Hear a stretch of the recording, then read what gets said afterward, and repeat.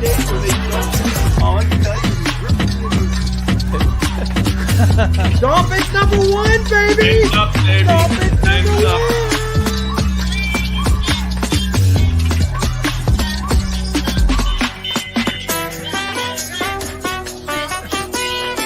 I swear, if a certain quarterback is mentioned in the comments, I got my beers ready. I'm gonna crack it open. Or is it a We Serbian got kid? the Serbian kid,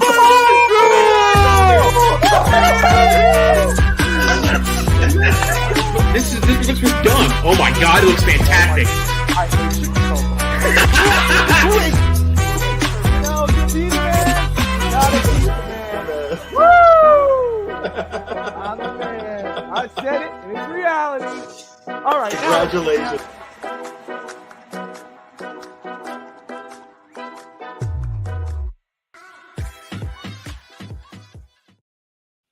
All right, hello and good day, NFL fans, Dolphin fans.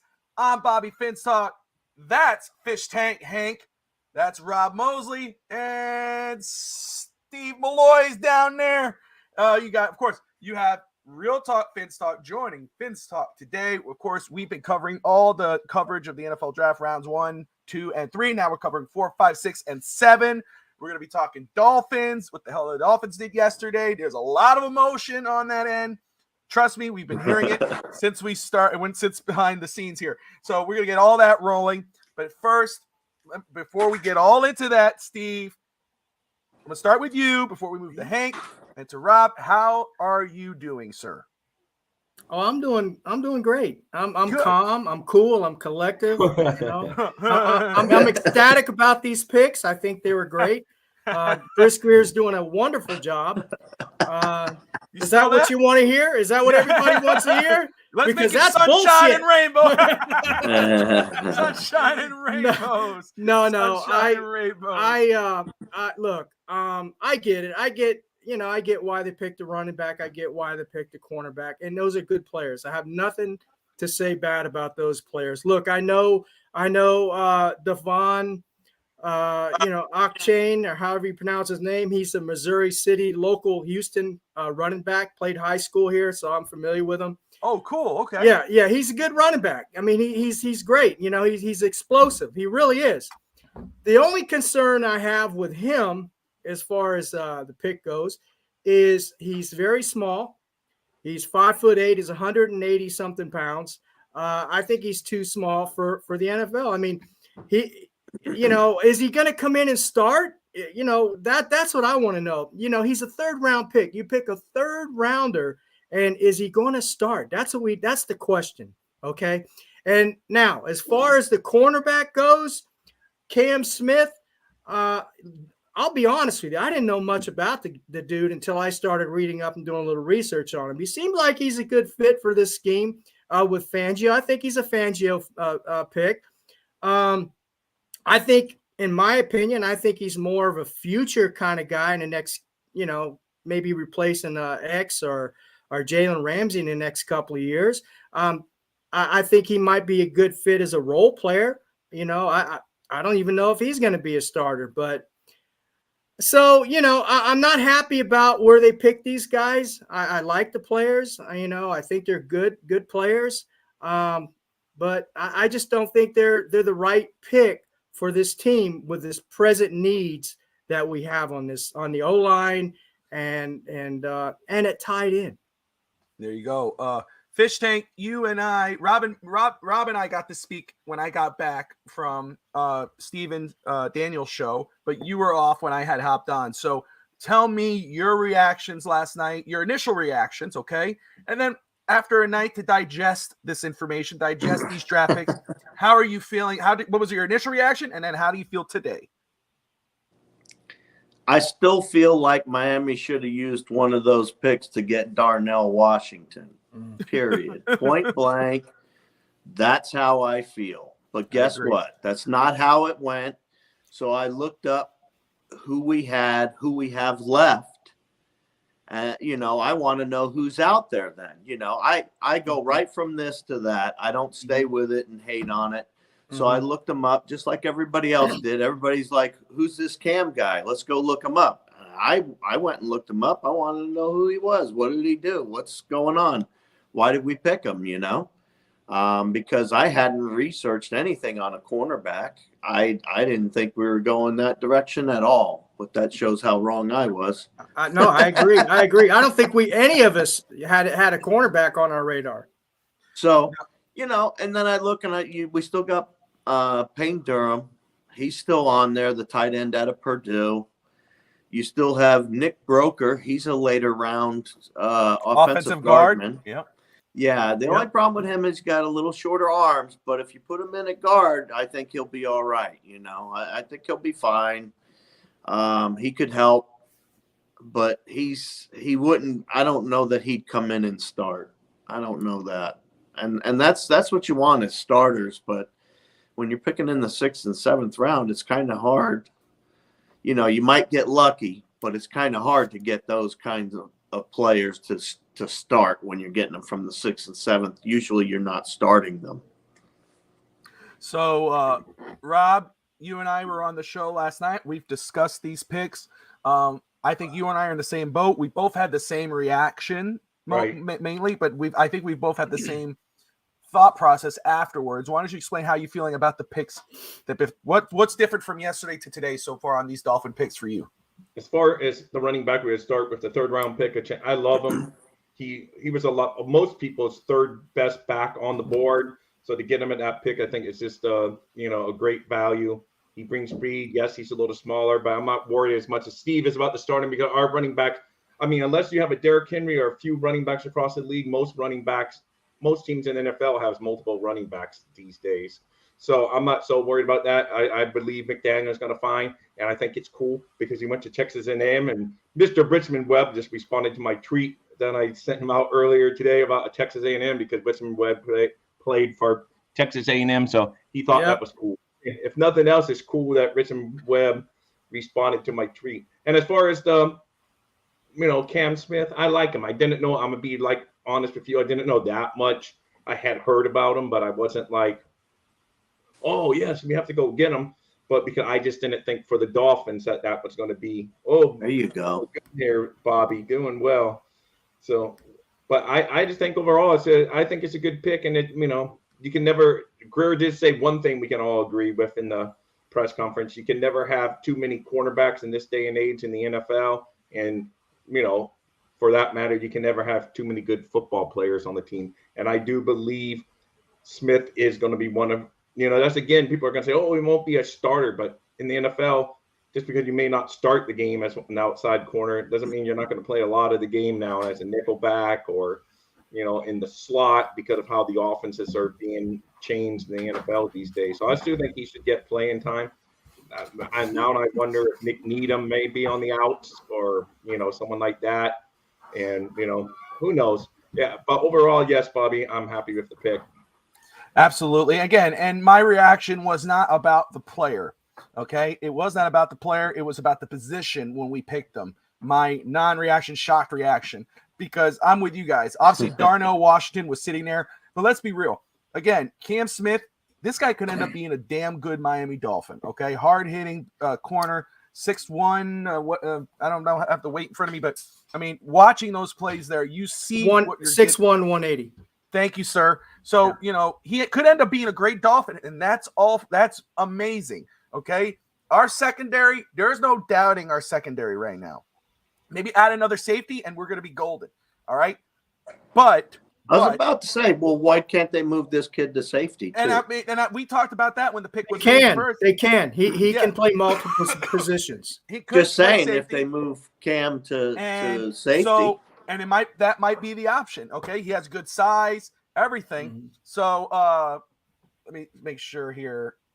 Yeah, but another thing about him too, they were saying it's going to free up Jalen Ramsey more, because he's better when he floats around and does different things. So this would be able to have Ramsey go into that role where he moves around more, and then so I think it adds depth there too as well. So good point. Good point, Rob, my co-host. Good point. There you go, sir. Rob of Dolphins Thirsty and Real Talk Fits. So look, again, I wasn't upset with the player. I'm excited for the player. I'm going to root the hell out of that player. Okay. I'm excited about what he's gonna be able to learn from Jalen Ramsey and Xavier Howard, and that's gonna be exciting to see what he could do next to Javon Holland. That's great. Yeah. But what was the grinding my gears moment was that Darnell Washington was still there. DeJuan Jones was still there. So that's where I was like, what the hell? Just to let me reflect, and we'll go ahead and start talking about a chain a little more because I have a reel on him. Nick Salvadori, Old Dominion guard, taken by the New Orleans Saints with the first pick in the 4th round. Oh, I know a lot of people. Someone said he was going to, I forget who it was. That's a guy they called. They said, oh, expect this guy to be the first pick. I forget. There you Someone go. called him. So, and then let's talk about, we talked about A-Chain. Steve, you discussed he played in your neck of the woods. So, Rob, and you've discussed that, he was the 3rd running back on the board for most people. Man, this is what you notice with this kid right away. When you put on the film, you can put on the highlight, speed. I mean, him with Raheem Mostert, maybe Jeff Wilson if he's still on the team. We need a power back, I think, still. And this is the question. Look at that. Okay, he's going to get some playing time pretty early. He made this offense maybe the fastest offense it is the fastest offense in the NFL. Okay, but does this end the narrative of Dalvin Cook? Steve, In my opinion, I would say no. I would say it does not, because you still have Myles Gaskins on your team and Samad Ahmed, and those two guys they don't have big contracts, so they are disposable, if you want to put it in those terms. They Absolutely. they may not even make it through training camp. Who knows? Especially getting A-Chain. So those guys might be expendable. So no, I don't think it ends it. In fact, I would love to see Cook come to Miami, and I'd like to see Derrick Henry, one of those two. But here's what I'm afraid of with A-Chain. Because of the size, and not just him, but because of our running backs, period, do we have, at the present time, an offensive line? It goes back to the offensive line that can block for these guys, especially in A-Chain. He's not going to break your tackles. He's going to be shifty. He's speedy. But going through in between the tackles, he needs some blocking. He needs a little room. Are we going to have that for him? Or for any of these running backs? Yeah, and I mean, I'm just concerned because there are some big dudes that come in that he's going to have to block. Yeah. Bingo. It's either that, or you're going to know every time that he's in, you're going to know that it's a run play. So what are they going to do? Well, which one of our running backs? Can I just ask this? Because it's a great point, Hank. Which one of our running backs can block? Tyreek Alec Hill Ingold. and beef up a little bit. You see Alec Tyreek, Ingold. he's juiced. Yeah, and let me just say this. First off, he's juiced all right. Let me thank everybody right now who's tuning in. You're watching. My wife's up on there. Special edition of FinStalk Today. This is FinStalk Today. This is NFL draft coverage. Our 3rd day. 4 hours the first day. 4 hours the second day. 4 hours today. That's how committed we are. Hey, talking Dolphins. Talking Rob. NFL. Bob and Rob and all of you on the panel. Troy Jesse just made a great comment. He said, we still need a workhorse running back that can break the first tackle. So that's my point. I'm going to get to that point right now. I just want to thank everyone tuning in. Whether this is the first time, whether you're watching Twitch, Twitter, YouTube, Facebook, thank you. If and the words of Steve down here, please like and subscribe, share with your family, your neighbors, your brothers, your sisters, your mothers, your uncles, everyone. This show here, this network, we have a blast here. Back It Up Bench Podcast. Thank you for tuning in as always. Troy and Alex, who did Houston Texan fan there, who's a host of our No Holds Barred podcast. He called a chain to the Dolphins. What's up, Alex? He did. Kudos. And you know what? Good for him. Houston has had a good draft so far. The Houston Texans. We're going to go through every team as we continue the show here. The Eagles pick is in. Just to reflect here, Nick Salvadori, taken by the New Orleans Saints, a guard from Old Dominion. The Las Vegas Raiders go corner, Maryland, Jacarian Bennett. That was the second pick of the 4th round. So now look, we need like he said, we still need a back, maybe a thumper Of course, Jeff Wilson could be that guy if he could stay healthy. He is but a guy I will not sleep on if we're talking draft. One of my guys is who could play. It's more of a Mike McDaniel, Shanahan type dude. Is Hunter Luque. Okay, the fullback. He's a running back fullback. He's I forget the guy's name from the 49ers, but that fullback from the 49ers, he reminds me. But he is a thumper. He could catch the ball, but also he could carry guys on their back. So that's a guy. I don't know. Again, I think it's less likely Miami takes him, but I would not sleep on it. Man, and Charbonnet, we're talking about Darnell Washington. Talk about a workhorse back. Charbonnet was taken right after. That's Cam who Smith I wanted. That's who I wanted. The Seattle Seahawks. And I was like, that would have been talk about workers. If we would have got him, listen, with Darnell and Deron Jones sitting there, and let's say, Rob, we're sitting there and Evan's already juicing us up saying, you're going to be disappointed and getting us all brought down to earth before he brought Cam Smith. If we would have said, you guys, we got Zach Charbonnet, UCLA back, I would have went nuts. I would have loved that pick. Okay. Right, and it turned I'm out not hating on a chain. I'm just saying that dude is going to have a very damn good career with the Seattle Seahawks. They had a very good draft. So we'll see what happens. They already have a good running back out there, though, right? Seattle, Walker they do, kid or whatever. That's what they do, though. I mean, they stack it up. How about Atlanta? Stacking up. There we go. The Philadelphia Eagles got Wingo, cornerback out of Georgia. That dude, it was a first-round prospect who's fallen for whatever. The Georgia prospects are falling. Well, the Eagles, man, they can imagine Eagles taking another Georgia Bulldog or whatever. So it's like, my goodness, how many did they take? They got Jalen Carter, they got Nolan Smith, and now they got Ringo. I mean, called the Georgia Eagles, the Philadelphia Bulldogs. Yeah. Is anybody mad at the Detroit Lions right now? Yes. Yes, they stole the Dolphins or the Dolphins fans. Dolphins Twitter draft board. They stole it. That's what I agree. Detroit Dolphins. That's what I call it. Bobby, walk out for 1 minute. I just realized Bobby, you watching on. I go, man, I don't even have my thing streaming. Go right ahead, brother. You're good. What's 1 minute? What's up, Fish Tank? I hate to tell you this, Bobby, but 3 years in a row, the Pittsburgh Steelers have picked who I have wanted 3 years in a row. You go back and check the tapes and everything.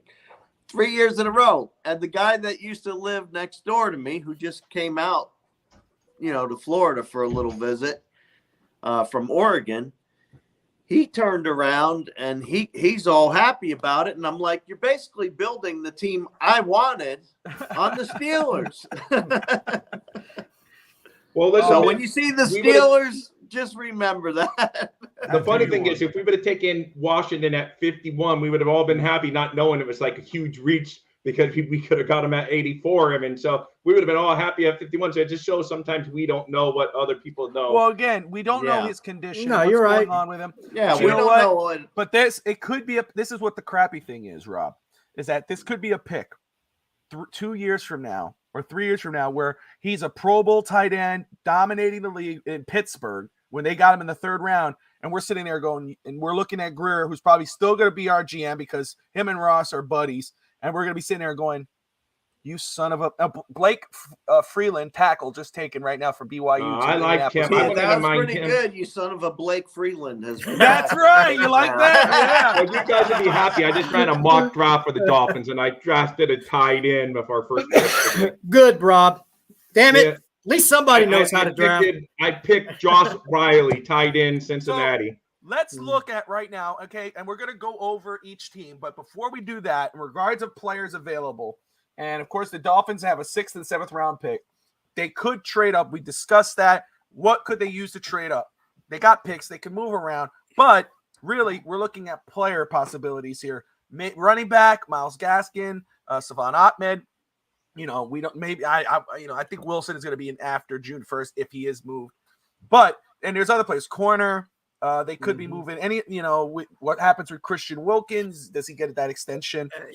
This may be a long shot, but since we're talking about defensive backs, and I know folks are not going to want to hear this, but I have a feeling I don't think Brandon Jones is a fit in this scheme. I really don't. He's not a good coverage guy at all. So maybe Brandon Jones. Maybe. Just a thought. So- just a thought. Let's talk about players on the board right now. Ralph in the house. Ralphie boy. I got to give him a call. What's up, Ralph? Ralphie boy. Hey, I got it right. Hey, Ralphie. Ralph says, wait a minute. My favorite 4 plus Evan, who's missing. Not including a few others. I think that the O-Chain has world-class speed, but we need that right tackle if the coaches are wrong about Austin Jackson. Yeah, he's not wrong. I mean, it's true. That's the Agree, mystery. Ralphie. Yeah, That's you know. what that's what we're all upset about. What channel are you watching? Supposedly, I Chris put on Greer IFL says we're Network. wrong. Chris Greer Or said the it last offensive yesterday. line. Yeah, he said it. He said the fan base and media and So, everybody else yeah. is wrong. And he's I'm right. And The guy who drafts We're all about these to great find offensive out. linemen says we're Huh? wrong. what? What'd you say? I said said the something? guy who drafts all these great offensive linemen says Well, we're and wrong. that's what Evan was reading the comments yesterday of what Chris Greer was saying, and I was just rolling my eyes, and I'm like, this is what I said. This is what I said. Look, we'll see what happens with these guys in a couple years, Yeah. but I don't want to hear any more. And I said this yesterday. Rob knows that, but I'll say it like this more nicely than what Steve was saying before the show started, and I'll let Steve have the floor. But I was saying this. Look, I don't want to hear any more about Chris Greer. Oh, are you ready to apologize to Chris Greer? Are you ready to do this for Chris Greer? Win a damn Super Bowl, and then I'll say something Thank you. nice Well, about let's start a playoff win, Evan, I would yeah, say. playoff win. I get that. Yes. Okay. No, hell no. But- we got more but hold on. high expectations than that. We Come do on. have, Yeah, but but we we haven't won a haven't. We need to playoff win a game for 2 playoff game. I decades. get that. That's fair. But I don't think wanna we hear have more- higher Oh, hopes than that, Steve. Yeah, I don't higher know about hopes, but let's- expectations. To But win a listen, Super Bowl, you higher got to hopes, win a yeah. playoff game, There it You Steve. is. said it right. But Hopes. listen. It's Hopes look, and we got dreams. Jalen Ramsey. We got Tyreek Hill. We signed Armstead. Well, you know what? It's very easy to sign a premier left tackle who's always injured when you got a lot of money and an owner Yeah. who's willing to pay. Yeah. It's very easy to make trades and get star players. Yeah. But when that doesn't turn into playoff wins and Super Bowls, it don't mean a damn thing. We What still matters when have you're a free general agency, manager is when you folks. could draft. When you could draft. Don't sit there and tell me we worry more about the tight end and the offensive line than Uh-oh, you do Bobby's getting when fired your up. offensive line is one of the Uh-oh. worst in the league in the top 20s. Don't tell me that we're more worried than you do. Oh, trust me, Austin Jackson, we're excited for him. Why? What has he done to excite you? What has he done? What He's has done he nothing. done for me lately? That's the whole thing. So- Point, Hank. I don't want to hear anything. Yeah, like Eddie Murphy. What have you done for me lately? Not a damn thing. Yeah. So don't tell me, oh, you guys are more worried than we are. No, tell me why we shouldn't be less worried. Show me the film. Show me what he's done. Show me why you think that. What's your plan? Because obviously it's not what the draft. We drafted a corner who, again, I'm not against Cam Smith. I think he could be a great Dolphin.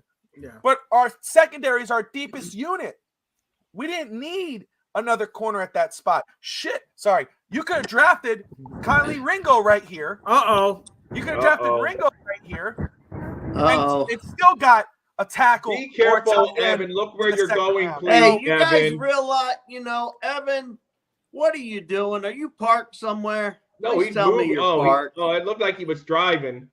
I see stuff moving in the Evan. background. Sorry. That's my tower. Look, again, I like the players. I was upset with the position. I did not like Chris Greer's comments afterwards. What I read, I Yeah, have his to listen to comments were. Yeah, I don't like his comment. He shouldn't Yeah, have said it's that like, because he's dude, like first of all, Fish talking Tank down to Hank, the media and I the bought fans. tickets. We buy the merchandise. Fish Tank Hank pays a lot of damn money for that season tickets. We have every right to question those picks, to question your decisions as the general manager, because I don't care if you've been the general manager for 20 years, 10 years, whatever. You've been in the team for 20 years, and the team hasn't done a goddamn thing in 20 years for Hank to spend that much money as a season ticket holder, for me to spend all this damn time doing this with this merchandise. Keep and everything telling else. me about my bad financial No, decisions, no. Bobby, all That's right? not the point. What I'm saying is, Oh, no, I've poured tons Hey, of money just into so the you know, Dolphins Yes, over Bobby, the you years. everyone, made the same everyone. mistake this year. I'm going to go back and see him again this But not only year. us, but he was So- kind of taking a shot at the media too, He covering. was, him. Yeah, was. yeah, he Yeah. was. He was. He So was. let me ask you this question to all of you here. Is Chris Greer a lame duck GM? Hey, that was our title last week, man. But So- yes, I Man, think the I'll whole- tell you, we could have done better. We could have, we could have done a lot of different things at that point in time. And you know what? To be honest, if he thinks it's fine, then he obviously knows something I Listen, his don't. job's on the And line. We still have free agency, guys. Exactly, all right, Rob. free agency Right. still going to come in what, 1 But- June or something like that. Hey, They're going to release you're not more wrong. people. And you know what? They might shock. They go get a tackle. Then maybe I don't know. Maybe tight end they're okay with. Maybe they go get Cook, and everything looks a You lot rock, more prettier. Evan. This roster still looks like a one playoff win roster. I'm going to give it that. Okay, that's fine. But if they go to the playoffs and they get eliminated again, or they fall short, it's going to be nuclear. With That's what I think. But with Ross and Greer, we don't know that dynamic. What's going on? I don't know if he. That's Does he exactly have what like? it is. Just, If they don't win a playoff game, then Greer's head should be on the cutting board. Like King George the First. Yeah, So That's what I believe. Oh, he if should be. we don't The win Patriots- at least one playoff game, and I'm thinking more like 2 if I'm the owner, but if we don't let me win just say one, this. he'd be gone. He'd be So- gone. Another offensive I line off agree. the board. I The agree, Hank. Patriots go get center Jake Andrews out of Troy. He goes to the New England Patriots. The Seahawks are on the clock, and the pick is in, so we're waiting on that. So So here's my question. go ahead. What is plan B if Austin Jackson gets hurt again? Or what is plan B if Armstead gets hurt again? Or what if plan B, God forbid, that Connor Williams gets hurt or Robert Hunt? What's the plan? no, I mean we Crickets, know. I mean that's the cricket. one we all know. We're all worried about the line, and I think he is too. He kind of acknowledged the line, but without he can tell, and it's not over. yet. Kind of acknowledge the line. Yeah, he did. He did. Because he did Hey, say that's that, a He great- kind of That's almost a made a great block, question. but he didn't. Yeah, no, but he kind of acknowledged saying that there are moves No, due to be I don't made. buy it. Bull crap. I don't. You're gonna get me fired up again, man. I'm telling you. Let's go ahead as Anthony. Okay, another offensive lineman off the board here. Anthony Bradford out of LSU guard. He was one of Wow. the guys I like. He goes, so 3 offensive linemen have to come off the board. Let me thank everyone tuning in right now. You're watching the NFL Draft Coverage Show on the Fins Talk Sports Network. Usually this is Fins Talk Today. So, but you got Fish Tank Hank, you got myself, and then you got Real Talk Fins Talk below us here. If They're joining Alex us is on the- still in here, the pick is in for the Houston Texans. Yeah, the Texans are on the clock. Pick is in. Ken Rosa in the house. Thank you. I think we got to revisit the questions after free agency. Yeah, we're gonna see. Let's by the time after June 1st, we'll see how it is from there. Okay. Well, here comes the Houston's pick. Let's see what they're. Are they clapping? Yeah. Hey, listen. Oh man, Let me. Oh my goodness. So, let me wait for this pick before I go over. they're killing it. The They are Texans, having a they're great killing draft. it. Alex Brown, Alfred Matthews, the Texans team is having a great draft. So let's wait on this pick here, Every and then we'll go ahead. time. We'll go ahead and take a look at the players available as we go ahead and go down. I'm confident the Dolphins will have a veteran right tackle in mind. Yeah, Cameron Fleming probably, but I don't see him as it doesn't excite me in regards of a starter, but it does make me okay with the depth. They He's took an rich. edge rusher out of No. I disagree, Bobby. Cameron Yeah. Fleming is a Dylan definitely a Horton, step. TCU. He's a step above Austin Jackson for sure. Oh, I don't think I think we'll give that guy too much credit. And if Really? yeah, I don't that know. Dalen Horton I out of disagree. TCU is the edge rusher. Listen, we say that because anybody probably would be a step over Well, Austin Jackson. well, you know. he's definitely. I definitely don't want to hear the name Fluker. DJ Fluker. DJ Fluker. Come on, dude. You got people talking about DJ Fluker. The dude hasn't played a freaking game in what, 2-3 years? They liked his workout video. That's what it was. They liked his Yeah, work- they liked but- his muscles, his but- big chest. and No, his you're big right, well, skull. solid Ken. The veteran. Eagles are having a great draft. That was we They had are. their GM. So let us look at the players available right now. So, and Edetuma Mira out of Bore, Northwestern defensive edge Oh rusher. yeah, defensive. He's tackle. still Yeah. he's a very good edge rusher. Yeah. DeJuan Jones, which is a shocker, still on the board. Yeah. Offensive tackle, right tackle, Yeah. 6'8", 380. Henry 202 out of Alabama, linebacker. Love him. Clark I like Phillips, him. corner. How about out of Cameron Utah. Latu? Cameron Latu. He was taken. Oh, he Cameron was Latu's taken. off Yeah. the board. Yeah. Okay. Oh, Thank let's you. talk about tight ends. Let's take a look Do at the you tight like ends. Josh Riley? So, first one, Will Mallory, Miami tight end. I like him. He could block, he could catch. Josh Wiley out of Cincinnati, tight end, still on the board. Zach Kuntz out of Old Union. Davis Allen out of Clemson, tight end. That goes right into that 7th round area. Okay, so I think this is fair to look at right now. Luke Wepler, I think, is still on the board. Ken, Right. let me verify for you. Who are you So doing? yes, Tight Ohio end? State center still on the board there. Oh. We were looking at Zach tight end Kuntz. available tight ends.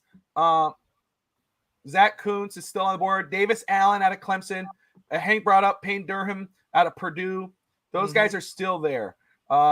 Let's take a look at an interesting player. And even I'm just looking at positions here, but one name that draws my eye right quick, and again, you're talking about a position we don't need, one of our deeper positions. What's our deeper position? Corner, receiver. And so that's a position I will not sleep on. I'm not going to sleep on for the Dolphins, even though they just signed Robbie Anderson. Tyler Scott out of Cincinnati is a player I'd keep an eye on for Miami. Returner, A wide receiver? He's very fast. Yeah, I'm looking at a receiver there. I'm just talking about different players. Hey, now you shake your head. If the Dolphins drafted a corner, I'm not sleeping on a receiver. Yeah. Telling you that. I'm not. That's true. Hey, would y'all be receiver. disappointed if we drafted a defensive tackle? No, I will not. If we got Carl Brooks, let's look at defensive. I'll tell you the guys that are on my radar that I like.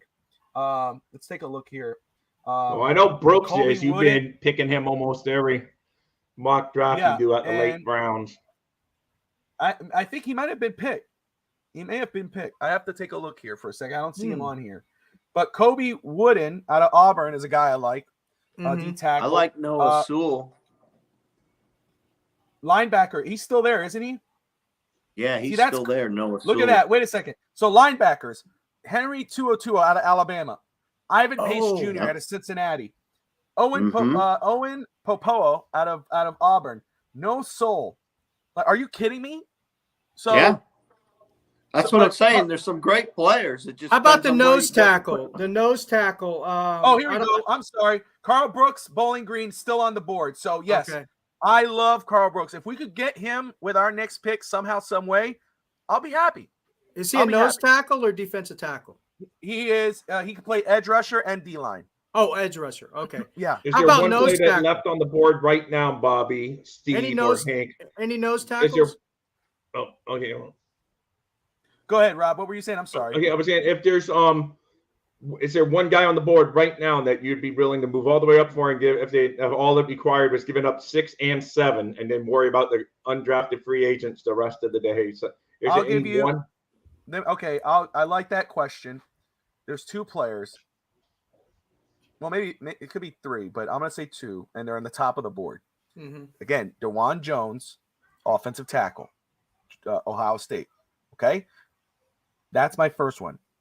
The other one, I would say 1, 2, and I love Carl Brooks, and again, I'm down with that, would be Henry 202, linebacker, or No Soul. Those 2 guys right there. I'm cool with moving up and grabbing those guys. If you like you said, 6, 7, throw them up there, and we move up to get one. I'm cool with that. And for a team to accept it, it would probably have to be like in the 5th round. I don't think you're going to let it trail for that. You're going to have to go to the 5th, and then they would say, okay, nose tackle. As Rob was bringing up, Troy saying it's critical. Again, this could be a free agent. We don't know, and again, they're trying to see what's going on there. But Jacqueline Roy still on the board. Keandre Coburn out of Texas. Colby Wooden out of Auburn, who I brought up earlier. Dante Stills out of West Virginia. Those are your nose tackles that are still on the board. And again, those are late round prospects. So Miami could do that in the 6th and 7th round. Let me go ahead here. And Hunter Luque, we talked about him, Evan. Evan's there. I think he's with his kids. And let's see here. Make sure I'm not missing anything here. Oh, DeJuan Jones off the board. Cleveland Browns just took DeJuan Jones. There you go. Cleveland Browns probably could get it. They probably got a steal right here. DeJuan Jones, offensive tackle. Yeah, they did. Heck yeah. Goes to the Cleveland freaking Browns. Donna Ponte. Guy was ranked on some boards at 35. See, look at this. Trent Brown comparison. Trent Brown was the tackle I wanted the year we signed Terron Armstead. I wanted Trent Brown because our quarterback, his blind side is the right tackle. But let's go sign the left tackle who can't stay on the field. Okay. Thank you, Chris Greer. There you go again, Chris Greer. Thank you. What is today? Angry Man Day? Yeah, everyone's in. It's all good though, man. Come on, man. I love you, Bobby. Don't be upset. I'm not upset. I'm okay. I'll tell you, I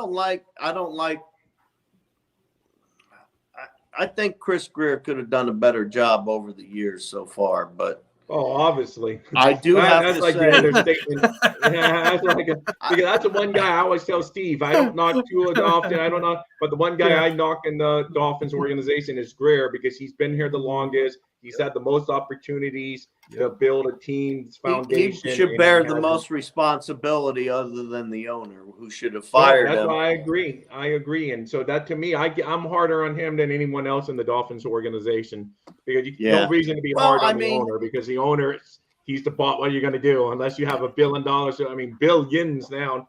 I think we would need $7 billion to go buy the Dolphins. So but Hank might have that in his seat cushion, $7 billion. So are you ready to go buy the? Right. This Troy Jefferson's making a lot of good. Troy Jesse is making a lot of good points today. He is. He says nose tackle is critical in Fangio's system, and that's true. And what's his name? I can't even pronounce his first name, but Davis. You know who I'm talking about. Raquan Davis, whatever. I'm bad with names, but anyway, he's not a true nose tackle. You know what I mean? 6'6", 300 and something pounds. I don't know. He takes up a little space, but he just hasn't produced like I imagined him to. Well, here's a name that I would like to see Miami get, being DeJuan Jones is gone. And that would be Warren McClendon. The Falcons just made a pick, Clark Phillips. I would like to see Miami pick him up. What position is Clark Phillips? Warren, Carter. They're good. Cornerback. Let me go to offensive line now. So, and then Israel Abanikanda, running back, still on the board. I like him. Again, that's just in general, okay? Because we know Miami may not go that route, but I do like him. But Pittsburgh offensive tackle, Carter Warren still on the board. I like Carter Jalen Duncan. Too. Yeah, Jalen Duncan out of Maryland still on there. Warren McClendon, Georgia, plays right tackle, fit right in. Still up Warren there. McClendon, that's who I like. Yes, Warren McClendon, I'm with you on that. But so those are three guys that jump out at me. Another one, of course, Jackson Kirkland, TJ Bass out of Oregon. Let's look at offensive guard. I like Carter Warren too. I would like him on the Dolphins. So Nick Broker, which Hank brought up before, Andrew Voorhees out of USC, who he was even with a torn ACL or whatever he had, he still outbenched his peers in the combine. Very good offensive guard, but he's falling because of that. But his doctor yesterday released a statement or a memo to the NFL team saying that Voorhees should, once he's healthy, he should be fine, no re-injury. So that's a guy who could be a late round steal. A guy who might fit Miami just because of his school is Amel Akayer Jr., offensive guard out of Alabama. That's a name to look out for. Let's see here. Antonio Maffey out of UCLA, offensive guard. That's another guy. So names to look out for. And then let's take a look at safety, because I know some people brought that up yesterday. Interesting enough. Safety. Yeah, because some people thought Sidney Brown might be the pick. And that's why and you know what? Cam Smith, not so far off. It's a defensive back. So, but listen to these names at safety, Rob. Antonio Johnson, Texas A&M safety, 6'2". I like him. I'd be cool with that. Christopher Smith out of Georgia, safety. So there's still some good safeties up on the board, positional value picks, because that's what you want to do in these mid rounds. This is when scouting counts, not GMs or owners or you want to make the fan base, whatever, even though Miami won't be accused of that, make the fan base happy. These other picks are scouting picks. So the picks made here are when the scouts do the homework and they go, okay, guys, let's look at your boards. Let's see we'll see who's on the board here. And when they don't see their guy on the board, they go, okay, what guy? And they go, oh, go draft this guy out of Iowa State. He blah blah blah. And they go, okay, let's go Iowa State safety Anthony Johnson. And then this guy blows up and becomes a great player because some scout, and that's when the scout moves up the boards and does all that. So this is what I love about the mid rounds. This is the juice of the draft right here. No, it is. 1 and 2 are exciting. 1, 2, 3 are exciting. This is the juice. This is when the players you go, oh crap, look at this guy. He came off the board, man. I thought he'd go earlier. Wow, who the hell is that? And then you watch film on it and you go, well, how the hell did I miss him? Because that's where you find your diamonds in the rough. Right there. Yeah. Right. I mean, almost a guaranteed every year in the draft. There's going to be a first round bust and a 6th round superstar that makes it, to be. It's just every year it never fails. That's why, as much as they say they're talent experts and evaluators, that's why you got first round busts and 6th round picks that play on all pro level for 10 years in the league. I mean, Right. Tyreek Hill was a 5th round pick. And back in the day, Mark Clayton was an 8th round pick. Dwight Stevenson went in the 2nd round. So it just shows that there's no exact. If we get a Tyreek Hill type player, just remember, don't say, "Oh man, see that's why Chris Greer is the best." It's some scout in that scouting department found him. I just want to say, let's put whoever did it. Let's keep it where it is.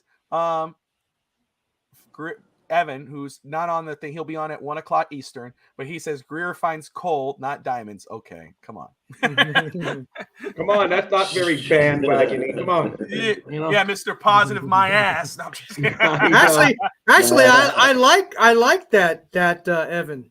I like that Evan. Evan. I like that side. Rashawn Johnson, Texas running back off the board here to the Chicago Bears. That's a good pick. You liked him. I liked him too. Less thread on the tires than Bijan Robinson. Might be a sneaky good pick in the 4th round. Holy crap. Wow. So there you go, Chicago. Let's look at some of these teams here. Let's do that. And we'll go over some of their picks. I wouldn't have mind having him, but that's all right. We got it back now. So let's go ahead. It's hard to say that. You know what? While you're doing that, you know what amazes me? The technology of those simulators. I like who updates those simulators all the time. It's crazy. Like the draft simulators that you and I both use all the time, Bobby. Who does all the magic behind that? That's crazy. All right, so Stager's team is picking up now, and the Packers got Tucker Kraft yesterday. Those bastards. They doubled down on tight end. They got a receiver. They are. I mean, that's pretty cool that you go and trade a Hall of Fame quarterback in Aaron Rodgers, and you got Jordan Love there, which you like what you saw last year if you're a Packers fan in that one game, but you're still going, okay, I don't know what to expect next year. But when you see how your team did drafting as a Packers fan, for Packer fans, you go, damn, at least they're building around that quarterback. They're trying to do the best they can. They got some decent ass weapons right now. It's very exciting. Let me go ahead and share this screen very quick, guys, and we'll go over each team here. Let me go ahead and pull this up here. Forgive me. And we don't need that. Help. Oh, this is NFL.com. Okay. Hopefully this is the right one. Make sure you don't get any copyright violations. Oh, we're okay. We're on NFL.com. Okay. It's we're just looking at players. Let's see if it pops up here for me. All right. We have about 80 players before we're picking? Yeah. But Bobby, about that. You're our tech guy, Bobby. So these simulators that they make, like on Pro Football Network and the PFF one, where do they get their listing of players? Do they buy a scouting service or something? Like Pro Football Network? They got their own set of scouts. How they like the simulator. You know how they have the simulator and they have all these guys fall to certain rounds? I mean, where do they get their list of prospects that they got? So because there's no way they got that big of a staff that they're going out there getting all these names. I've heard that they do. The amount like PFN and Draft Network, that they got scouts that they have their own list. And I know, for instance, like our very own Josh Wingate has as his Excel sheet that he keeps track of, that he has a bunch of these prospects that he tracks every year. At least that's what's been said. So here is the Arizona Cardinals. This is on NFL.com. Okay, so here's how the Cardinals did. So with their first pick with the sixth overall, they got Paris Johnson, B.J. Ojulari edge rusher out of LSU in the second round. The third round, they got Garrett Williams and then Michael Wilson, wide receiver. This is not a bad draft class. I like this class. Paris Johnson, you play guard, you can play tackle, you protect your quarterback as long as you have him. Ojulari, pick with the 10th pick of the second round. His brother plays in the league. Garrett Williams, I've seen some people higher on him than the third round, so that was a good pick. And then Michael Wilson as well out of Stanford. Wide receivers were falling. What do you guys think about the Cardinals draft class? Can we trade our GM? Well, I wouldn't trade it for them, that's for sure. No. If I would trade for the Philadelphia Eagles GM. Yeah, for sure. So let me ask you this. That way, if you don't want to go over every pick, what pick here it was the best pick for their class? Paris Johnson for me was the hit. Oh yeah, I mean, Paris Johnson. That's like cheating, of course, because he's like the number 6 overall pick. But of course, Paris Johnson. Well, I'm just saying. I mean, I was going to say the same right there with him. Don't worry, I was going to say the same. I mean, obviously, it's Paris Johnson. But that's not like an organization that I'd be wanting to trade. Packers got a defensive end. No, I wasn't referring to them, but I know. There you go. There's the Auburn guy I talked about, Kobe Wooden, just off the board here. Yep. This is a draft class. Man, this is NFL Network. It's a drag. I mean, NFL.com. All right. Atlanta Falcons. Bijan Robinson, Matthew Bergeron, who could play tackle and guard, Zach Harrison, Clark Phillips. That's a damn good draft class for the Atlanta Falcons. And they just made their running backs even better. Even though they had a great running team. Cordell Patterson, Algier, Desmond Ritter's their quarterback. People have question marks. The Patriots took an offensive lineman. How about the Packers getting 2 tight ends? The Patriots took City Sow, another offensive lineman. So. Yeah, they're setting up. They're setting up their quarterback, man. They're putting some people around him. I like the way that they went. So this is the Ravens right now. Yeah, they got just 2. The Baltimore Ravens only have 2 picks so far, and they have Trenton Simpson in the 3rd round, which it could be a steal, and then Zay Flowers in the 1st. And of course, they secured Lamar Jackson long term. So that is a good class so far. I mean, Baltimore always kind of kills it in the draft. Yeah. Here's our AFC East rivals. Again, Dalton Kincaid with the 1st pick. He was not a fit in Miami, so I'm not mad at him going. I mean, I'm mad at him going to Buffalo because as a receiving threat, damn, that just gave Josh Allen another damn weapon. I mean, he is better receiving tight end in the draft, big time weapon. Can't block. Don't ask him to block for you. So I hope he blocks for Josh Allen. And I don't want to wish injury. And of course, Osiris. I hope that means that we get to sack him a lot because when he's in, it'll be just like Gesicki. And they got already know it's going to be a pass play. Just go Florida on in the 2nd round. That's from Rob's son's school there. Rob, what do you think of Osiris Torrance? I hear it. I think he's very good, but I see. I guess some people are saying he's not a great scheme fit for the Dolphins, but as far as his power, I mean, he's good, man. He was probably I liked him more than I liked Richard, so that's why I'm not a scout. Look how high Anthony Richardson. So it's just of course he's a quarterback, but I like the guy. So he's good. So here's the Carolina Panthers. They got Bryce Young. I know a lot of people had question marks on him about size and all that. I like this guard from Utah that just went. Braden Daniels. Braden Daniels off the board to the Commanders. There you go. All the offensive linemen are coming off the board now. So this is the Panthers. Jonathan Mingo, they got him a weapon in the 2nd round. DJ Johnson, edge rusher, and then they got some protection. Chandler Zavala out of NC State. Let's see here. That's Bryce Young is going to need some protection.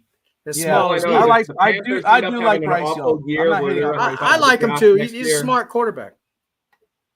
The Panthers better be all in to win this year because can you imagine if they end up with the number 1 overall pick next year and then they could have had Caleb Williams over Bryce Young? Here's Chicago. Chicago had the number 1 pick. They traded down. They said, no, Justin Fields is our quarterback. They go out, 10th overall pick. They get Darnell White out of Tennessee. That was Hank's guy. Then they go get Garvin Dexter Sr. out of Florida, defensive lineman. Then they get Miami corner Tyreek Stevenson. God, would you stop doing that? Zach Pickens, D tackle, and then Rashawn Johnson out of Texas. Love their drafts so far. Great draft so far, in my opinion. See, the Chiefs just traded up into this pick, and they gave up a 5th round pick next year. So we'll see.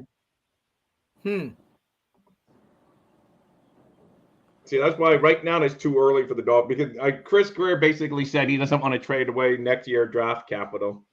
So that's why I'm saying that. I think if they're going to go up at all, it'll be in the 5th round. And there would have to be somebody awfully good. Oh, I would love that. Take our 6th and 7th, go up in the 5th, call it a day. Then we can be following Barry Jackson's free agent, undrafted free. Barry Jackson nails it every year on the undrafted free agent. He does. Stuff. When do they go? When do they do the undrafted free agents? When does that basically the minute after the draft, and it gets busy after that. Yeah. So here's not Barry Jackson. Here's Cincinnati Bengals, Miles Murphy, DJ Turner, Jordan Battle. Love the Jordan Battle pick at the 3rd round. Good value pick. Miles Murphy, I know a lot of people weren't very high on him just because of the school, which I don't think is fair. I like Miles Murphy, but we'll see how it turns out. I'm not impressed with the draft, but hey, you know what? They're addressing their defense after going offense in the free agency. Let's go to Cleveland, who just picked up a good pack. Here's Cleveland.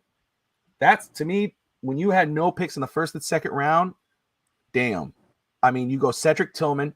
Tennessee had some great receivers last year. Cedric Tillman, there was a lot of talk about between Jalen Hyatt, Cedric Tillman. I'm forgetting the other receiver's name, but any of those guys could have gone 1st round.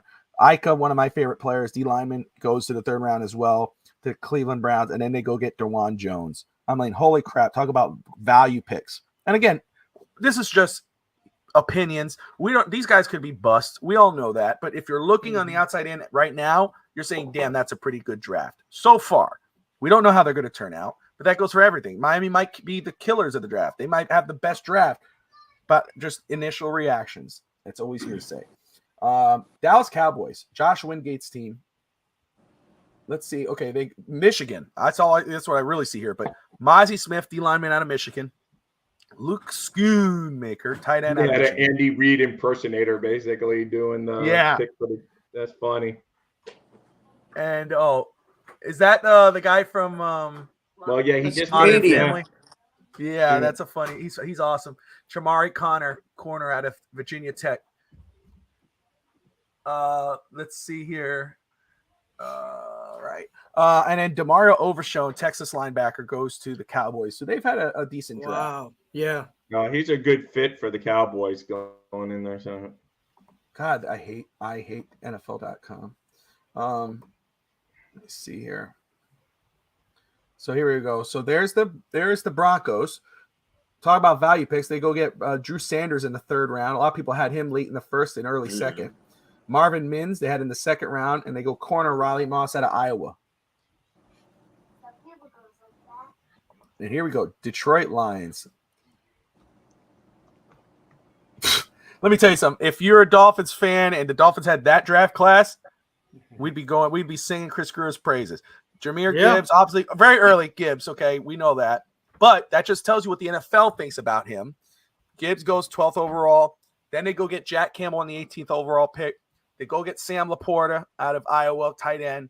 Brian Branch, the safety corner out of Alabama. Hendon Hooker, okay, which is crazy. I love that pick just because of, they got a very good starting quarterback. There's no lie there.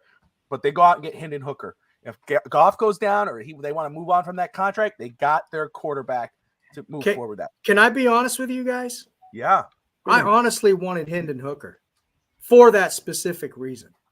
I think mainly a lot of Dolphin fans and fans that love Tua. I've heard it from fans that love Tua. They were happy with a Hendon Hooker pick because of that reason. If not Tua the start, but yeah, insurance. And And then Yeah. Broderick Martin, another guy I like, D tackle. So they've had, to me, and again, this class could be a total bust. We don't know, but just looking as your pre-draft, draft, you can't really grade a draft until a year or two out. But right now, to me, that's A+. I love their draft class. I love it. I'm excited about the Lions. Yeah, they took 2 Iowa kids. I think they went a little high for Gibbs, but I do too. If they didn't think he would be there on their next. You hate Gibbs, that's why.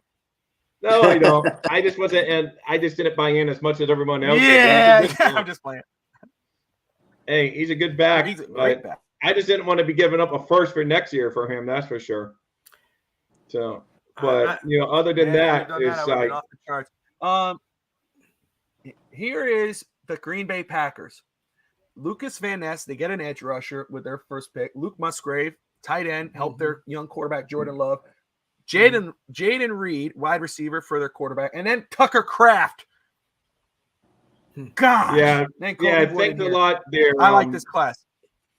Dave, so Stag. Yeah, it's like his fault.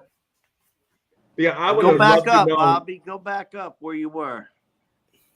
We would never know, but what I would love to know is what pick number was that? That was pick 78. If he would have fall into 84, Tucker Kraft, I would have loved to know. Like, we would never know, of course, but would they have taken Tucker or would they still have kept our running back Devon? So I'm happy he didn't make it. I'm happy he didn't make it 84 because if they would have picked someone else other than Tucker Kraft at 84, you guys would be running the show right now and not me. Yeah. Well, I know, but I do believe that, and they probably would have taken Devon, I think, because they were worried he was going to fall off the board. So, and they avoided some trade backs because they didn't think he would be there. So, I know. Because supposedly Tampa had called them to jump, and then they said no because Tampa knew Miami wasn't going to be taking because they jumped ahead of Miami and got Riley. So they must have fought someone else before Miami. I mean, after Miami was going to be taking that Riley Moss kid because they knew the Dolphins. But I think, they just said no. They said no because I thought they really loved this kid and they didn't think he would be there. Because you heard McDaniel, he didn't even think he would be there at 84, the guy they picked. So yeah. Here's the Houston Texans, and this is for Alfred Matthews and Alex Brown, host of the No Holds Barred podcast. I mean, I could see why they're happy. Tank Dell, Juice Scruggs, Will Anderson, CJ Stroud. They've had a very good draft. They had a ballsy draft. Yeah, they traded up from 12 to 3. Guy. Well, I was more Bryce Young over CJ Stroud, but they got their guy. We'll see how this pick plays out. But they got their guy. They got their quarterback. They traded up, got the best defensive player on most people's boards. Then you go get your center offensive lineman, Tank Dell, wide receiver for your young quarterback. I could see why Houston fans would be happy with this draft class. Yeah, he might. I definitely like a lot about it. I'm just like you said. I would have rather had, Yeah, but they didn't have that option. They won that one game that So. CJ Stroud might be a good fit in Houston. Hey, he might be a better quarterback than Bryce Young, and then all the Texan fans that were complaining that they won that meaningless game at the end of the season, they're going to be happy they won because they would have taken. So you never know in a few years. Yeah. So, especially the way that the Texans are drafting too, though. They're knocking it out of the park. Other tight end, tackle. Never mind, a tackle just went off the board. Carter Warren. I like him. So that was on the Jet. There you go. Oh man! So here is the Colts draft class. I personally, let me just say this: I like the Colts draft class. I said Richardson to the Colts for a long time. Everybody kept saying Will Levis. I said Richardson, especially when they had interest in Lamar Jackson. They get that guy. Some quarterbacks. I know a lot of Florida fans, i.e., Rob's son, and we had Neil on the show yesterday. Are not high on Richardson because of what they saw in college. I think they drafted him based on potential. Then you go get Julius Brents, corner out of Kansas State, who I really like. Josh Downs in the 3rd round. Blake Freeland in the 4th, and now out of Bahrain, D tackle, defensive edge rusher, Northwestern. And Evan's in the house. Welcome, Evan. Evan, how you doing, buddy? Is his microphone on? How you doing, beautiful? Of course you can hear me. Evan's up. What's up, buddies? I was driving, by the way. I know. Just be safe is all I was saying. So Being safe. My kids have a birthday party, and I drop them off at the busiest place you can think of. But I got the perfect parking spot right in front. I got 2 hours of calmness right now. I get to enjoy the next 2 hours with you, beautiful people. yeah, sounds good. So there's Are the you threatening there's the us? Is that what you're Jaguars. trying to say? No, Dad. Right. No, I'll never threaten you. But, so here's the Jaguars. Hi, Bobby. Anton Nice to see you. Harrison, offensive. Yeah, good to see you. And they're on the clock. How you doing? No, so the Jaguars are on the clock, and they got Anton Harrison with their first pick. Brenton Strange going in the second round. Ventrell Miller, Ventrell Florida Miller out of Florida. linebacker. And then, Another Florida Auburn kid. running back. Yep, there you go. And then running back Tank Bigsby. So there is the draft class for the Jacksonville Jaguars. Brenton Strange, dude. Gosh, that burned. But I mean, to be fair, we knew that the Dolphins didn't have much ammo coming into this year's draft. So, that's true. It's true. We didn't have 2 first-round picks that we would have But had if the we had board fell Chubb, perfectly for Dolphins fans, just not the Dolphins. Yeah. Yeah. No, I know. I'm going to be that old fart that looks at Rasheed like Rice some of here those for picks Kansas. that went after pick 21. Like, who would it have been who would be a taken? And, that's it. If I'm Chris Greer in a few years, I pick out like the greatest guy that's having a Hall of Fame career and say, oh, I was going to take him on the 21st pick.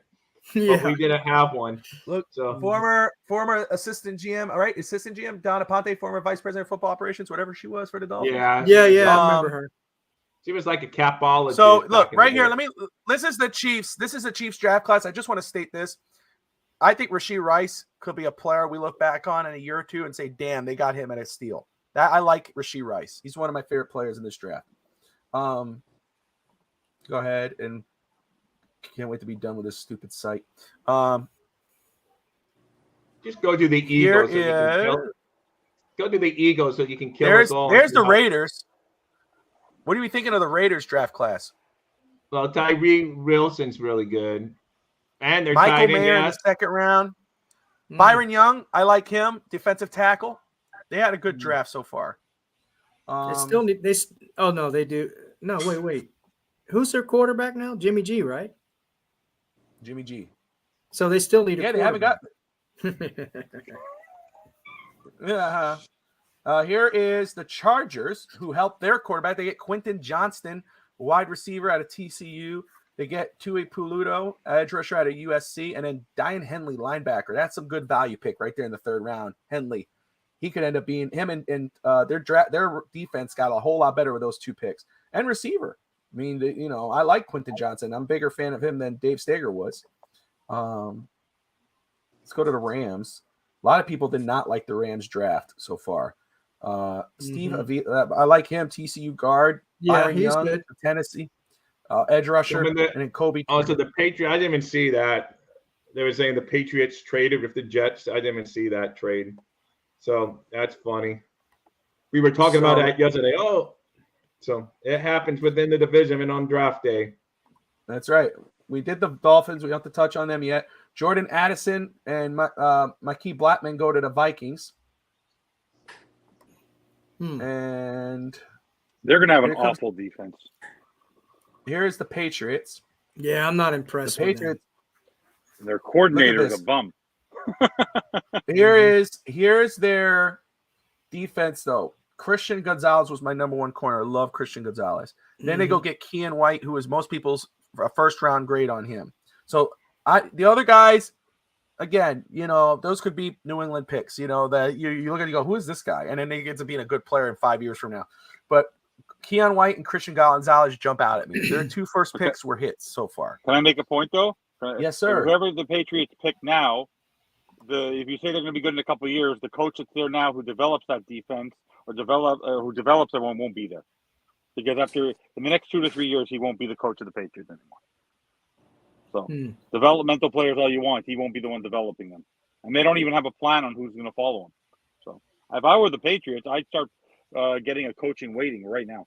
Hey, I thought Mayo. Isn't Mayo supposed to replace Maybe Gerard him? Mayo, yeah. Gerard Mayo's there, but I don't think they sort of tapped him. Yeah. So Well, everyone always used to think it was going to be Josh McDaniels, but that he got tired of waiting finally, and he just. Here's the Saints draft class: Brian Breezy, Isaiah Foskey, Kendre Miller, who we liked. All the 3 picks I love, and then Salvador, a guard, was another one. So they've had a very good draft class so far. I like the Saints. Mm-hmm. Not too again, let's see. As we continue here, going through draft picks. Here comes the Giants. The Giants. I didn't get their first pick. I didn't like their first pick. Deontay Banks surprised me with their first pick, but they go ahead and they get. I mean, look at that value right there for John Michael Schmitz in the second round. That was a good pick, real good. They could have gotten him in the first round, and people would have loved it. But they get him in the second round, and then they get Jalen Hyatt in the third. That's some good value. The first pick you could go like a head scratcher, but those 2 other picks, those are some good picks. Then we go to the stinking Jets. Yeah. Who got Aaron Rodgers. Yes. And this was I mean, I don't know, dude. Okay, I'm not going to try to hate because obviously we're Dolphin fans here, but Will McDonald with the 15th pick was a shocker. That was a shocker. Joe Tippmann could be a great center. Okay. It was. And they're usually pretty good with draft picks, where you go, damn, they hit. And they may have. They could, maybe. Yeah. I don't know. Did they need a cornerback? Did they need a cornerback? A corner? No, what position is he? I'm sorry. I can't see. Linebacker. Edge rusher. Okay, linebacker. Edge rusher. Did they need an edge rusher with that defense? Hey, I don't know. I don't know. I don't really follow the Jets like that. Me either. But Joe Tippmann, I like Joe Tippmann. Carter Warren, I liked him for the Dolphins, so I guess that's a good pick. They needed a tackle. So those are 2 guys I like. Tippmann and Warren. But the irony about absolutely. The irony about all these picks for the Jets is that once again, wherever Aaron Rodgers goes, they don't draft him weapons right away. Well, they already got some weapons, didn't they? They already have. Yeah, but they had a rookie receiver, rookie of the year last year. Receivers. And Lazard, he got Lazard. He was comfortable with Lazard towards the end of the year. I mean, their guy won rookie of the year last year.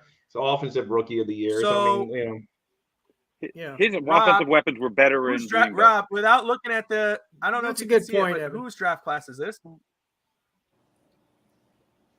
Oh, whose draft class this is? That's the Eagles. Holy crap! So the Eagles had a damn good draft class. How'd they get Ringo? Kids, man. Look at this. They love they get 3 Georgia guys. Jalen Carter, Nolan Smith, Tyler Steen, offensive tackle at Alabama. I liked him for the Dolphins. Sidney Brown, who a lot of us talked about. And then Ringo out of Georgia in the 4th. Are you freaking kidding me? And these guys were in the Super Bowl. Yeah. What the hell? They're my pick to come out of the. Well, they're picking kids from a winning team to go to a winning team. That's what they are. Which trade did they make? I can't remember. What was the main trade that gave them all these picks now? What was the trade that garnered them all these picks? I'm drawing a blank. Okay, so I'm not sure. We'll research that. Someone can research it. Well, the Eagles did better than the Dolphins did when given kind of the similar, because the Eagles just rebuilt more recently. They were in the Super Bowl. And then they built it all down, tore it up, got a new coach, and then they went and got a whole bunch of draft picks, and they've used their draft picks better than we've used our draft picks, unfortunately. So here's Pittsburgh. We got some tough defenses to play against. Look at Pittsburgh's draft class, Hank. I don't understand I don't understand that pick. Why did they go for Broderick Jones and pick 14? Oh, I think it was a great pick. You thought it was a great pick? I did. I like that pick. Well, I know Joey Porter. A lot of people thought he was going to be at the first round. You could have picked him at 14, Joey Porter Jr., and they probably would have loved it. I like Broderick Jones. You get an offensive lineman. Again, versatility. Plays offensive tackle. He could play guard. He's mean. He has that mean streak in him. Pittsburgh. Then you got Keanu Benton, D tackle out of Wisconsin. I'm just hating on the Steelers right now. I know you are, and you should, and I'm with you. And then they get freaking Darnell effing Washington. My guy out of Georgia. I liked Porter. I liked Washington. There's a lot of people that they got that I like again. And for some reason, every year, whoever I want, the Pittsburgh Steelers wind up with them. Well, Hank, I think you got a mole in your house, man. Yeah, there's somebody. Somebody's. Wait a minute. My neighbor's a Steelers Kelly snitching. Oh, there you go, man. And here is the 49ers who get Cameron Latou, one of my favorites, in the third round. They get all their picks so far in the third round. Jair Brown out of Penn State. They get the first kicker and Jake Moody. I love the Latou pick, and I think Jair Brown could be an underrated pick. So, but it doesn't decide. So Seattle, the Seahawks. Of course, we know they got Zach Charbonnet, Derek Hall, Devin Witherspoon. Damn, they've had a good draft. That's a good draft, pre-draft grade, or pre-results, whatever you want to call it. Wow. Devin Witherspoon, Najigba of Ohio State receiver, Derek Hall, Zach Charbonnet, Bradford. Damn, that's a good draft so There's far. some kind of trade it says on the screen, but I don't know what's going on. This says trade. Who's that? The Saints have traded up. The Saints. Yeah. The Saints traded up. Here comes the Buccaneers, who Tom Brady retired. And this is what they go get Cansey, defensive tackle out of Pittsburgh at 19. They go Cody Mock, offensive tackle in the 48. And then Yaya Diaby, defensive edge rusher at 82. I think that's a pretty damn good draft class for them. Yeah, I really like Mock. I really liked him. Here comes the Tennessee Titans, who got Peter Skoronski, offensive tackle out of Northwestern. They go get Will Levis. They trade up into the second round, get Levis, who a great value at that pick. Again, you draft for potential there.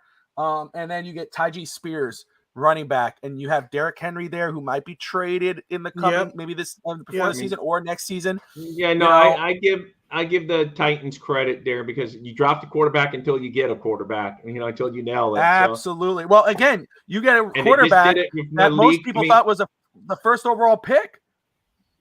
I know, and then like I said, you did it a couple of years ago just with Malik. I mean, you had Tannehill already, but you didn't settle, so you went and got Malik. Now they're gambling again, taking this kid. So they keep it going until they nail it. The quarterback. I agree, Rob. That's the way you do it, brother. That's the way you do it. The quarterback until you found. And then if he's a bust, get rid of him. This. Hold on. Yeah. Think about this. They still have Derrick Henry. We don't know if they're going to move him. Yeah. We've heard Buffalo. We've heard Miami. We don't know what's going to happen with Derrick Henry. But what do? They said, "Hey, unless we hear something, we'll move him."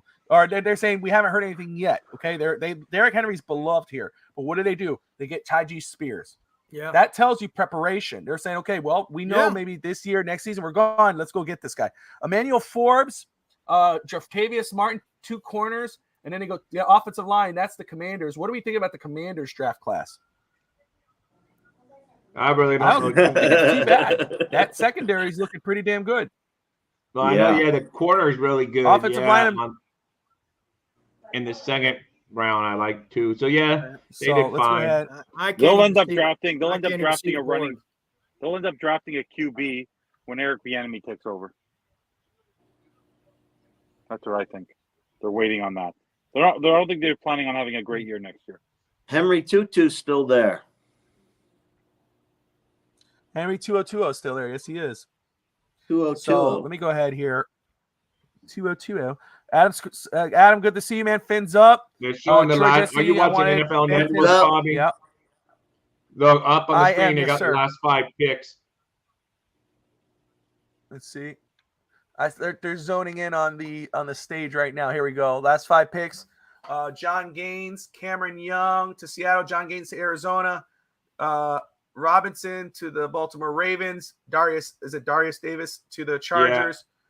And McGuire to the Browns. Those are the last 5 picks so far for the draft. 126 was the final pick. So we're moving along here.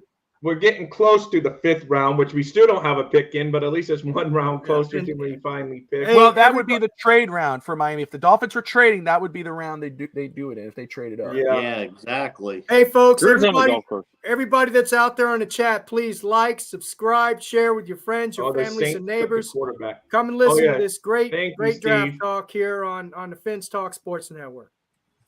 And Brett talked his quarterback up the other day. He likes it, Jake Haener. Oh, there you go. They get a quarterback, Jake Haener here. Oh, wow. Yeah, Brock Purdy comparison. Yeah. 5'11". They talk about size, 207 pounds. they like those type of quarterbacks there. And Yeah. Bobby. look, we're in number 9. And fins up Anthony Anyone hear and me? fins up Adam and whoever else just came in here. Hey, Fins up guys, I'm gonna have to Hammer time. roll out for a few minutes. I'll be back in maybe half an hour or so. All right, Steve. Thank you, brother. We'll see you Right in a little on, bit. Steve. All right, man. Later, Steve. Later. So- Fins up. How do I get Evan- out of here? Oh, Oh, okay, I got just- you. I could got kick it. you out. I got it. All right, thanks. I'll kick you. There you go. He So, figured it out. Evan, so you've had a day to digest. We were going through draft picks there, but you were live with us with those draft picks for What's both that? picks. But now let's go ahead. You've had a day to digest. So first, let's go player by player. Cam Smith. Let's talk about Cam Smith. After you had a day to digest, what are you thinking about Cam Smith, man?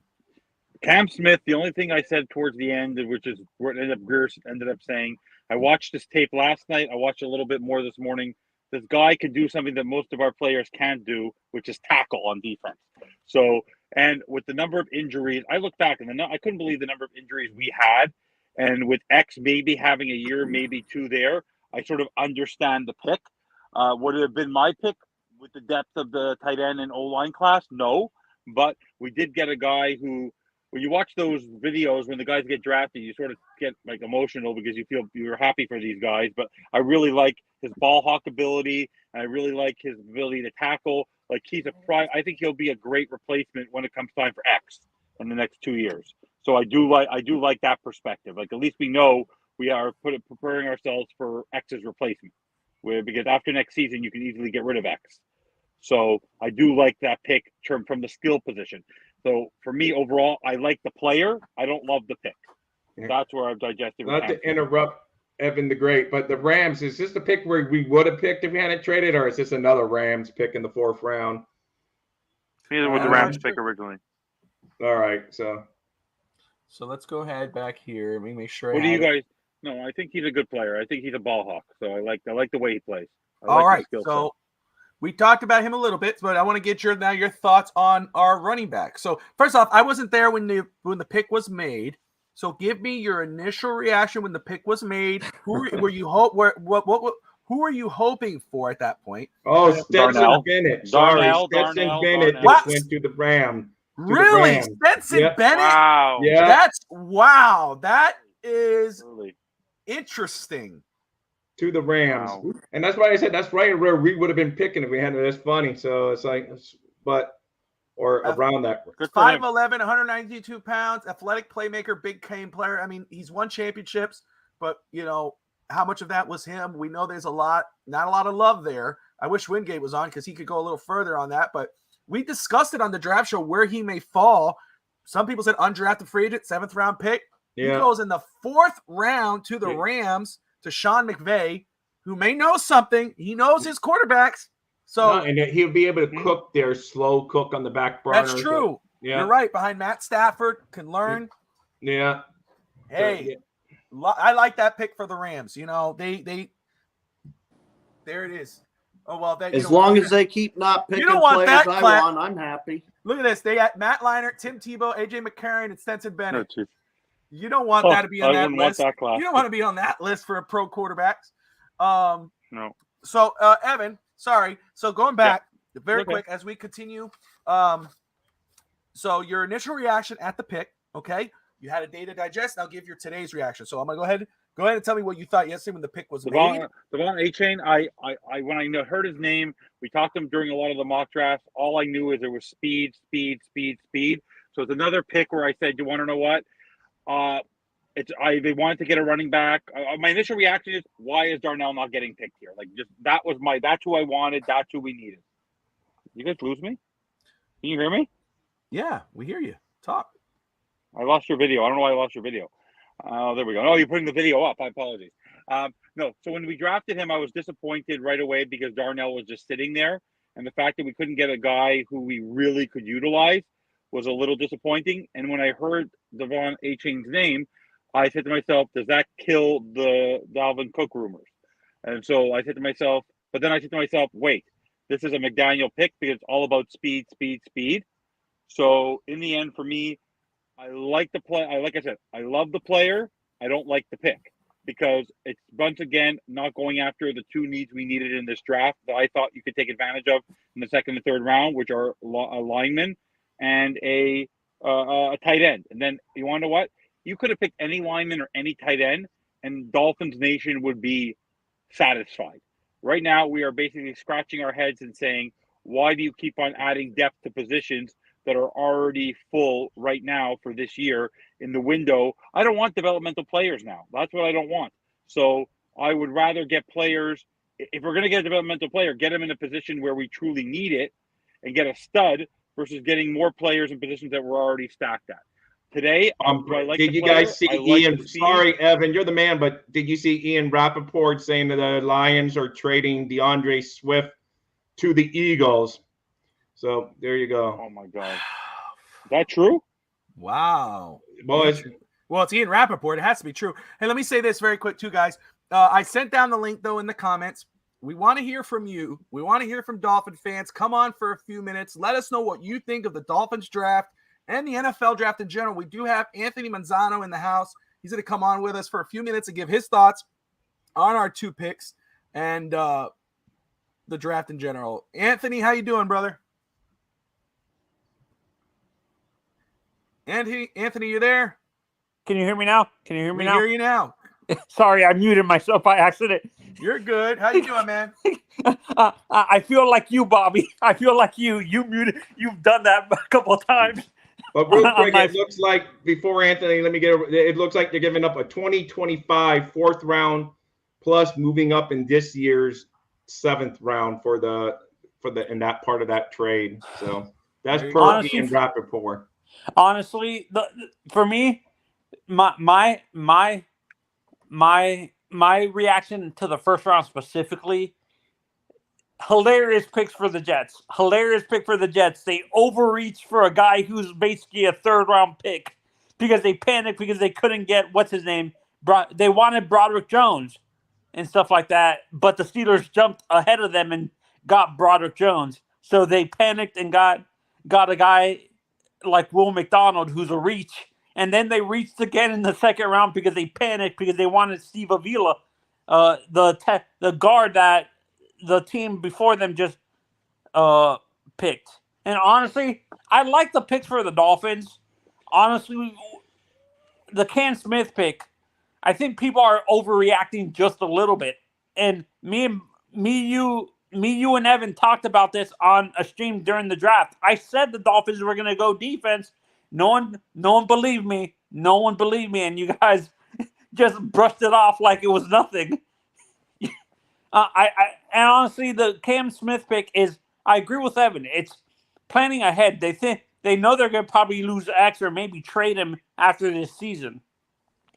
And to be honest, the Devon A-Chain pick, I agree. He reminds me of Tyreek Cohen. That's his comparison. He's Tyreek Cohen. Okay, from the Bears. Yeah. No, and honestly, he can.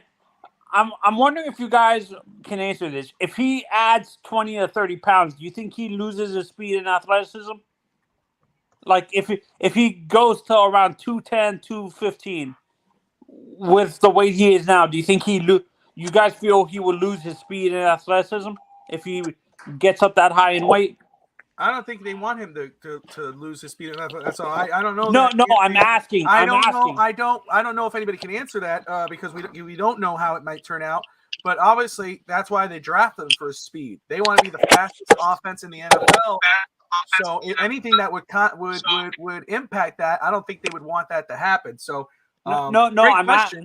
great question, but I don't know if that I can't answer that when we don't know. No, and your theory. As Dolphins fans, do you feel? I understand they felt that they want to make the offense fast, but do you guys feel, as Dolphins fans, if he adds more weight, it would compromise his athleticism and speed? As Dolphins fans, Rob, you want to answer?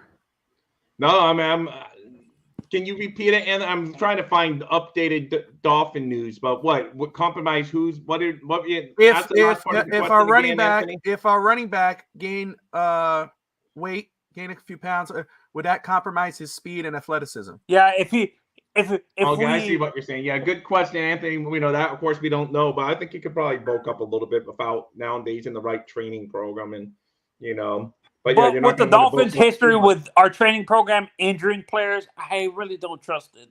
I honestly, and Well, I like the pick though, so it's going to be hard to debate. I don't know. I like the pick. I think he's good for the what do Dolphins. you guys think? Darnell Washington ends up getting picked. He got picked.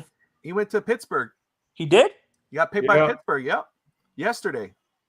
Oh, I thought he got passed over again because of those injuries. No, Pittsburgh took him not far after we picked our pick. He went to the Pittsburgh and Steelers. for me, the most surprising, Bobby, was the Packers doubling down on tight end. They got Luke Laporte. Musgrave Wait, and Tucker Kraft. Wait, who? Tucker Kraft and Luke Musgrave. Yeah, I'm like, why are you doing that? That for me, that feels like a thing that those draft picks feel that they don't really trust. Doing that feels like they don't trust their young quarterback. They don't really have as much faith as they've been putting out. That's why they traded Aaron Rodgers. No, I think that shows that they want to help their young quarterback succeed. You get him 2 tight ends, you get him a receiver, you get a blocking tight end who can also catch, and Tucker Kraft, you get another one who could catch and block as well. I think it shows that they want to give him all the tools to succeed. If they were to draft Will Levis or Hendon Hooker in the 3rd round or whatever, then that would have been showing me, they don't really trust it. But getting 3 weapons shows me they want to help him succeed, so they could go, look, we made the right decision trading Aaron Rodgers. We think Jordan Love could be that guy. They're doing what the Dolphins didn't do the first 2 years that they drafted Tua. They're building around a young quarterback to give him a chance to succeed before they move on. Now the Dolphins put all these guys around him and at the end of the contract. So I see what you're saying, but I disagree on that part. I think that what they're doing is helping their young quarterback and trying to give him the tools to succeed. If they would have gone out and get Hendon Hooker, then I think you had a point. But to say that that it showed that they don't trust him, I don't think that. I mean, he's not Aaron Rodgers. They don't trust their own development of the quarterback is what I'm saying. Development's what you do during the season. He hasn't had a real chance to play during the season, but you give him the tools to succeed, and then he can develop correctly during the season. But if you just throw him out there with nothing, with little to nothing weapons, thinking he's going to be the next Aaron Rodgers, he's going to fail. But now you give him Luke Musgrave and Tucker Kraft, and you have Christian Watson already. Exactly. Now you're giving him the tools, and let's say then next year you're watching him and he falls flat on his face. Then you could go, okay, let's go get a quarterback next year. And, you're giving him the tools. There's no excuses. You're not hearing fans going, oh, well, he didn't have the weapons. Oh, he didn't have the offensive line. No, they're not going to say that. They're going to go, okay, he's not the guy. That's what it's setting it up to be. So, at least in my opinion, I see where you're coming from, but I disagree on that part. Okay. Yeah, and my question is, you keep talking about the defense, and are you saying you knew Miami was going to take a cornerback? Yes, I said this before the draft happened. We're going to draft a DB. No one. My gut feeling, because they wanted to please Fangio. Well, that's a big surprise to me. You're like one of the mystic. I think you brought it up as an option, but I think you were saying that we were going to trade up for Michael Mayer. That's something I kept seeing you do. Yeah, I said Michael Mayer, but no. Originally, I said no. Besides Michael Mayer, I said since the beginning we were going to draft. Before you started doing the mock drafts, actually, I said besides Michael Mayer, I said we were going to double down on DBs, and no one thought it was going to happen. We did say don't sleep on defensive back, and that was before Jalen Ramsey, and then they got Jalen Ramsey with Xavier Howard and those guys. So it's like, that was the talk before if you're talking before the draft, we did bring up DBs. We talked about Cam Smith actually. And my comparison for the guy, I'm not sure of the tape I've seen. He reminds me of Dominique Rodgers-Cromartie or Nnamdi Asomugha with better ball hawking skills, because Nnamdi was more of a sticky corner. He reminds me of Nnamdi or Dominique. Do you guys agree with that comparison? Yeah, that's fair enough. Yeah. Oh, we got another person in here as well. Let's get him in here. But real funny, Bobby. Where did Swift go to college back in the day? Georgia. Right. And what really? team did and what team did he just get Right. traded? I just thought about it. We have another guest here. It might as well just be the Georgia. Sure. LeBron. Well, introduce yourself, man. How you doing? What's up? My name's Todd. What's up, How y'all Todd? doing? Hey, What's Todd, up, Todd? welcome to the show. I know Anthony from all the other shows. Yep. Yeah. Hey, Todd, what's up?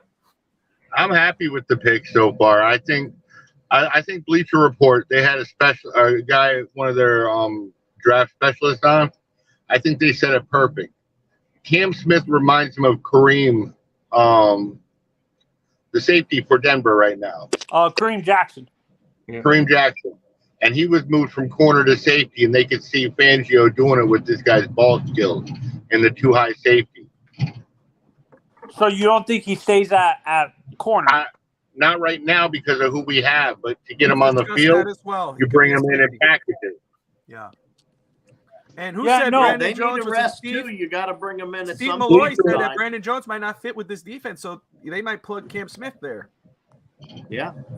No, and Todd, do you agree with just purely as a corner? Do you agree with my comparison with Nnamdi Asomugha and Cromartie? No, because they are big, athletic. Nnamdi was 6'4" or 6'3". Okay. He was a tall corner. The thing about Cam Bobby, Smith is he is locked down. I'll be back. Yes, sir. Cam is locked down, but he gets 10 penalties last year. He gets real handy. So you might want to bring him in a little slow. Herbig got chosen by the Herbig, linebacker out of Wisconsin. There you go, to Pittsburgh. That's a Steelers pick right there. Listen, I knew we weren't getting Washington because he was taken off of boards, and I'm sure ours was one of them because of the foot injuries over and over, and there was a lot of red flags on it. With his size, that foot injury is bad. No, and also Todd and Bobby, other injuries cropped up later after his pro days and the combine. He had a shoulder injury that nobody brought up, and he had a knee injury. So let me go ahead. One second, guys. Let me go ahead and Todd. 1 second, sir. Let me go ahead and welcome Cap for life in the house. Cap, how you doing, brother? Oh man. Hey. Cap. Hey. What's up, brother? Hey, welcome, Cap. Hey, happy for the man. Hey, Anthony. Hey, listen, Bobby. Yo. Hey, man. Let me tell you, man. Hey, man. You're making moves, my friend. You're making moves, man. I like it. To me, man. Thirsty, everybody. Look, all you guys, man. Every one of you guys on this panel right now. You tell me right now if you feel that what you guys wanted originally was a position of need as opposed to what was given to us right now. I would say right now that the split would be maybe 60-40, 70-30. But you guys know, man, like if this is a defensive first pick, you know Fangio's fingerprints are all over this. Oh, and no, for sure. Oh, God, yeah. That's what as far as the running back, guys, like, look, the guy can kick return also. What were we saying last season? Special teams were not that special. It doesn't hurt. It doesn't hurt to try, right? Or Cap. And he's dangerous out the back. He's dangerous out the backfield. He can split out as a slot receiver. Let me ask you this, Todd. Let me ask you this, Anthony, Todd. None of us talked about these two guys that we picked. Cam, Smith. I did. As a matter of fact, yesterday, or no, what was it? 2 days ago, I was on Stephen D's morning show, and it was when what's his name was up there with them. Who's the guy that comes on Fridays with them? Sarney, Jason Sarney. Oh, Sarney. And I told Sarney, I go, I honestly think we could get A-Chain if he drops to number 84. No, my bad, and Cap, man. Yeah, Cap, man. But Cap, yeah, Cap, I said it on. I said this on Batman's channel, and Batman said Batman and the other people on that panel said I was crazy. Here's the thing. I think we could still get Cook after June 1st because the bottom two people in our running back room make a combined total of $300,000 in a cap hit if we get rid of them. Yeah, now, hold on.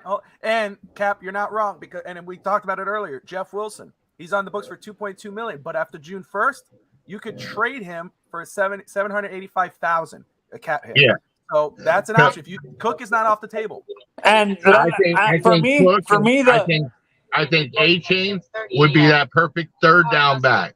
And driver dressed professionally. Yeah, no, and Cap, the Devin A-Chain pick, I think also they know that Mostert and Jeff Wilson tend to get injured during the season and miss a few games and stuff like that. And I think the A-Chain pick is a not a backup plan. What is the term I'm trying to use? Well, look, man, Anthony, backup plan at the second round. I mean, that was the second round, right? Third round. No, third round. Third. Okay, sorry. I stand corrected. Sorry, the third round. I mean, you don't have any draft picks. The ones that you do have are limited. You go corner and then you go running back. Doesn't that tell you that, maybe that position is a dire strength in December?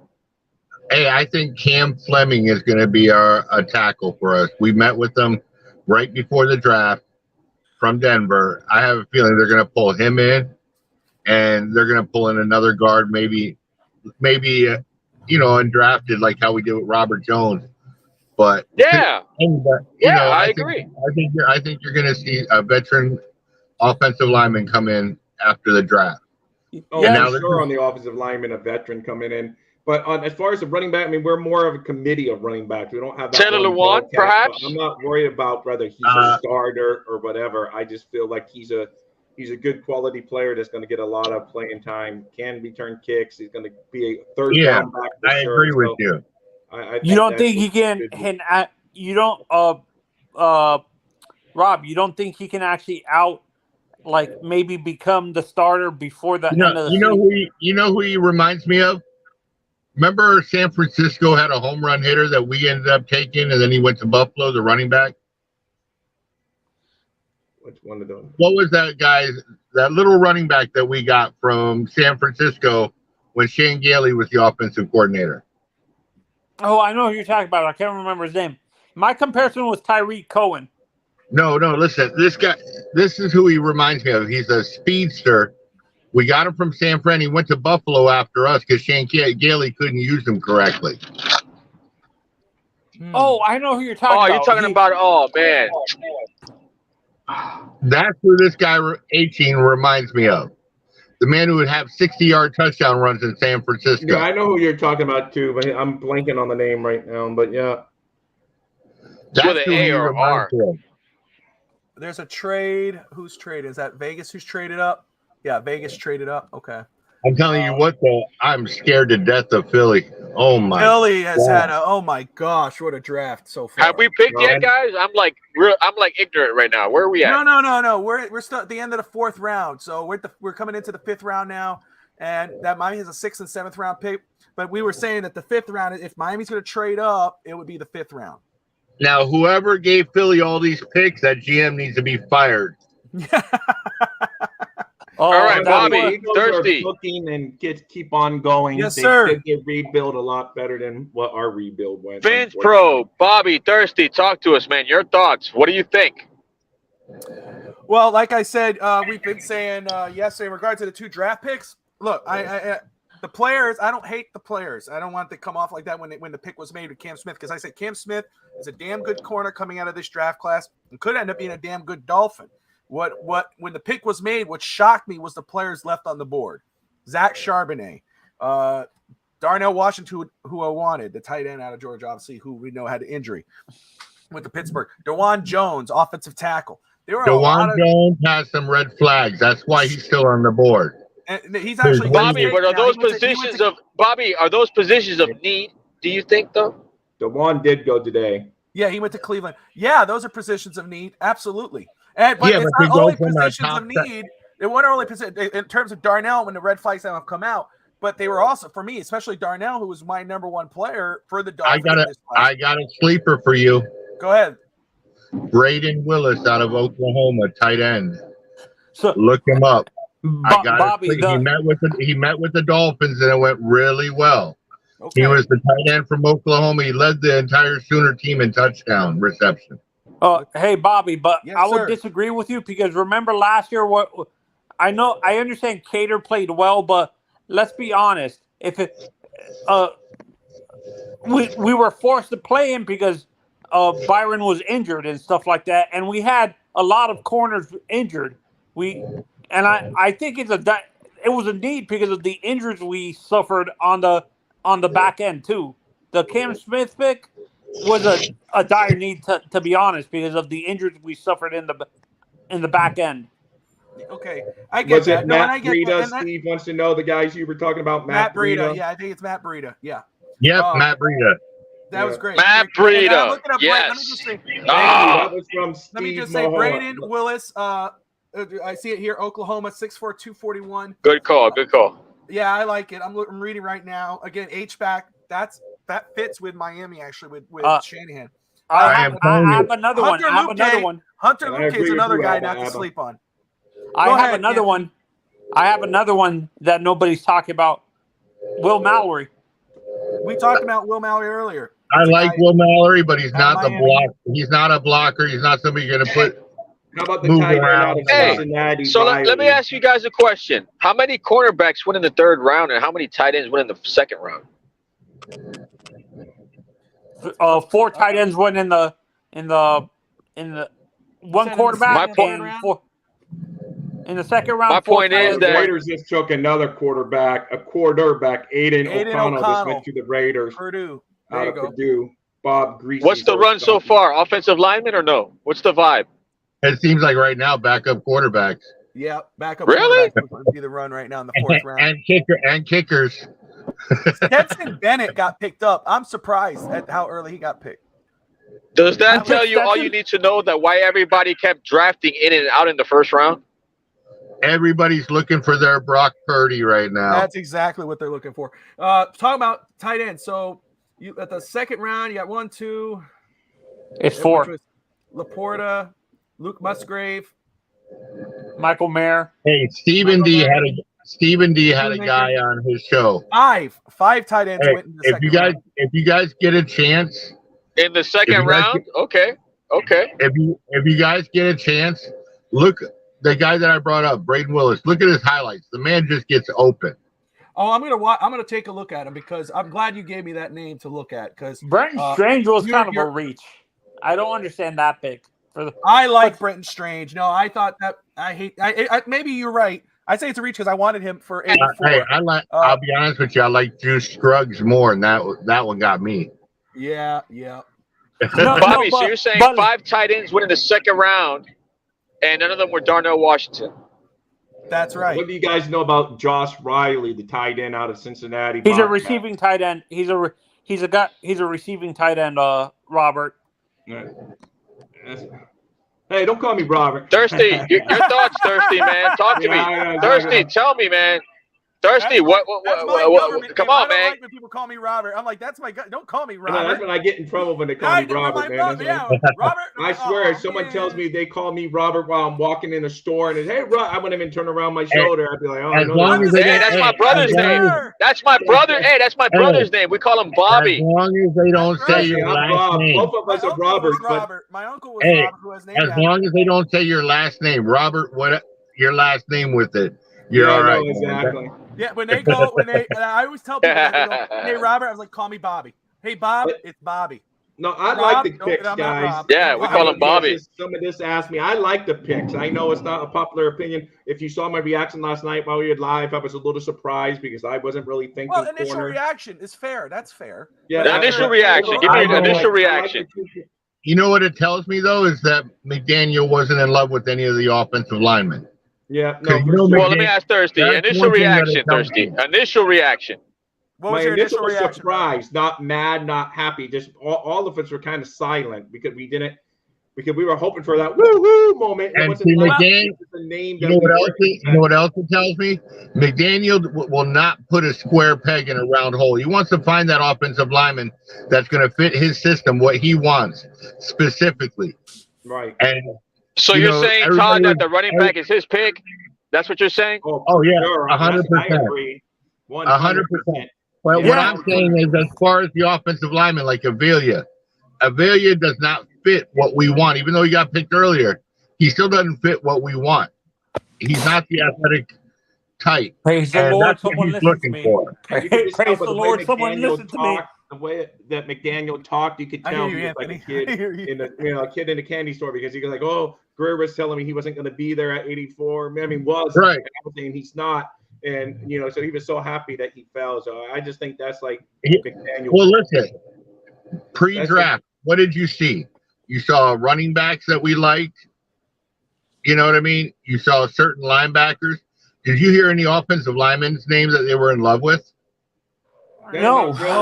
No, actually, the opposite in regards of drafting. It's undrafted free agents who they really paid more attention to in regards of offensive line. It's after June 1st. Everything's going to be predicated. Everything is going to be predicated after June 1st. There was one offensive lineman that you heard that they loved, and that was Juice Scruggs.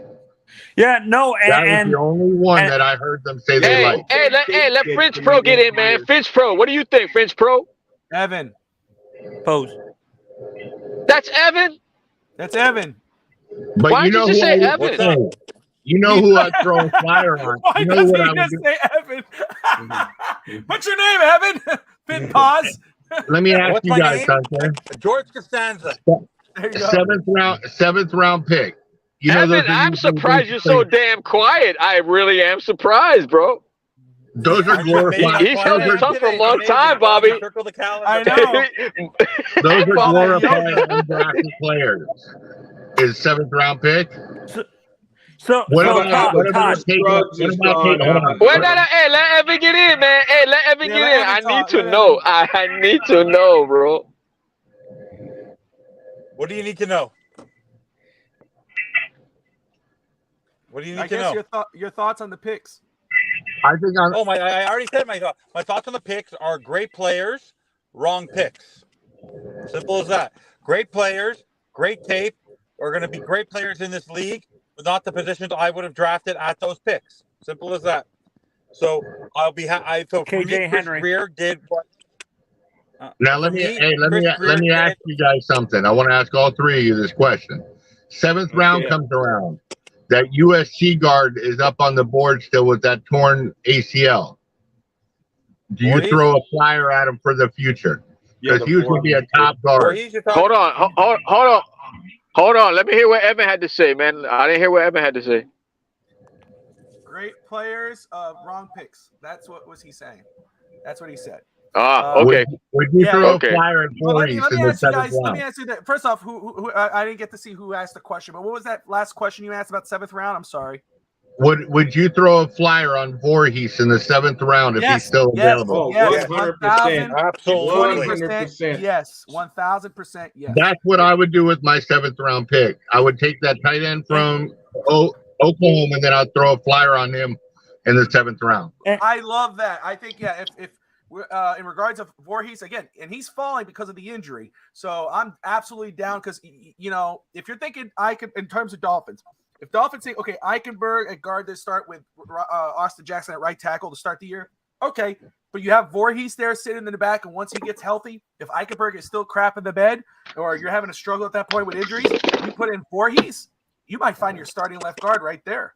That's a starting caliber player at that pick. So I'm absolutely okay with that pick.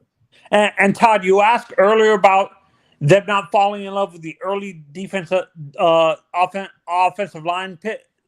Prospects like tackle or guard. I was saying this on other platforms.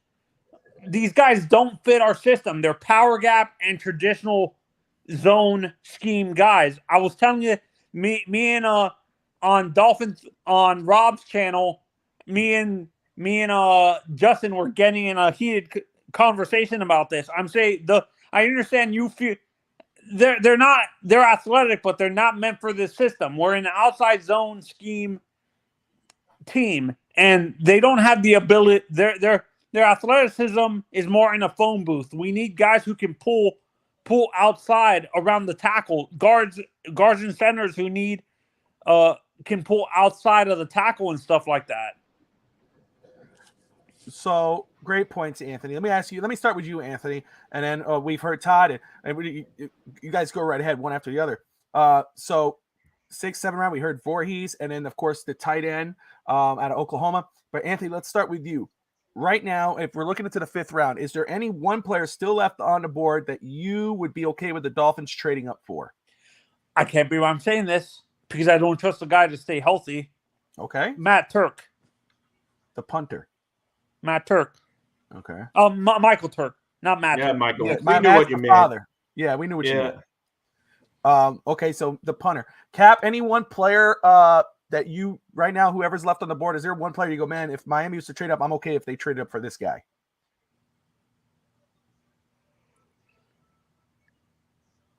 Let's see. Actually, my mistake. I'll change my pick. JL Skinner. JL Skinner. Okay. Let's see. Cap, Todd, you guys still there? I know they're in there. It's just the mics are muted. They may have stepped away. Is there anyone still on yours, Bobby? I know I'm earlier. still here. I just had some background noise. I didn't want to interfere with the show. Oh, okay. But Todd, is there anybody? I know you brought up the 2 players. Is there anybody that you would have thought, or anybody that you see still left on the board that you like? I would be okay if Miami traded up for him. No, not right now. I would stick with what I have, okay, and then I'll go into free agency or undrafted free agents, because right now, if I can get that tight end and get Voorhees, I'm good with that. Awesome. I'm good with that. Yeah, I you know what? I like that, and I've been keeping an eye on Voorhees, and I've talked about him, so I'm actually okay. Henry Tuotua is still there, linebacker. I like him. Antonio Johnson, safety. Go ahead. I'm sorry. He has a torn ACL. Those get healed. Players go through that all the time now. It's not like it's a major where everything was torn up in his knee and he had reconstruction on all 3 or anything like that.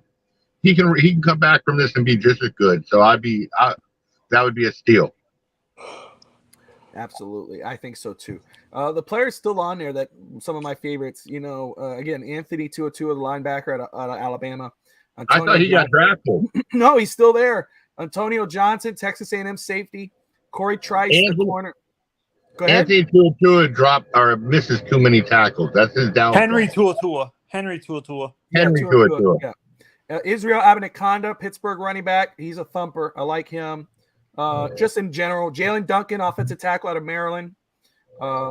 Luke Wepler, Ohio State offensive lineman. Center. Oh, hold up! I didn't know he was still available. He's still there. He is still there. Ohio State. I would not mind that if I could find a way to get him, because then you move Williams back to a guard and you have him at center. Yeah, and another backup quarterback. Bobby hates that idea. He will not move Connor Williams anyway. Clayton Tune out of Houston. Yep, there you go to Arizona. Yeah, I'm not a fan of moving Connor Williams. I don't want to fix what's not broken. I want a guy who can play guard and center. So if Williams goes down, you could put him at center. But I would rather keep Williams played better at center than he ever did at guard. Do you think the Dolphins have higher hopes for Feeney that we signed from the Jets in the offseason? Probably. Yeah. And he could play. You could plug him in at center. I mean, you don't want that. If anything, he's the next Deed or maybe a backup a lot, but can play center and guard. I think he's a better upgrade from Dieter at the backup center spot. Yeah, all right, yeah, for sure. You know what I mean? Yasir Abdullah got drafted by the outside linebacker. Yasir Abdullah got drafted by the Jaguars. Okay. And who did the Browns are on the clock right now? So as we're waiting here, Clayton Tune. That was one of my late round quarterback prospects. Now see where do you think Sean Clifford's going to fall? The Browns should get a player like Anaconda because they let what's his name go. Hunt. Abanikanda. That would be a good pickup right here for the Browns as a running back. They let Kareem Hunt go, and you don't know what's going to happen with Nick Chubb. The Browns have had a good draft so far. Honestly, I think they're going safety. Yeah, well, JL Skinner, your guy's still there, who you just brought up, Boise State. Antonio Johnson, who I'm surprised is still there. And Henry Tuotua fits their defense too. So, Evan, you asked the question. I'm sorry. My question was, where do you guys think Sean Clifford's going to fall as a QB? Oh, that I'm not sure. The way the He's draft is going- he's gonna be The the way backup. it's drafting, maybe the next pick. That's The what I I'm way know saying. they're Where's it going off going? the board quick, man. The quarterbacks are flying off them. AB, thank you for tuning in. Juice Scruggs has been selected. He's off the board, so Miami cannot get him. But Sean Clifford's an interesting pick because I think even the Dolphins spoke to him at the pro day. Yeah, I know. That's the thing. Both the Penn State kids that the Dolphins talked to went Darius higher than- Rush, South Carolina. See, that's the thing about Miami's offensive line, though. I kind of had a feeling we're going to look for a particular because there's only two teams that run this form of Oh, offensive there's a line. quarterback. Who did Us you and ask? I'm San sorry. Fran. Who did you ask about, Evan? Because Dorian Thompson-Robinson just went off the board. Is that who you just asked about? Oh, interesting. No, he was asking about Sean Clifford. Oh, But okay. That I was knew a he guy said- that Evan liked, was Darian Thompson-Robinson out of UCLA. DTR. Man, there's not going to be any backup quarterbacks left, man. They're Hey, going. did the Cunningham get picked up to Louisville? Malik Cunningham, I haven't seen him come off yet. That's weird because I thought he'd be ahead of some of the names that I've heard. The honestly, I think the what is it called? The Colts made a mistake in drafting Anthony Richardson. To be honest, I don't think so.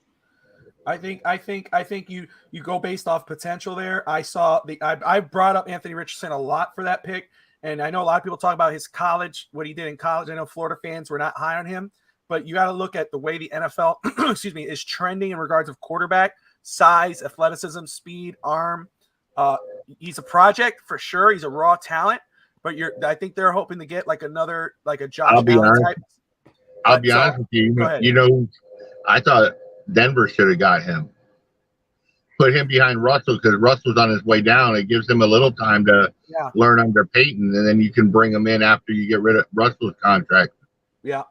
That's why, like the Titans, they get Will Levis, and again, you could look at his tape from last year, and you want to really look at the tape before, but the year before that. But you look at him, and some people go, "Damn!" But he first overall pick wasn't really because of what he did; it's about what he can do as potential as a pro quarterback. There are college quarterbacks. I like Levis. Yeah, again, and you're looking at the size, you're looking at the arm, you're looking at the athleticism. They got him in the second round when this guy was talking about in the fifth round, a fifth overall pick, first overall pick. It's the same thing with Richardson. You're going off potential. You're praying you get the next Josh Allen with that pick. So it's crazy to put that type of pressure on those guys, but that's why he was taken with the fifth overall pick, and that's why. No, I understand, but they needed to build their offensive line. They needed. Would you say that you would like them to have gone offensive line with that pick? Yes, I would rather have them drafted Paris Johnson over Anthony Richardson because to me, Anthony Richardson has way too many inconsistencies. At best, he's a second-round pick. Will Levis would have made more sense. Brett Lagasse in the house. Man, finally doing a show with Brett Black. Mountain Man. I can actually talk, so I'm good. I couldn't talk really much last night. Didn't have the energy for it. There you go. So, hey, this is your first time on here. I know you've been mentioning everything, but first off, let's go Cam Smith. Your thoughts on Cam Smith, and then we'll go into the running back, man. What do you think of Cam Smith? Well, so Cam Smith is a good player. He fits the profile what we look for a corner. He's got the size, the length, the athleticism. The one thing that when you combine the athleticism, the height and size, you have people like Jalen Ramsey, you have Xavier Howard. So that's recipe for success in the NFL. And with Cam Smith, he fits in perfectly. And I know it's a disappointing pick from the aspect of corner is probably our best position. With Trill Williams, even at the lowest part of the depth chart, having potential. Nick Needham, Kader Kohu playing really well, who played better on the outside than he did on the inside. But Cam Smith, future-wise, fits right in. Jalen Ramsey, we know he can still play at a high level. Excuse me. We know he can play at a high level. We know X was playing at a high level, but can he get back there? We don't know. So Cam Smith becomes like an immediate upgrade down the road. So yeah, but pop the champagne. No, it's gone. But I think he'll make some plays. I think he'll. I want to see him tackle a little bit better, a little bit more form tackle, but whatever. He is physical in coverage. He is a willing tackler, which I like. But I think him playing in this kind of zone system that Fangio runs, I think he's a great fit. I like the pick. Hey, Brett, I have a question for you. What is your comparison for him? I said Asamoah or Cromartie.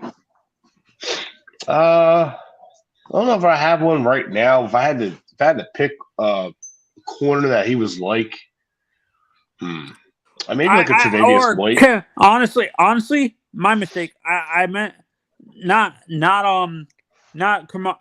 He reminds me of Cam Dantzler. I think he's more physical than Cam Dantzler. Cam Dantzler is a little bit better fit for zone. Cam Dantzler wasn't really a man guy, in my opinion. Whereas Smith can play a little bit more man. Now, Lance Zierlein compared him to AJ Boye, which I like that comparison. And Lance Zierlein's one of my favorite draft guys. But one of my I think Bleacher Report last night said it perfect. Kareem Jackson. Yeah, I think what's funny is the last player that we drafted that mauled a lot, that had to work on his hands and had a lot of penalties, turned out pretty good for us, and that was Xavier Howard. So, like when you watch his tape, his play style was a lot like Xavier Howard at Baylor, where it's messy hands, as far as like just kind of like getting over aggressive and all. But that's coachable. That's easy fix. It's just a matter of just coaching the guy. South Carolina's produced some good corners lately. South Carolina has produced some good defensive players. So I'm not really concerned there. I think Cam Smith will be a good player, honestly. Greer's been 50-50 in the second round, but his secondary picks in the second round have hit Xavier Howard, Javon Holland. And Holland, while I think he's still he's right there hitting that upper echelon level, I think he's still considered a hit. But he's right there reaching that next level. He was a third round pick. But Greer hits with the secondary. Secondary seems to be their strength. So I feel comfortable with this pick because I think it will be good, but I'm disappointed because I'm wondering if it's going to be more of a Tyndall pick where I like Tyndall, but Tyndall had a lot of developing to do. And am I excited about Tyndall? Sure, where he's like a Lawrence Timmons style player, but will he ever reach that potential to be a good starter? We don't know yet. So it's there, but will it ever be there? So it's disappointing that we won't get the immediate. We will find out this year because Fangio is a linebacker expert. Yeah. The other aspect too with this is David Long was signed, and I like David Long when he's healthy. My biggest knock on David Long: can you stay healthy? He was a guy on my list of the linebacker to sign, and I was very happy with us signing him. But the one aspect I kept mentioning: can he stay healthy? That's going to be the biggest thing, the biggest question mark. And can Tyndall start eating into Jerome Baker's linebacker snaps? I didn't really care that we re-signed Duke Robinson or Duke Riley because it's kind of funny there were linebackers to have that would have fit, and they didn't go after it. I don't know. I'll pass on Trent Simpson. No, but Drew Sanders, he doesn't really fit what they're trying to do. If you look at Vic Fangio's history of linebackers, they're all physical. They're all bigger. My favorite was Overshawn.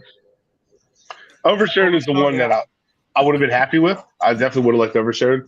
But here's the aspect of that. So let's get into the next pick then. The aspect that we would have not have gotten a Chaney, and you start asking, is Overshawn more impactful than a Chaney? So Steve, what's up, man? All right, how you doing? So a Chaney to me is more valuable, and here's why. It's the same thing with Jahmyr Gibbs and Bijan Robinson in the first round. They're impactful. They're fast. They're explosive. I just told Bobby I got a list of running backs that have had success in the Shanahan system in a similar size. Warwick Dunn, not necessarily the Shanahan system, but the West Coast system, had a ton of success. He had that dog in him. Chaney, you're watching him in these highlights. He's so quick. He needs a small crease, and he's up the field. He's a receiving back, and this is right here. My comparison for him is Chris Thompson, the kid who played for Mike Shanahan with Washington. Mike McDaniel coached him for a year there, or coached when he was there for a year. He's got that explosiveness. He's fast. He's agile. Size is a concern. He's not going to be your every down back, but he definitely is going to be a guy that defenses are going to have to account for because he's got the explosiveness. He's got the speed. He's patient getting to the hole. He knows when to turn on the jets, which I do like a lot. And he's not that easy to bring down. biggest concern for me with him is he does get upright a little bit for a 5'8" guy. And I get a little concerned in traffic with him upright because he's not very. He's 5'8". Yeah, 5'8", 188 pounds. But he doesn't. But his lower half is ridiculous. He's strong on his lower half. So another comparison for him I've seen is Deion Lewis, which I Well, like you know why he hard. you know why he weighed 188. He had to cut down for track. Yeah, so he's going to gain a couple more pounds. So some people like him a lot as a bell cow. But look, we have Raheem Mostert, who's a running back out of Pittsburgh, the Israel, however you say it. For the Jets? Okay. Yeah. Yeah. You ready to laugh on who I compare him to? You're about my age. Remember Dave Meggett? Yep. I didn't watch him much, but I remember Dave Meggett. That's back like with the Giants back in the day. Yeah. No, and Brett, my comparison, I said Tyreek Cohen. Yeah. I mean, I think they play a little different. Chicago, I can see that. Yeah. No, I can see that. And Brett, I asked Bobby, Evan, and Rob, since you pay attention to more of the scouting side, do you think he would lose his athleticism and speed if he goes up to 210 or 215? He won't go up that high. I think he'll get about 200, 205, and you're good there. Yeah, I think he'll get back up to 200 pounds. I think that's all he needs to be. I mean, we've seen guys in the league that lasted a long time that were only 200 pounds. Thurman Thomas, he wasn't very big either. He had himself a nice long career. I thought Thurman was like 250. And even still, Thurman Thomas like 200. If you haven't looked at his film, he breaks tackles from guys way bigger than him. You look at the North Carolina run in itself. What does it say about Dalvin Cook? I don't think it says anything. I don't either. Honestly, I don't think it says anything because I think a Cheney. I think it says we have Raheem Mostert's replacement next year. I think Dalvin Cook comes in. I think you can still bring in Dalvin Cook, and you can keep Ahmed on the practice squad. Cut Gaskin, train one of those guys. I didn't think of that. Practice squad. Yeah. So Ahmed knows the system. He's been around the system. They picked him up. Ahmed was productive when he played last year. Yeah. So Ahmed, I think they like as like a emergency kind of back and a depth. And I think you put him on the practice squad to protect the player. I think you have a Cheney. I think you have Mostert, Wilson, and then you still get Cook. And then we know Mostert he had the most carries of his career last year and most yards of his career last year. Yeah. So we have to look at that as they put him on a pitch count immediately for a reason. They don't want to give him too many carries. And Wilson, to me, could be just a stud, just like a perfect role for him. And I think they're going to run with that. They're going to run with a rotation in the backfield. And San Fran's had a rotation for a while. And then they got their dog in Christian McCaffrey and JaMychal Hasty, but they still like to have a rotation at back. So I think they could still go get Dalvin Cook. Remember, after June 1st, our money opens back up. So in a month's time, we're going to have more money to spend, a lot more money. I think it'll come down to – I think our what do you guys think about the situation with Detroit with DeAndre Swift? He's already – I think it was smart. Swift is in Philadelphia. Yeah. Look, I think it's smart. Well, to be honest with you, I think Philadelphia just drafted Keely Ringo. Yeah, but Philadelphia's done a good job of building their team. But to the Detroit side, Jahmyr Gibbs is an explosive back, right? But now you're looking at the side of DeAndre Swift. And look at Swift, and you're going to have to pay him soon, right? So. And he's been banged up. He's been inconsistent. He's been a decent back in their system, but he fits what Philly does. So I think what's going to happen is with that, what happened was it's exactly what I've been saying. You don't always draft for position in need because if you feel Jahmyr Gibbs is that good of a player to take him at 12 and he's better and more explosive than other players, then you take him. And they did. And they upgraded DeAndre Swift. Then they just traded Swift for a pick this year, like swapped seventh this year, and got a fourth, I believe, next year. So now you have a rookie. They traded Swift to the Eagles and they swapped seventh. No way, really? A fourth, yeah, and they got a fourth next year. So now think about that. Now the When did this Eagles, happen? well, today. A little while. So now the Lions just turned What? Swift into a 4th round next year, and they cut the money back. So now they have a rookie contract.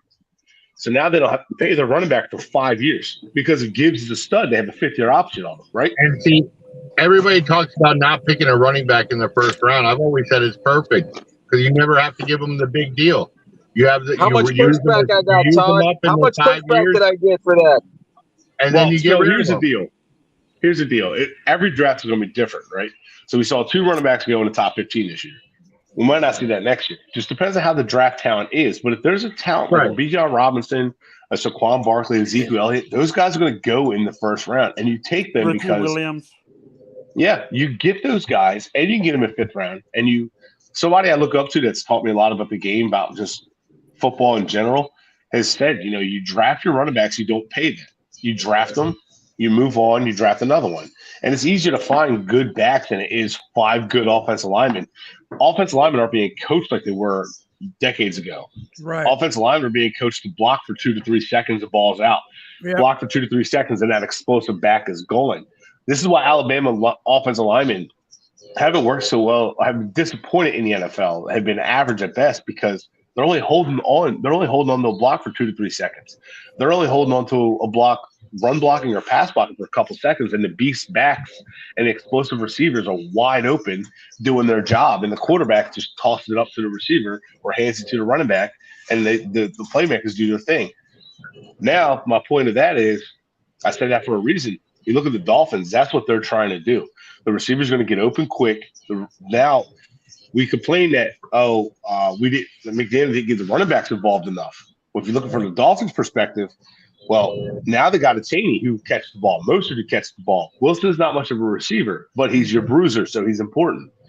So you got Ahmed who catches the ball. And if you get Dalvin Cook, he catches the ball. So they got all these backs that catch the ball really well.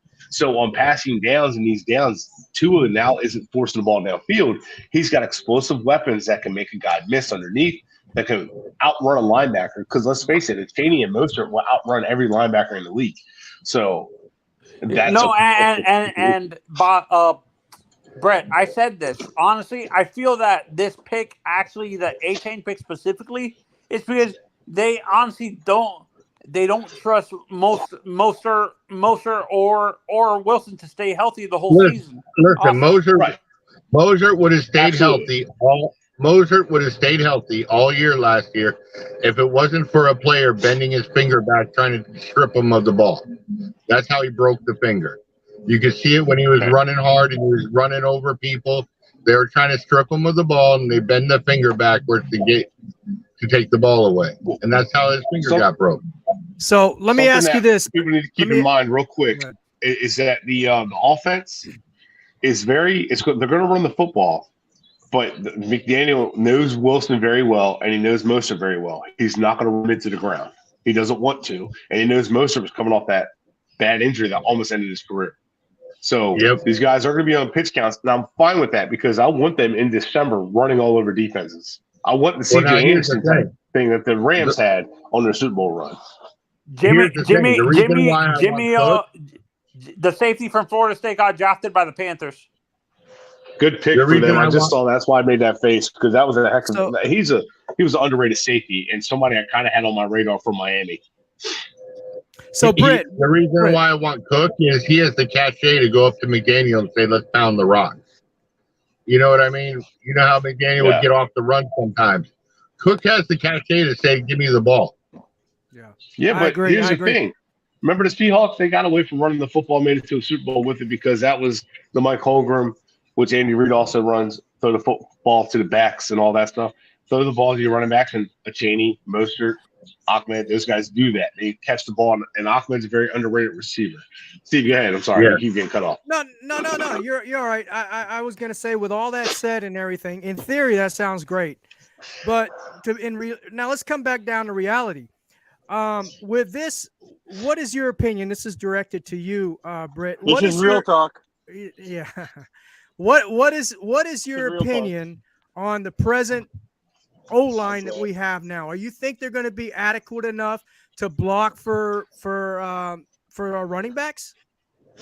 So here's the thing I've always been taught that it's definitely not the line of view that I grew up with, the line of view that I thought, and I've been taught this recently. Old The school. offensive line is never going to be as good as we want it to be. It's never going to be perfect. It's going to be hard to get 5 studs. And one of the examples I was given is Dallas. Look how fast that fell apart. They had 5 studs up front, and their weakest link was a stud on somebody else's offensive line, right? So their weakest link was probably the second best starter on someone else's offensive line, which was just insane for a while. Then the offensive line fell apart fast because of injuries. Travis Frederick went out, and then Zach Martin started looking human because he was having to hold everything down himself, center and tackle. Tyron Smith injury started catching up to him. So all of a sudden now, Dallas's offensive line looks bad. Doesn't look as good. Leo Collins is going for season. Now Zach Martin's like on an island by himself, still playing very well, but struggling at the same time. So you're looking at that and you say, like, how easy is it to pay 5 offensive linemen? How easy to get these guys? It's difficult. No team in the NFL has 5 starters anymore. And this is from someone who's been beating it down to move on from Austin Jackson. I still want someone to challenge Austin Jackson and to challenge Liam Eichenberg. But I think if you really think about it, if the backs are explosive, like I said about Alabama, a similar situation, and look at Pittsburgh for all these years. If your backs are good, then they're going to find the lanes quicker. Your receivers are going to get open quicker. We already know Waddle and Hill get open quick. I'm hoping that they can find a third receiver or tight end. I'm hoping Saubert, who's actually a better receiver tight end than people think. I'm hoping that those guys step up there. Sure. And I feel like McDaniel's going to start changing his offense and including the running backs more, which he started to do against Buffalo. That really tore up Buffalo's defense. That's my daughter making a. Go ahead, babe. Go ahead. You can do it. You're doing the Florida Gator. Hey, what do you think? I got a question. He's a Florida Gator fan, right? I have a question for you too on that. I brought this up earlier on here. What would you bring in, like a Cam Fleming to challenge Austin Jackson and take a shot at Voorhees in the 7th round and hope when he comes back injured? I mean, I would take, honestly, at this point, I would sign a few undrafted free agents. I'd look at teams that had drafted some offensive linemen to see if they're willing to trade off one of their guys. I'd kick the tires on someone in a contract year that we might be able to pay and afford. Cesar Ruiz. Cesar Ruiz. Yeah, I mean, that's an option too. So there's a lot of options I'd kick around. Now, when Greer was saying you guys are more worried about the offensive line and tight end than we are, that tells me they're pretty happy with their tight end room, that they're going to block the way they're going to block. They're just going to use them as blockers, which, I mean, I like Gesicki. No disrespect to the guy, but any block up front is better than Gesicki in line. I block better than Gesicki. Yeah, so I like see, they like Tanner Connor a lot. They said he's further along than they expected. We'll see how that goes. He's so small, but we'll have to look at the offensive line and how we have, like, I think they're going to need compensation at right tackle. I'm not happy with where it's at. I think it could be better, but we're never going to have a perfect offensive line, and I'm hoping that the explosive backs can make up for it. But we still average over 4 yards a carry. I mean, Donnie Shell he struggled in Seattle, and he came in and played just fine at right tackle. I thought he was serviceable. Yeah. I don't understand why they didn't bring him back. Or is he still on the team? I don't even know. Maybe they're waiting. He's the one who doesn't want to come back. Huh? Because we stopped running the ball in December. That 4.6 yards a carry that we were averaging, and that one game that Mostert had, that he was averaging almost 8.5 a carry, was gone because we got trigger happy. Yeah, well, there was a reason. Good point, Cap. Yeah, that's what I'm afraid of, Cap. I don't know if they're good. I don't know if McDaniel's going to utilize this running back the way that he could. I just don't think he's going to do it. Who, Cheney? Yeah, I just don't think no, Cheney. That's going to be our punt returner. No, Cheney he's a good back. He's a good back. I said it earlier. Cheney's exactly what they want to use the running backs for as receivers. They want to use the. That's exactly what he is. I On understand that, special but I'm, teams, from I'm what I've hoping they seen, do that. put him on That's what I'm special saying. teams. You guys don't want to use Tyreek on punt returns. You guys don't want to use No. Waddle on special teams. I'm We have tired of hearing Barrios. the excuses. Dude, you know, If this guy can hey, be on special Cap, you teams and run the forget. ball, use Yeah. him. Whoa. Yeah. Cap, No, We have you Bronson forget we Barrios got for that. Barrios now for that too. no, but Yeah, but Barrios, Barrios is not this kid. Come on, man. yeah, right. I'd You use could them both. Yeah, I would I'd use use them them both. both. Exactly. I'd And I use would- Barrios I- on maybe use Barrios on punt returns because whatever his name is, I can't pronounce it. Ahmed. Say hi. No, not Ahmed. The new guy we Say got. hi. A-Chain. Yeah, A-Chain. That's right. He's better at kick returns. Kick returning. I don't think he did punt returning at TCU, but he did kick returns. He was very good at that. I would use them. Texas A&M. Texas A&M. I mean, I would use him excuse as a me, Texas returner. A&M. Sorry. I 100% agree. I would use him as a returner all day. And he actually tweeted with me today about Texas A&M, and so that was cool. So. Shoot, I should would- know better. He's right here from Missouri That's City. SEC, right? Last time I checked. I would. Yes, it is. I agree. I'd use him as a returner. I'd use Barrios as a returner. I would trade Cedric Wilson. I'm still expecting that trade to happen at some point. That's going to be Yeah, but what are you going to get? What are you going to get for Cedric Wilson? Like a seventh round. Not going to get much. Yeah. I'm But telling you, man. you trade him, get a pick. You could I trade him think and by move up June now. 1st, man. I think everything's going to be predicated by June 1st. Yeah. pretty much Yeah, it. the Byron Jones cap, we get that money from Byron Jones also, right, Todd? Right. Yes. You know what sir. I think we're gonna do? Like Brett said, honestly, I feel what the Dolphins are gonna do is use the short passing game as the short passing game is gonna be our running game. We're not really gonna use the traditional running game because the traditional running game to me is not a lot of teams do that. Anthony, there's nothing traditional about this. We all know that from knowing McDaniel, his MO is speed. He got the fastest guys last season to be on this squad, and he's adding to that. No, but you understand what I'm saying. You understand what I'm saying, Cap. What I I'm get it, but the saying scheme, I'm saying, like, everybody I keep hearing the scheme all the time. I think, honestly, the scheme gets overrated, especially in December. We all saw the scheme get thrown out the window. We got to compromise and learn to adapt when the things don't work in our way. And it didn't work in our way throughout 5 weeks in the NFL. Like, Here's we got the thing, lucky and they're going to back have into to the playoffs. Let's be real. Let's be honest with each other. Yeah, no. They did get lucky in the playoffs.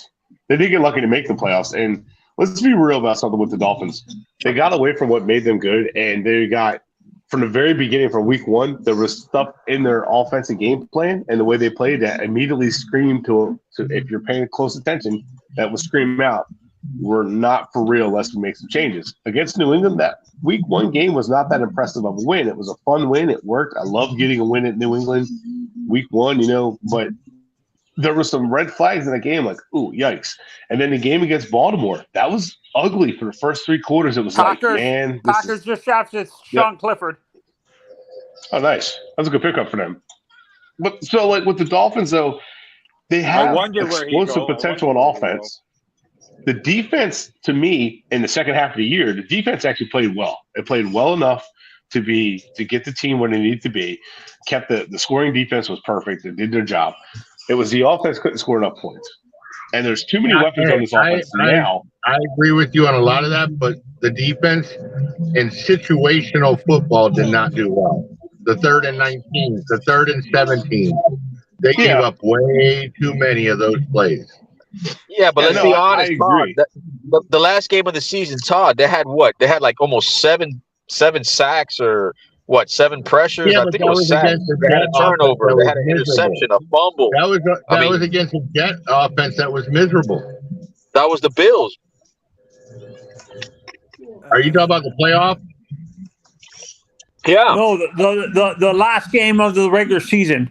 Talking about the Jets. That was the Jets. I'm talking about the last playoff. game of the regular season. Oh, you guys are talking about the Jets, sir.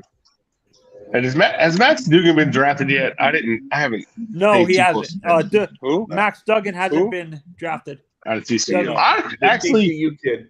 Some of you might not like him, but I would actually take him in the late rounds because I think he could come in and run McDaniel's offense. He can run McDaniel's offense like a serviceable backup. I think he'd be perfect in that, like, kind of not what Brock Purdy did necessarily, but I think he has the athleticism. He's got the smarts, the toughness, and like he the can guy. do. So I think he's an upgrade over Mike. I like the guy Mike or from Skyler. UCLA. I like the guy. I like the guy from UCLA. Antonio Maffi. he's already drafted No, to the Browns no. though. Who? DTR. Obviously went. DTR. All right, guys, I gotta head back to work. Y'all have a great one. I'll be All listening right, to you. thank you. All right, take care, Todd. Thank you for joining Did the us. Browns take Robinson? Did the Browns take Robinson? Yeah, I thought so. Is that what I saw? Yeah, the yeah. quarterback DTR got joined drafted by the something. Browns. Good for DTR him. got Good drafted for by him. the I like Browns. him a lot. I like him a lot. I said it out loud. And I when think was it's- Hey, Brett, when we why went to. do you I think wasn't here. Antonio Johnson I wasn't hasn't? here, Thirsty. Oh, okay. Hey, Brett, why do you think Antonio Johnson has fallen this far? Is there like injury concerns with him? Has there been Who? Antonio Johnson, the safety that played with Texas? Teams just might not be that high on him. But there's a lot of times, like when I talked to people down at the Senior Bowl, they were saying, like the media is so far behind the league. We've already known about a guy for years. We've already known that like he's going to put up big numbers in college, but we're going to look at. We don't see him as an NFL player. We see him as a special team guy or a project. And then the league or the media is like, oh man, this guy's going to be good. He's going to be this and that. So that's why you see a lot of that. And the media is always still late. So by the time the draft is here, a lot of what you see is like the league's already up on. And I'm not saying the league doesn't make mistakes. Receiver Justin Shorter, University of Florida, the Buffalo Bills just picked. So, but I think there's some Let me ask you guys a John. question. What do you guys think? What's to say about Wilkins right now? What? They're waiting until after June 1st. They're not in a rush to sign him. They're not in a rush. Yeah, they're not. Do you guys think we're going to go defensive tackle? Do you guys think we're going to go defensive tackle though? No, they love Wilkins. It depends on Wilkins. Depends on what's there. Here's a Wilkins guy. Yeah. He will. In the end, he'll get his $15 million. So got 15. Try 20. What? He's going to get Try 15. 22, buddy. Steve, There you go. 22. 18 million split it. 75. 5 years, $15 million a year. No way. You're gonna have to No pay way. him $20 million. And he'll get about 40. minimum. And he'll get about 50 guaranteed. Hey, but and you That's know his what? $20 You know, million. you Vita know Vea what? has what? You know what? Vita Vea signed for 15.5, Dude, and he has a Super Bowl ring. here you go. And you're Yeah, also but forgetting. the problem is we're also Vita Vea forgetting signed about- before these guys. We're also forgetting about we got to sign Zach Zeeler too. He wants his bag. And Zach Sealer's He's not not going gonna to get- cost yeah, anywhere near what Wilkins will. No, Yeah, but it'll cost what, 7, 8 12, million. maybe 12, 15, No, maybe. less than 10.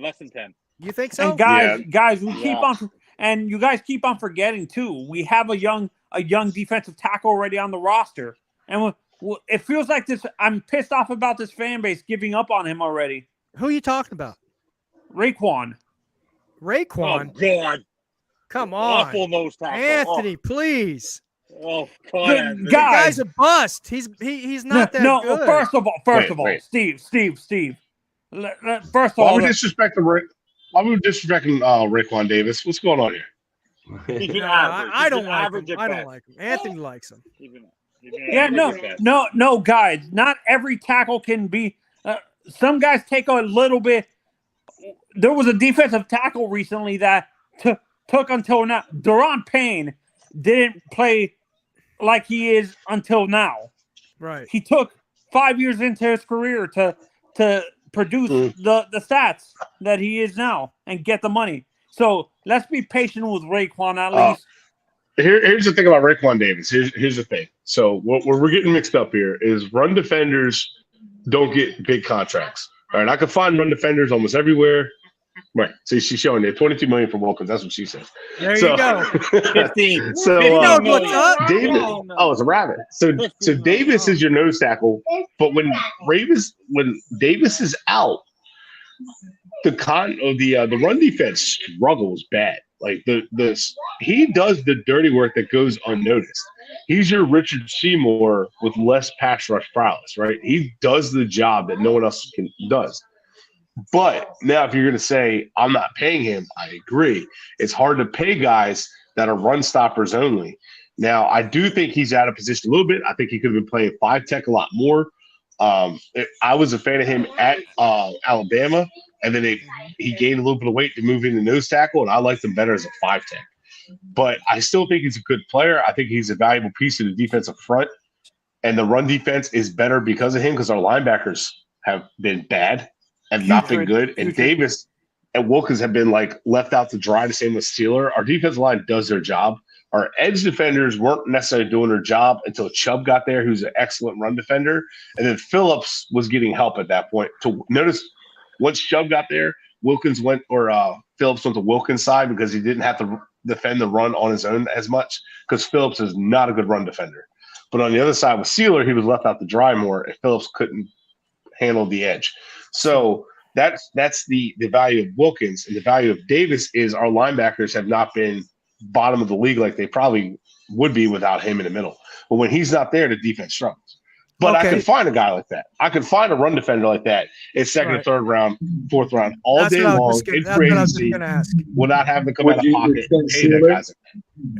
Yeah, no. I would extend Steeler because but the issue is people want to pay Wilkins, who's a run defender like that too. He can't. He doesn't offer any pass rush at all. So yes and no. So I've been back and forth on that a lot, and like here's where my fandom gets in the way of my evaluation because I love Wilkins. I love him as a prospect. I love him as a player. I love his energy, and I'm like, I'm not paying a run defender. Don't care how much I love the guy. Get his bag with another team. Good for him. But then I'm like, his leadership's invaluable. He's tough. He's physical. I just showed you what he does for Jordan Phillips. Keeps Jordan Phillips clean, or Jalen Phillips. Excuse me. He keeps him clean. So I'm like, I do like that about Wilkins. And then when I started watching more of Wilkins more recently, I see things that Wilkins does in the past that helps out their edge rushers and actually gets them passing lanes. And he does affect the quarterback. He does get in the backfield a little bit more than people realize. And he puts them off the spot. Against the Bills, he harassed Josh Allen a lot more than people realize. That he's an athlete for a big man, but he's not as athletic as like other guys. Like but Chris he's still Jones effective. He still pushed Josh Allen out of the pocket to where his help should have been, but Phillips got trapped inside. Thank you, Pamela. I really like Wilkins in that sense. I think I would pay Wilkins because I do think you'll get your money out of him. I know it's not typical to pay a guy like that, but I think you do get your money out of Wilkins.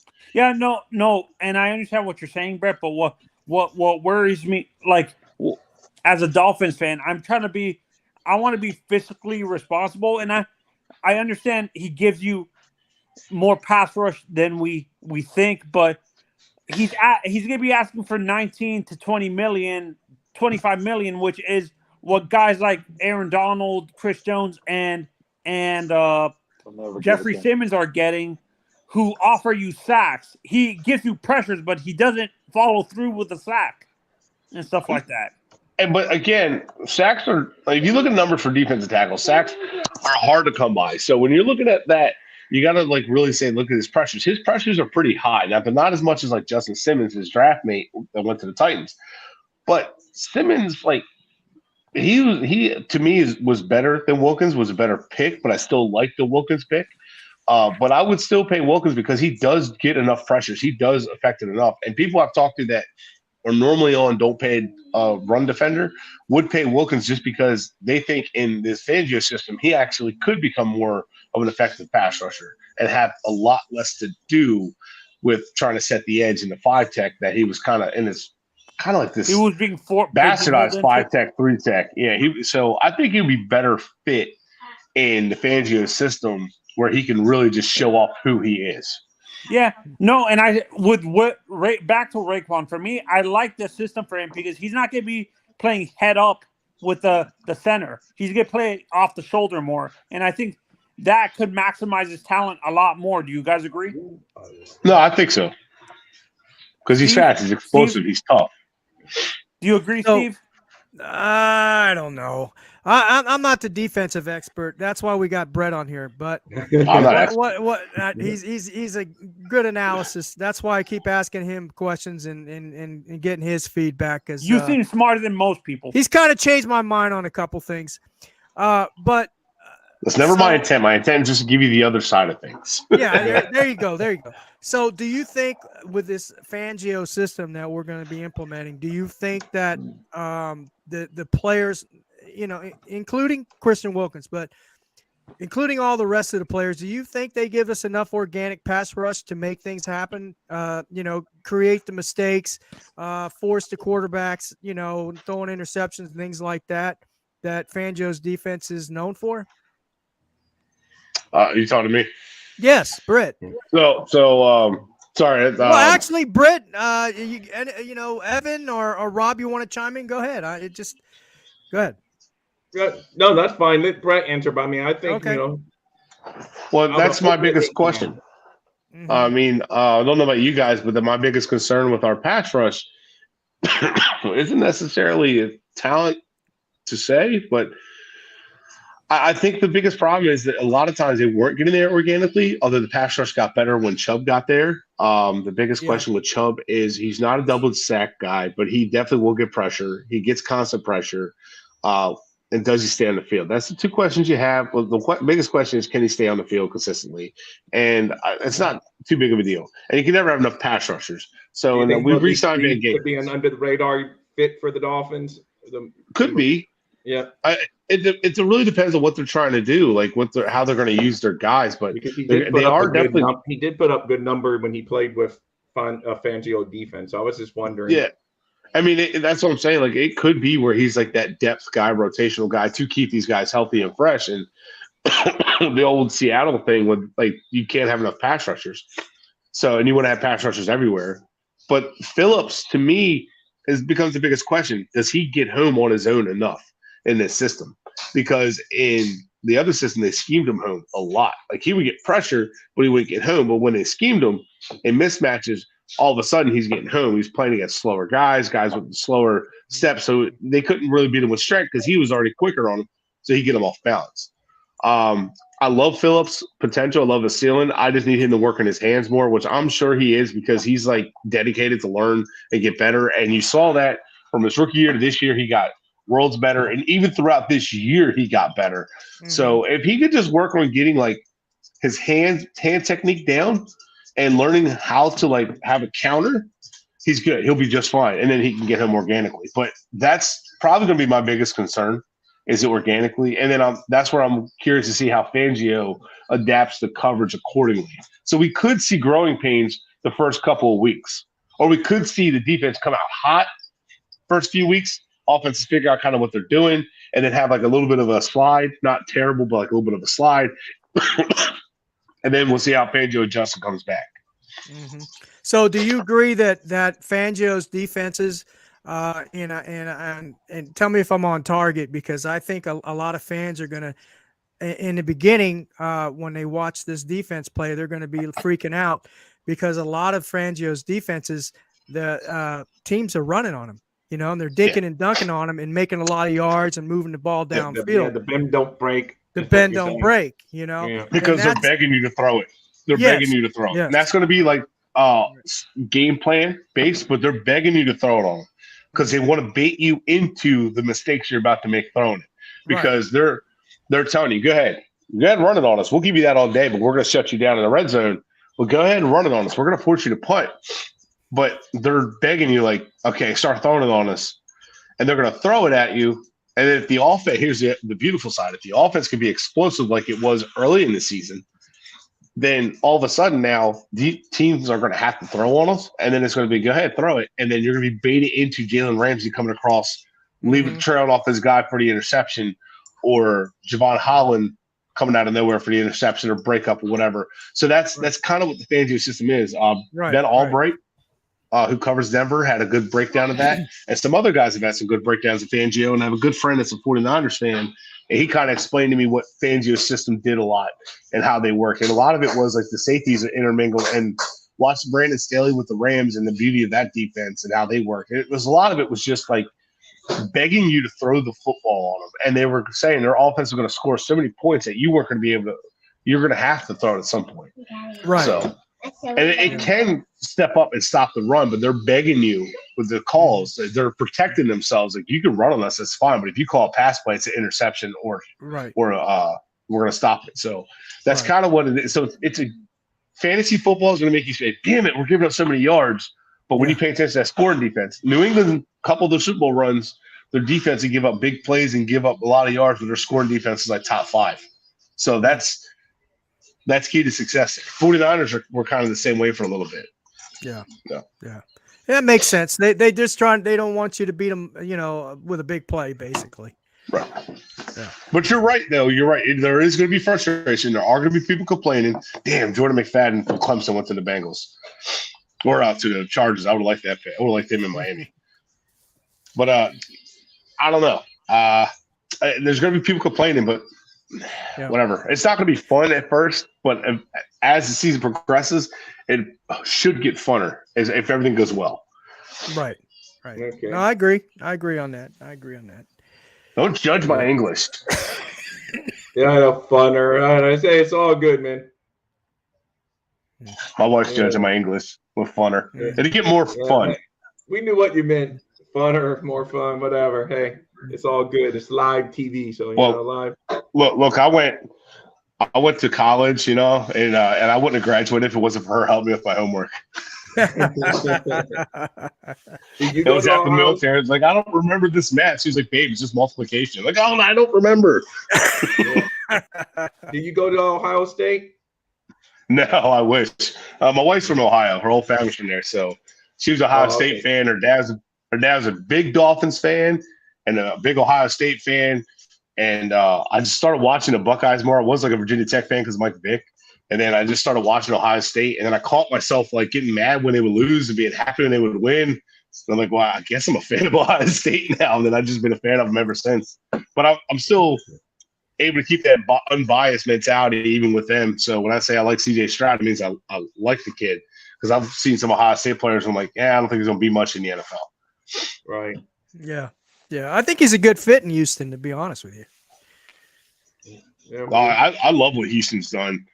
I think Houston's smart. I think they did get the better quarterback. Although I did say that Bryce Young was a good fit for them, but I still like Stroud. I agree with my buddy Vincent Reacts. Who's also a friend of the show. He thinks Stroud's the best quarterback in this draft. I still agree with that.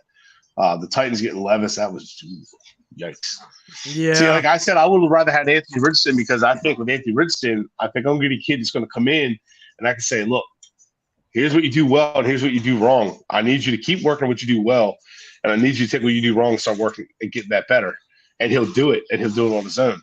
Whereas Will Levis, if I say that, Will Levis kind of had that attitude, like, whatever, man, I got this. He's just a bigger arm than Tebow.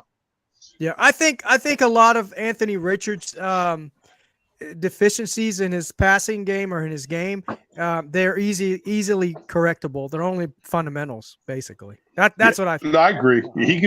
He could definitely be developed. It's definitely a risk. I wouldn't have taken a risk with him. Right. I'd have passed Anthony Richardson in the first round. Second round, maybe. Hendon Hooker, still think that's a steal for the Lions. I like Hendon Hooker a lot. I wish we would have got Hendon Hooker. Well, I did too, and that has nothing to do with Tua. Like, even if I like Tua, no, nothing to do with Tua. I'm not saying he could come in and start. Say that with a straight face, Steve. Say that with a straight face. I like the running back with a straight face. Pamela. By the way, I like that pick. Hey, you're the one that started it, Evan. You're the one that picked him, darn it. The heck are you talking about? Hendon Hooker. I would have taken him too. Hooker, like at Virginia Tech, I still watch Virginia Tech. You put him in, I love him. He does well, right? Yeah. All of a sudden, the offense is clicking. You put him in Tennessee, offense is clicking. And it's like, you can say what you want about the style. Offense he played in, whatever. I don't really care.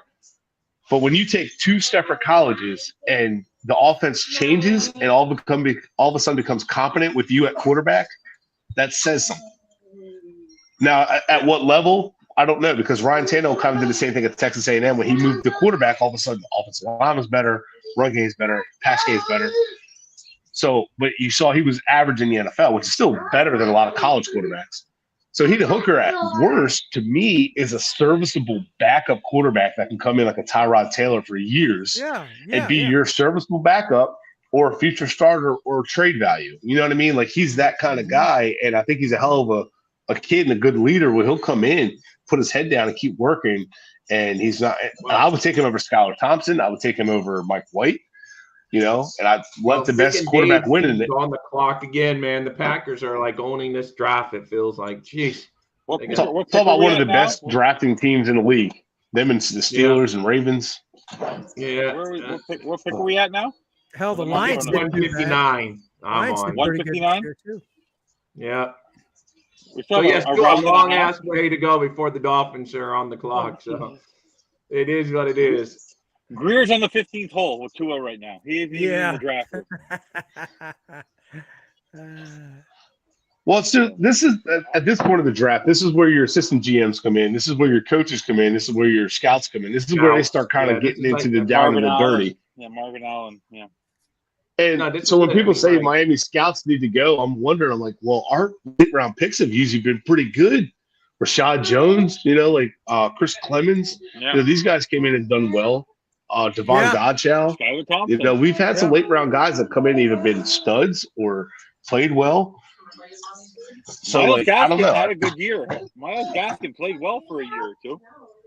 Hey, Myles Gaskin is what you would expect out of a 7th round pick, right? I mean, I liked Gaskin for a while. Is he like your starter? No, but if you were to tell me when we drafted him, he's going to be your third running back on a depth chart for the next few years, he's going to kind of sprinkle in, you wouldn't hear me complain about that in the 7th round. Ever. And then now, if you told me that they were going to constantly rely on him as a starting back and he would be average as they come, I'd be like, oh, come on. We spent a 7th on him. What are we doing here? But I don't hate the guy. I think he's done his job as a 7th round pick. What else do you want from the kid? And he works his ass off in the weight room. The dude is jacked. Just for fun banter, I wonder what the Dolphins would have done if they would have had pick 21, not been punished. I wonder where they would have gone. Funny you say that, because I was wondering. I was like, I wonder what their plan would have been in the first round if they kept one of their picks. Yeah, I really do. Maybe they would have gone offensive line because that was before a lot. Maybe right there. I don't know. Who knows? Or no, I don't know how much. I don't know if they were high on Kincaid because Kincaid's the only tight end that went in the first round. So I don't know if they would have been high on him or he's not their style. So I don't know who they would have gone. They wouldn't have went. I don't see that. I don't think they would have went tight end in the first round. I think they were content with the tight end. Maybe they would have gone. I don't know. They would have gone corner. No, I think they would have gone kicker. Oh yeah, they could have gone Joey Porter or something like that. Who knows if they really wanted corner? So I don't know. Well, Joey Porter obviously would have been a first-round pick. Technically, Joey Porter was a first-round pick at pick 32. He's going to get paid like a first-round pick because he got picked on 32. So, yeah, I know. That's, I never knew that no Penn State corners never gone in the first round. That's some crazy stat, and he would have been. Thanks to Stephen Ross, that would have been a first-round pick. Yeah. Thanks a lot, Ross. So that's crazy.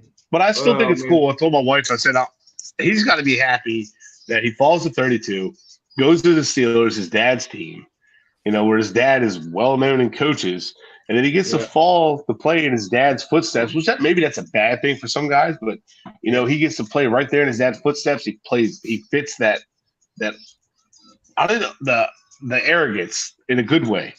That just strong, powerful presence in the backfield. I love it. The fit, like I told you guys Thursday night, I get excited when perfect fits fall into place. And to me, that was one of the perfect fits. And that was when I was excited to see go there for obvious reasons. But Miami at 21, right? So Quentin Johnson went 21, who the Chargers, they took both TCU receivers, and the second receiver they took was better than the first one. I'm not a fan of that one. So I hope it would have went there. But Zay Flowers, I think he could have been the pick there for Miami at 21. But he went the next pick at 22 to the Ravens. Yeah. And think about him in a slot with Waddle and Tyreek, and then Tyreek says he's retiring at 25. Okay. Then you got Zay Flowers till then. You got 5-year option on him. So you'd have him beyond Tyreek. So you'd have Waddle and Tyreek for years to come. It's still a lot of speed. And then there's your third option. He's another South Florida kid, too. That would have been cool. Explosive. I wanted the kid. I knew we weren't going to be able to get him. I wanted the kid out of North Carolina because that kid could play. And I saw Steve Smith's breakdown of him when I was getting the hype. I was like, man, I want to draft this kid. And I'm like, I was already high on him. I'm like, somehow Steve Smith Sr. made me want to draft him even higher. This kid's good. Antonio Johnson just went to the Jaguars. Another good pick. Jaguars are building themselves a team, and they got the window to win with the 3 rookie quarterbacks in that division. They got the window right now. Yeah, and they have a good head coach who knows what he's doing. Yeah, I like what they got going there. Yeah, no. So I'm going to ask you, Evan. I asked everybody The else Rams last just made time. a pick. Who Nick are the Chubb. Be careful Dolphins? your question. I have the ability to mute you. Oh, okay. Ability to mute you, so be careful. I'll walk thin ice. I told you when Evan's in charge, it's like when they leave the older brother in charge. Yeah, I got Yeah, I you. know. Brett, I've always said so- nice things about you. Be careful. All right, You're so not here- in Stagerland yet. All right, so here's the question, Evan. Go for it. Who do you think the Miami Dolphins are going to draft next? Well, who's What starting? position? Who What are they gonna position? draft? Yeah, What position? Positions. I think I actually, you'd be surprised. I think you're going to go fullback or they're going to go tight end. Okay. I would That's what I like to think. see. Is that I would Coons- like is that- to see him was draft that tight Coons- end. Was Zach Coons taken yet, or he's still there? Zach Coons. Is Zach Coons still on the board, Thursday? I haven't seen. I don't know. I saw people on Twitter saying he's still on the board, and I haven't seen his name today though taken. So And I then don't there's know. also Like, I've been Hunter paying Luke, more I attention really to you like. guys than the draft. Who? The Hunter tight end Luke, I Coons. really like him. Okay.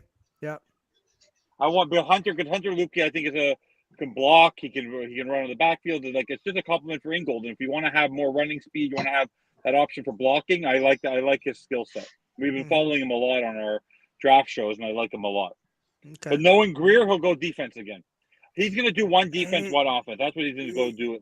I have a feeling they're going to go defense as well. Yeah. Yeah.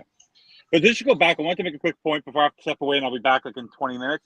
The whole thing with the running game, the whole thing for me, we talked about bad offensive line. So if you look at Tennessee with Henry, you look Mixon in Cincinnati. Those are not great offensive lines. If you have a good, stout, bell cow running back, it doesn't matter what your offensive line does. So if Greer does not want to improve on this offensive line, what would all make us comfortable is if you had a Cook or even a King Henry, because you need a stout star running back to sort of who can handle the fact that your offensive line isn't that strong. That's where I think they need to go in the post June 1st. Well, Evan, I know you're I still think they Canadian. should go get Cook. Evan, I know you're Canadian, and the Legacy family's pretty Will heavy up in Mallory Canada. from University of Miami just got drafted by Damn.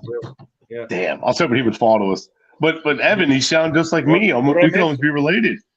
Will Mallory, University of Miami, Brett, tight end. remember I told you, Brett, you made me become a draft nerd. You're the one who turned me into a draft nerd. Good. Now you'll be teaching me soon. Yeah. Will Mallory I've was a been good one. I following like him nonstop. potential. Yeah. Yeah. Has he been taken yet? And one thing about tight ends that we should realize now. too is they take time to develop.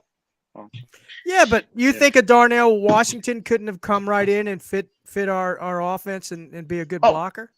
Probably, but there's concerns about his knee, his foot, his shoulder. Well, I know so that. there's I like a laundry understand list of things Perfect people for are the worried about. Dolphins.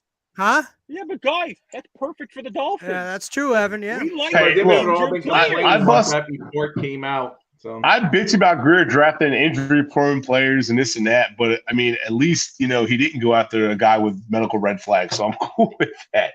Speaking of that, did Sean Tucker get drafted yet? No, I don't think so yet. Because he was medically cleared. Thirsty? I would have to go to another Yeah, site and kind of find out. So what about Brett? I don't know if Chase I asked you Brown, I the liked him as a running back. Cincinnati just took Chase Brown. Uh-oh. From was this Syracuse? Chase Brown from Illinois. I like Who's back? Oh, no, Illinois. Sorry. Sean Tucker from Syracuse is the one I like. Chase Brown from Illinois. Yeah, I liked as well, but I like Sean Tucker better. Bobby, I moved you. I Yeah, want Chase Jackson. Brown just went to Cincinnati in the 5th round. That's a good pickup for them, and they're going to need a running back anyway because they might lose what's his name for a couple weeks, or I don't know for how long. The good news is Mallory on the went bottom out little now, ticker right? here, you can actually see round 6. We're still on round 5, but you can actually see round 6 coming up soon. So finally, Evan. there's some- Chase Brown from Canada. He's Canadian. I know. No, what's his name? Sidney Brown. Isn't Sidney Brown also from Canada? Sidney Brown's also from Canada. Who?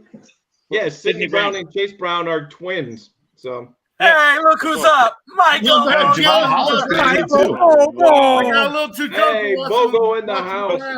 Cap Brett, Darnell Brett. is off the board. Darnell went to But yeah, Pittsburgh. Sidney Brown and Chase Brown are twins, I my saw friend. that. I saw that. Boo. Oh, yeah, okay. No cap. I got it. Darnell Washington went I didn't off know the Sidney board. Brown and him were twins.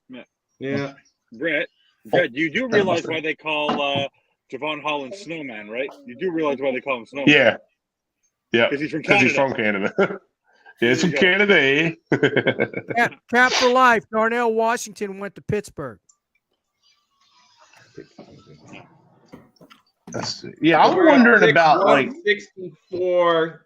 So we're still like oh my god, we're still a long way. I'm trying. Let's just let you guys know. Hey, wait a minute. In between my little break here, I was saying goodbye to my son's going to his first like official like birthday party. He's excited. So I was talking to my wife on the phone because she was like, it was his first time. And then I was saying hello to my kids, and then I talked to Ralph down in Miami, and I'm trying to get him on here to talk. Nice. For at least 5 minutes, get Ralph on here. So I'm praying that he can do it. Evan, Ralphie. yeah, Robbie boy. Man, another quarterback that went on the Hall. Jaron Hall to the Vikings. Jaron Hall. Oh, I like that in that system. Wow. Okay. That West Coast system. That athleticism. I like and that. The running man. backs. I mean, the quarterbacks are really dropping quick today. I mean, this is a good value for them. For sure. I'm going to take heat for this, but I would have taken a lot of these running backs day 3 or these quarterbacks day 3. And Jaron Hall was one of the guys I'm like, you know what? I'd take a flyer on because he's got some athleticism. He's probably better to throw than like Dorian Thompson. But like he fits the system because everybody has to remember this system. They like athleticism in the system. Be able to move in the pocket, be able to move around and throw the ball off plane. So I still like Max Duggan, and a lot of people aren't going to like that, but he has like some moxie to him. Very intelligent guy, athletic guy, runs pretty well, doesn't have a great arm at all, which, I mean, whatever. Neither does our starter, so they'll be used to it. But no, as long as he can get the ball and the timing and anticipation is good, it doesn't really matter because Joe Burrow doesn't have a big arm either. Look at him. Yeah. Yeah, no, exactly. No, and if he could just come in as a backup and be able to maneuver the pocket, make some plays, that's all that matters. Hey, Bleezy 38, welcome to the room. And Pamela, I already said it, but if you didn't hear, thank you for being in here for several minutes. Pamela, she's so cool, dude. Yeah, she thanked us for having a good show. So you're welcome, and thank you, Pamela. And we had the link in here, Pamela. I don't know if it's still pulled up there, but you're more than welcome to hop on just to talk for 5 minutes. If you want to talk about the picks in person, you're more than welcome to. We got the 6th round coming up, only a few picks away. Look at Jaron Hall. Oh, Chase Brown. There you go. So, but just about a little over. Well, we're like 32 picks before the Dolphins are on the board. That's right, so. Bobby. Yes. I see the link, but it's way up there. So if she wants to, can she still use that link? Yeah, it's the same. Or anyone that wants to come in. Let me talk to some of these sports fans up on here and talk about this sign back here for a second. This metal sign, this tin sign up here. I was at the Franklin Festival in Franklin, Tennessee, and was taking a walk, and I found this, and they had Ohio State signs, they had Marines, Georgia, exit, blah, blah. Dang, like that. Bobby, give me the link. Give me a link. Hey, I'm going to tell you. Let me just tell you right now. This guy was awesome. We got this on here. They got Dolphins. He said they had all the teams. He could do custom work. You let him know. All right. Awesome guy. I'm telling you, you guys got to try this out. I'm going to create a graphic to share it. Is he in Nashville, you said? I believe he's in Nashville or Georgia. I think I saw it on a Facebook. I saw. I'm going to be down there in June. I might meet up with you. I might go over there and try to get Tasha an Ohio State one. She just complimented it earlier on the show. She liked it. Who did? I'm sorry. My wife, she likes it. So I was like, man, that'd be brownie points right there. This one here, it was so cool. He had a big one, a small one. Again, I saw Ohio State. I thought of you when I saw it. I saw different teams. I saw police. I saw guard. I saw Marines. He does them all. He told me, he goes, Bobby. When I told him I was doing a show, when I do the shows, he said, you let your people know that I have I could do custom work. I could do this. His name is Miley. His wife was Melissa. The name of the company or the name of their thing is Steel, like steel, metal, Steel My Heart Metal Art. And you can find them on Instagram or Facebook. Okay. So, or you can email them at steelmyheartmetalart@gmail.com. And let them know. Say, hey, look, I saw you on the Finstock Sports Network. I saw your stuff. I love whatever you might think you want, he'll do. Let's welcome the one and only Miss Pamela in the house. How you doing, Pam? Hello. Welcome, Pamela. Fins up to you. Fins up. Throw your fins up. Yeah. Like, what's up in the sky? Oh yeah. Exactly. Thanks, guys. Thank you. I'm enjoying the coverage. Y'all's coverage is spot on. Thank you. Really enjoying it. Yeah, thank you very much. I've heard your voice many times because you and JP Notorious. I've listened to some of your Twitter spaces, but I've never joined in. But you guys always bring good stuff. Oh, thank you. Thank you. That's very kind. Very kind. I met Pamela on Miss Finn's. We've talked on Miss Finn's. I've listened to her on Miss Finn's as well. Yeah, some great stuff. So it's great to have you on, Pamela. So as a Dolphin fan, after these 2 picks, I'm sure you've been putting in the comments, but officially here, how are you feeling about the Dolphins draft so far? Well, I think the cornerback pick was really good. It was definitely a need. We need some speed out there. And I feel like, the kid plays in the SEC, so I feel like he's going to be ready to go. You know what I mean? He's played good competition. Good point, yeah. The running back pick, I'm not sure it fit one of our needs.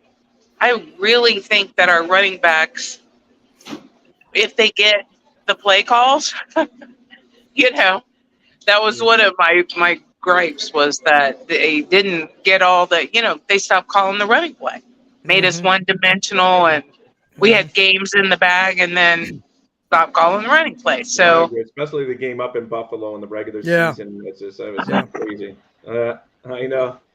It's just we were dominating them, and then all of a sudden we stopped running the ball. It's just weird. That's the game that stands out to me. I rewatched that game on the NFL Network. I mean, it was like 5 yards of carry, 7 yards of carry, 8 yards of carry, 2 yards of carry, and then nothing. And you're just like, what? I know. BJ Thompson. Yeah, it's crazy. they couldn't stop us, right? They really couldn't. They didn't have an answer for it. So why do you stop? Whoever you went to the dance with, you stay with that girl because she brought you to the dance. So No, I agree. Until something stops working, you keep on doing it until they can stop it. Then if they stop it then you're like, okay, now we got to switch up. So exactly. Yeah, But no, I agree. then on the other hand, then we would run the same 3 running plays at the goal line, and it didn't work the first time. Oh, yeah, some of our goal line, I know. They did. They ran a lot of the same plays a lot last year. Maybe a little different wrinkle here and there, but you're right. They did run a lot of the same plays last year.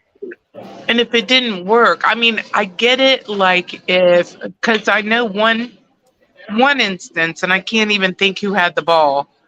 But one instance, he went the wrong way. The running back went the wrong way, and he didn't go. And if he'd have gone where he was supposed to, it was a sure touchdown. Yeah. But anyway, guys, real quick, Pamela. Hey, Bobby, I'll be back in a few minutes. I gotta go make a run. The wife works all night tonight as a nurse, and if I don't get her Dunkin', she's gonna be giving me this squirrely face. So I'm gonna make a run for Dunkin'. Happy I know what that looks like. I'll be back in. If some big miracle, please text me. You guys that have my phone number so I don't miss anything.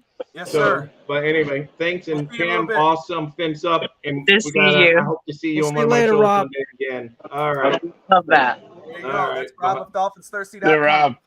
Later, guys. I'll be back. All right. Yeah, I'm in Galveston, Texas, and I'm in a little Mexican restaurant that has like the food is incredible. I don't know if you've seen them. What's the name of the restaurant? I'm in Houston. The original. We're in Houston right now. My husband was nominated for an NASA award, and he actually won. Congratulations. Yeah, isn't that great? Yeah, He won that's the great. Congratulations. There you go. Yeah. Yeah.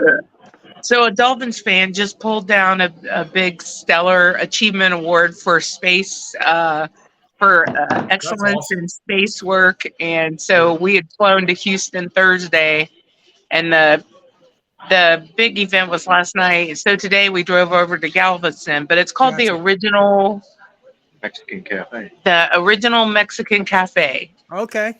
I'll have to And we check it out. got I don't think I know where that one's at. Well, it's on 14th Street. Okay. I can tell you that. Like, if you head to Galveston, I've never been here before, Right, but a right, right. local told us about this, and he's Okay. right. The food is Wow. amazing. Must be a hidden gem. I've never heard of it, but yeah. It's kind of hidden. It's small, Yeah. but it's cute. It's quaint, but great Nice. food. Well, Nice. that's Well, awesome. enjoy. Absolutely, enjoy that food, and I would love to have you on more often on our shows. So feel free, if you're ever available, let me know, and we'll get you in here. I would love to. Just message me. I follow you. I'm subscribed. I follow you guys. We appreciate you, and yes, I will, because I think it would be great to get you on. Henry 2020 from Alabama just got picked by the Houston Texans. There you go. And right here in front of me. Damn it. Oh, you got Texans are having a hell of a draft. Yeah, I'm at the bar, having good food, and I got the draft right there. Perfect. I got you guys on right here for your commenting, and there you go. We appreciate you, Pam. That's awesome. Look, and I think one of the great things about the running game, what we were talking about, the running game. It's not that the running game sucked last year. It's the reason why, it was that the Dolphins got away from the running game. They didn't stick through. It should have been 60-40, not 80-20. That's why when they double teamed Tyreek and Jalen, I saw that in the comments earlier, the offense stalled because they knew what they were doing. So maybe this is an inclination, this pick with a chain. I hope I'm saying his name right. But hopefully this is you're an close inclination. enough. I know. Let's be calm. Acme, or that this is an inclination that Miami is saying, no, you know what, we are going to be that 60-40 team. We are going to be Tyreek, Jalen, and then we're going to hit you with the speed with Raheem Mostert and a chain, and that would be a great thing. That's a good point. I didn't think about the fact that they got a running back and maybe they're going to commit to it. That's a good idea. They couldn't commit to the run game before because Jeff Wilson and Mostert had injury histories. They were banged up. And McDaniel said, they're coming off injuries. I don't want to give them too much of a load. And then the other backs behind them were not really worth putting on the field. So it was kind of like we can only use it so much. So they were going to pass, open the run, which is what McDaniel wants to do because the Shanahan offense, you can either run to set up the pass or pass set up the run. It's similar to the West Coast in that sense. But, it just kind of sucks. So now we got more depth at running back with just as much speed. So it makes me happy. Plus, they're receiving threat with him. So, I'm hoping that's what they kind of go with. Yeah, so am I. They do need to widen it, right? So the thing that made us so potent was that we spread the ball around to everybody, and then we got away from that. Why not use the fullback more? Why not throw in Craycraft a little more often? Because River Craycraft, that kid, he comes down with the ball. Yeah. He's great hands, good hands. There's a reason he kept his job over Sherfield because he was very quarterback friendly. And Sherfield, who's a stud as a blocker, but Craycraft is very quarterback friendly. And biggest problem is Tua's tunnel vision. He kept looking downfield for the big play that he wouldn't see underneath till too late. And then against Buffalo, the reason his game against Buffalo was so successful is he got started a little late, but once he started seeing the running backs underneath and Buffalo's like, go ahead, we're going to do the same game plan. He started digging them underneath. All of a sudden now, Mostert's now getting the yards that they catch, and he's having a big game. And now, Tua's realized, if I start giving my weapons back underneath and they vacate the middle, we can just kind of dink and dunk them. But by the time we realize we're already playing from behind. So if he can do that from the very beginning, you can sustain drives, and you can start getting off top early. Great. Let me just say very quick, and then Steve, I want you to take because I knew you had something. But that's a great point, and that's something that whether you're we all want Tua to succeed because if Tua succeeds, Dolphins succeed, all that. But whether you believe in Tua or not, but that's a great point because if Tua grows this year and he's doing that instead of eyeing downfield for Tyreek and Jalen, and he's seeing Sherfield, open or the third receiver. That's going to help open up that or a chain. That's going to open up the offense a lot more. It's the same thing. That's why, again, the running game.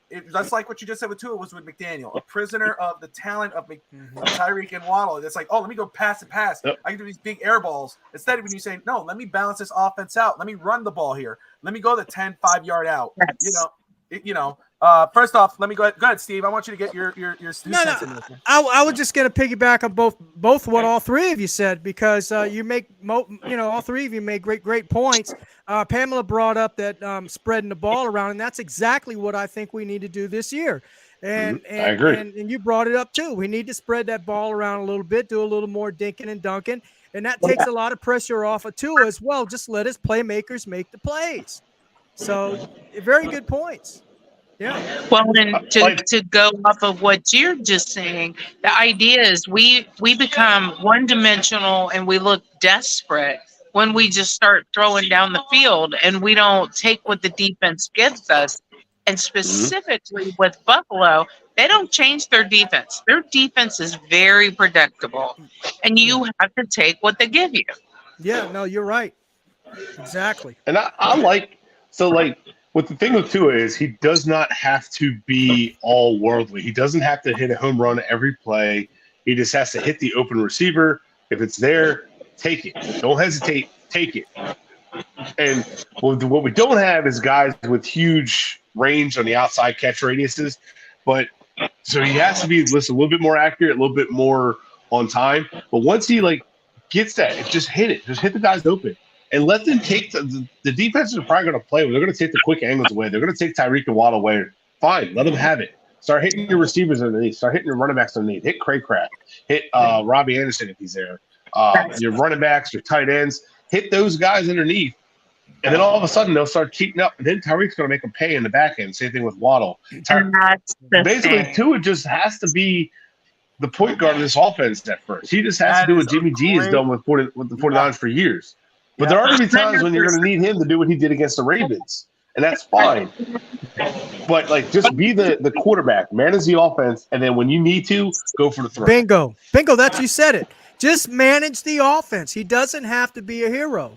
Just manage the game and you got plenty of talent surrounded around you.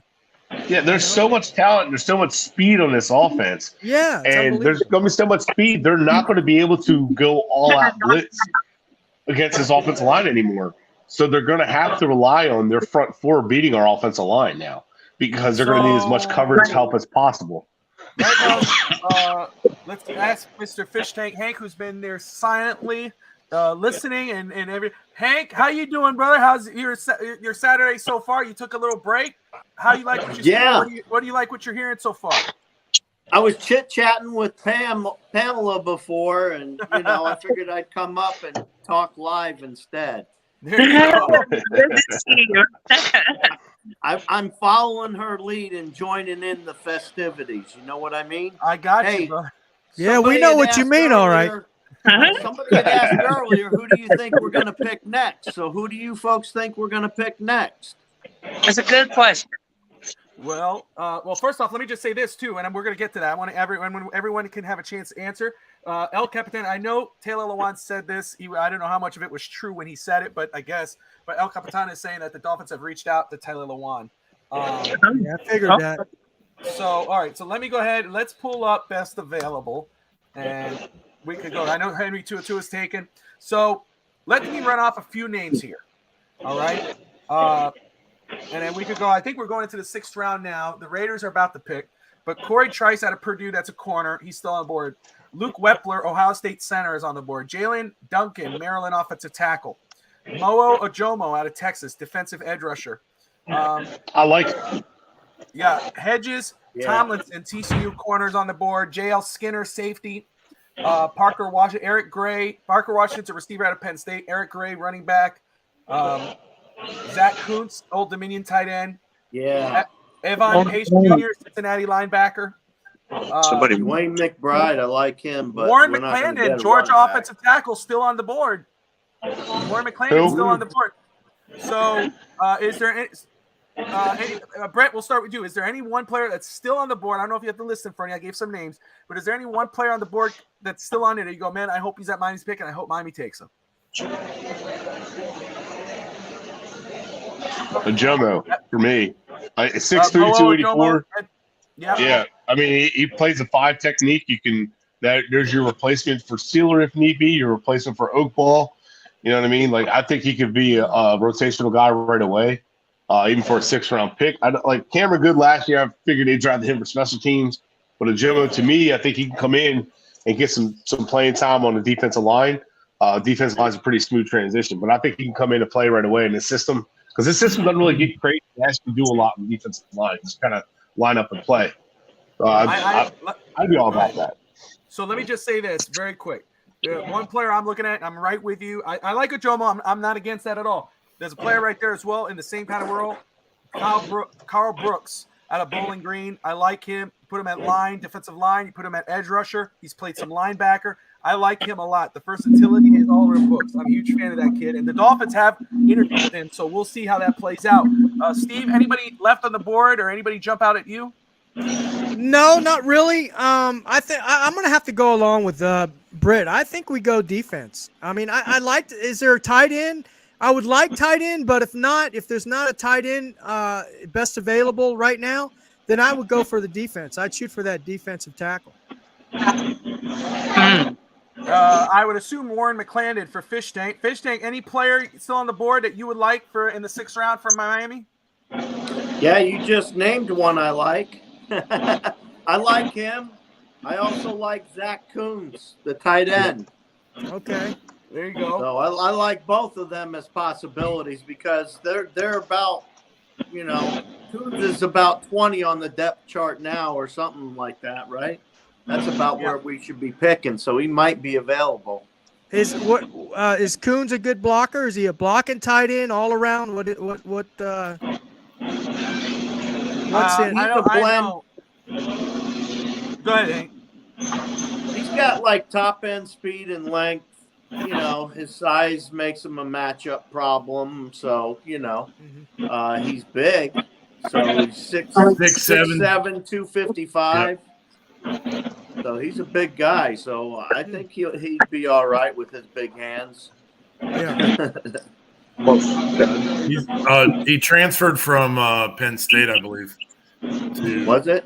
Yeah, he transferred from Penn State to Old Dominion. Yeah, I know he's at Old Dominion, but I didn't know he transferred. Somebody went early in the draft from Old Dominion, right? Who was that? Somebody went early. Well, who went was Nick Salvadore. He got the first pick in the 4th round, the offensive guard. He was the first one off the board. And Jason Sarney just brought up Zach Kuntz, tight end. So that's another one he's brought up. So that's for Sarney. Let me see here. Pick is in for the Tampa Bay Buccaneers. Hunter Luque, he's another one I like. Fullback, running back. Yeah, that came I in. like him a lot. Anybody? Maybe we mentioned him, but any particular player you're interested in? The edge rusher for sure. I think that's something that we need. We've got Wilkins up in there, and I mean he's not an edge guy. He doesn't have the speed, but boy, can he take them down! And with the people around them, that's I think our one weakness is edge rusher. You think about how many games you watched, and running backs would get the edge on us, right? They run outside, and it drove me crazy. Sometimes it was people didn't stay home, they didn't stay on their guy, but sometimes it was just they couldn't get there. They committed the other way. They couldn't reverse. Did you see what we said earlier about that? No. So Steven asked, how do we feel about the pass rushers getting there organically without having to be schemed home? Because, that's what Fangio does. And my thought was the same thing that's always been is the positive about the Flores system that, what's his name, ran here, but Boyer ran, is that it's very scheme dependent. Like they scheme people home. And I like Jalen Phillips, but he has to get schemed home a lot. So he's starting to show an ability to win one-on-one matchups, but I'm worried about him as well. And I love that you said that because I don't think you can have enough pass rushers. We need more consistency from our pass rush. And Chubb, I don't know if you agree, but Chubb seemed to make that offense for that pass rush better. When he got there, Phillips could stay to Wilkins' side, which helped him out a lot. And then Chubb was able to win his one-on-ones. And then Phillips was able to kind of get a little bit better matchups on the other side. Now, I want to see more consistency. I agree with you 100% on the Chubbs take, because a lot of people are, saying, well, he didn't do anything. We paid all this money.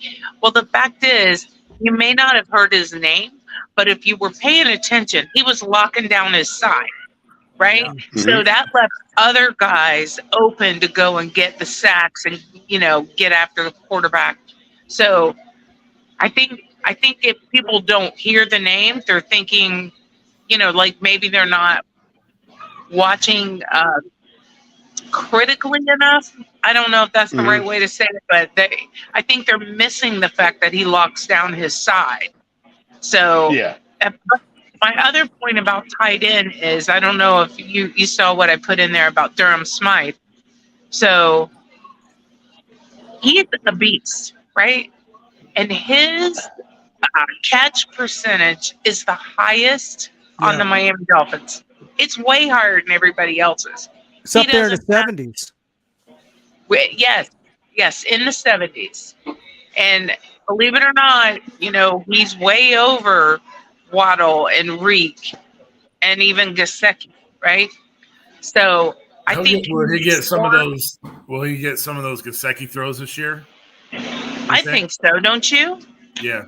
So I think Saulberg get a lot of it. Yeah, Auburn's going to get a lot. No, I think Saulberg's the more athletic guy that we have. I think he's going to be the guy getting more of Gesicki's looks. I think Smythe's just going to stay in the same role, and I think just from what it seems like, and the way Saulberg's talked and McDaniel's talked about that, and it seems like that's the whole deal with the signing. Because he said, "I'm more than just a blocker." He said, "I don't know why people think I'm just a blocker." That's because how he was used. And you see some of his film, like he really didn't do much as a receiver, but I think they're going to try that. I'm not saying it's going to be successful. Let me go ahead very quick. Just recap here about the last 1, 2, 3, 4, 5 picks. So Arizona Cardinals get linebacker Aaron Popo from Auburn. Cowboys get offensive tackle Asim Richard. The Raiders get Christopher Smith, safety out of Georgia. It was a good pick. The Tampa Bay Buccaneers get Hanks, tight end Payne Durham out of Purdue. And Eric Gray, running back out of Oklahoma, went to the Giants. So wow. Wow. That's disappointing, but that's all right. Kuntz is on there. Yeah. Kuntz is still there. Bobby, I don't know why Kuntz is there. I know he transferred out of Penn State down to ODU, so I don't know why he's at 6'8". Yeah. I mean, is he another Adam Shaheen? What's going on here? I believe, if I'm not mistaken, I heard somebody do an interview with him, and he was hurt a little bit this season. So I don't know that he played the full season, but I mean, that transferring down to Old Dominion. Was he the one that ever talked about like he seemed kind of like dumb, like he's not very intelligent? No, like was when they interviewed him on NFL series, he seemed like he knew what he was talking about. Well, it can come down to just about anything, why a player sits there. It could be that the teams just didn't have that need, or somebody, that they didn't think was going to be there is there, so they don't take him. So there's a lot of different reasons, and it could be, I feel like things happen a lot at the combine, right? They talk to players and stuff, and maybe they just don't see him as a fit. So we'll see if he's still there for Miami and what. We'll see what happens. Yeah. Because honestly, at the end of the day, offensively, a block of tight end helps this offensive line too. So what's up, Michael? 100%. Your boy Patterson's still on the board. Jarrett Patterson out of Notre Dame. Yes, he is. Him and Voorhees, right? Yep. Voorhees is still there. So Hey, everybody, I gotta check out. But thanks for letting me join today. All right, Enjoyed Steve, it. thank you, brother. We'll see Yes, you sir. Tuesday. Yes, sir. Hey. Real talk, Later. Fins talk. That's There you right. go. Get it, Take fellas. care. Get it. Thank you, sir. All right. So we are at the San Francisco 49ers pick, 173. Beal Jr. defensive Robert end. Beal Jr., Georgia. There you go. Yeah, All right. look, anybody that comes out of that team is just going to be good. The water boy is probably a really good Can we just say fly, Bulldogs fly? Oh my goodness. I mean, that's all they're taking is Bulldogs. Wow. Yeah. That's crazy, right? Their whole team is Georgia Bulldogs. Yep. That's insane. Yep. And it You may can't blame them because they have athletic. They got freaks of nature on defense. Oh yeah, I'm not blaming them at all. They are legit. Got chocolate milk. Who says? Donut store. You took my Jeep. Yeah, she calls Dunkin' Donuts the donut store. Everything's got a store. We go to love it. It's trampoline park. She calls it the jump store. We take her Walmart because of the logo. She calls it the X store, and Target's the I store. Oh, that's so she's got her own funny. little nicknames for things. That's great. It's their own language. It works for us. We used to be X store. Like, don't worry about it, right? Well, there's supposed to be a donut shop here. That's what is it? Speaks.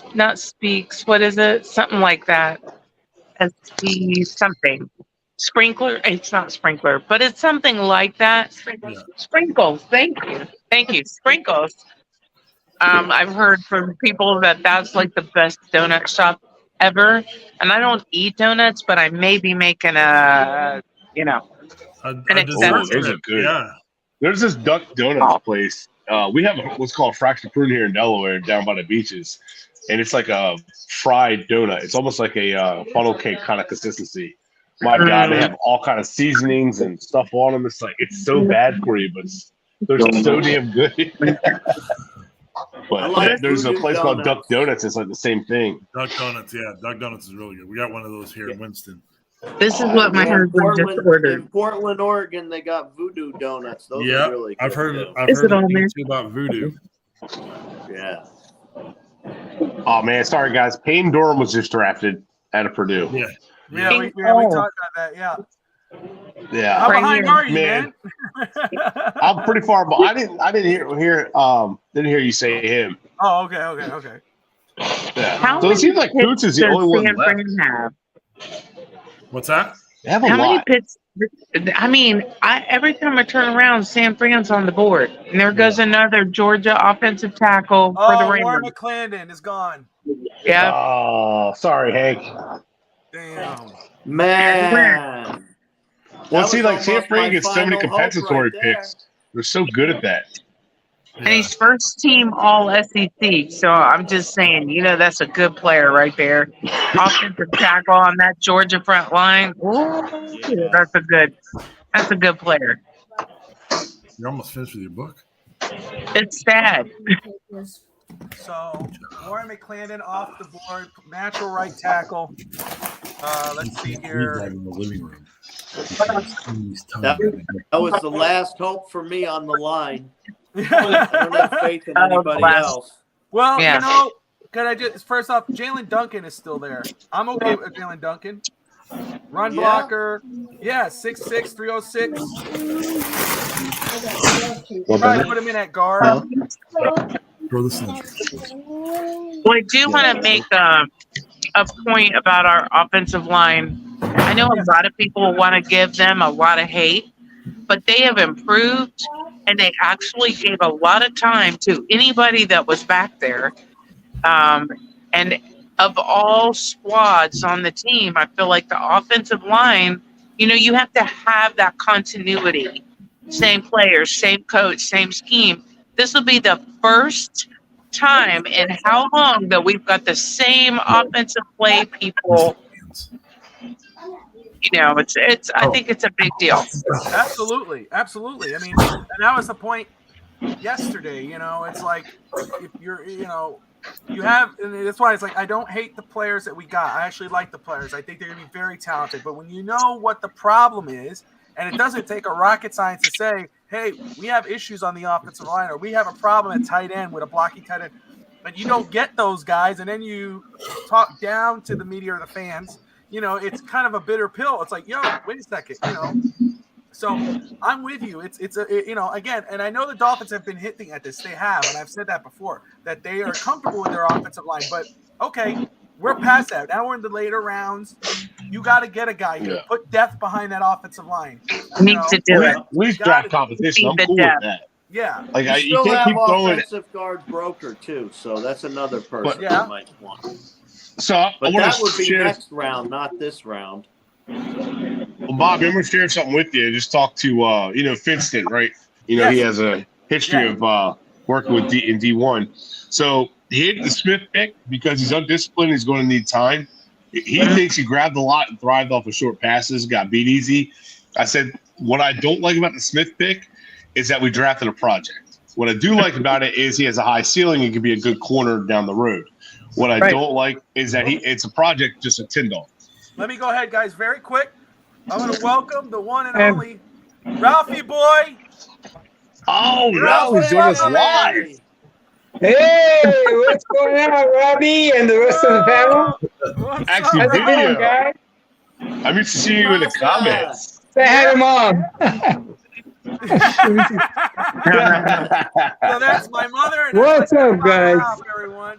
I'm trying to get Tasha in the video. She ducked. Yeah, there you go. So how's it going? What's going on, Ralph? How you doing? Not much.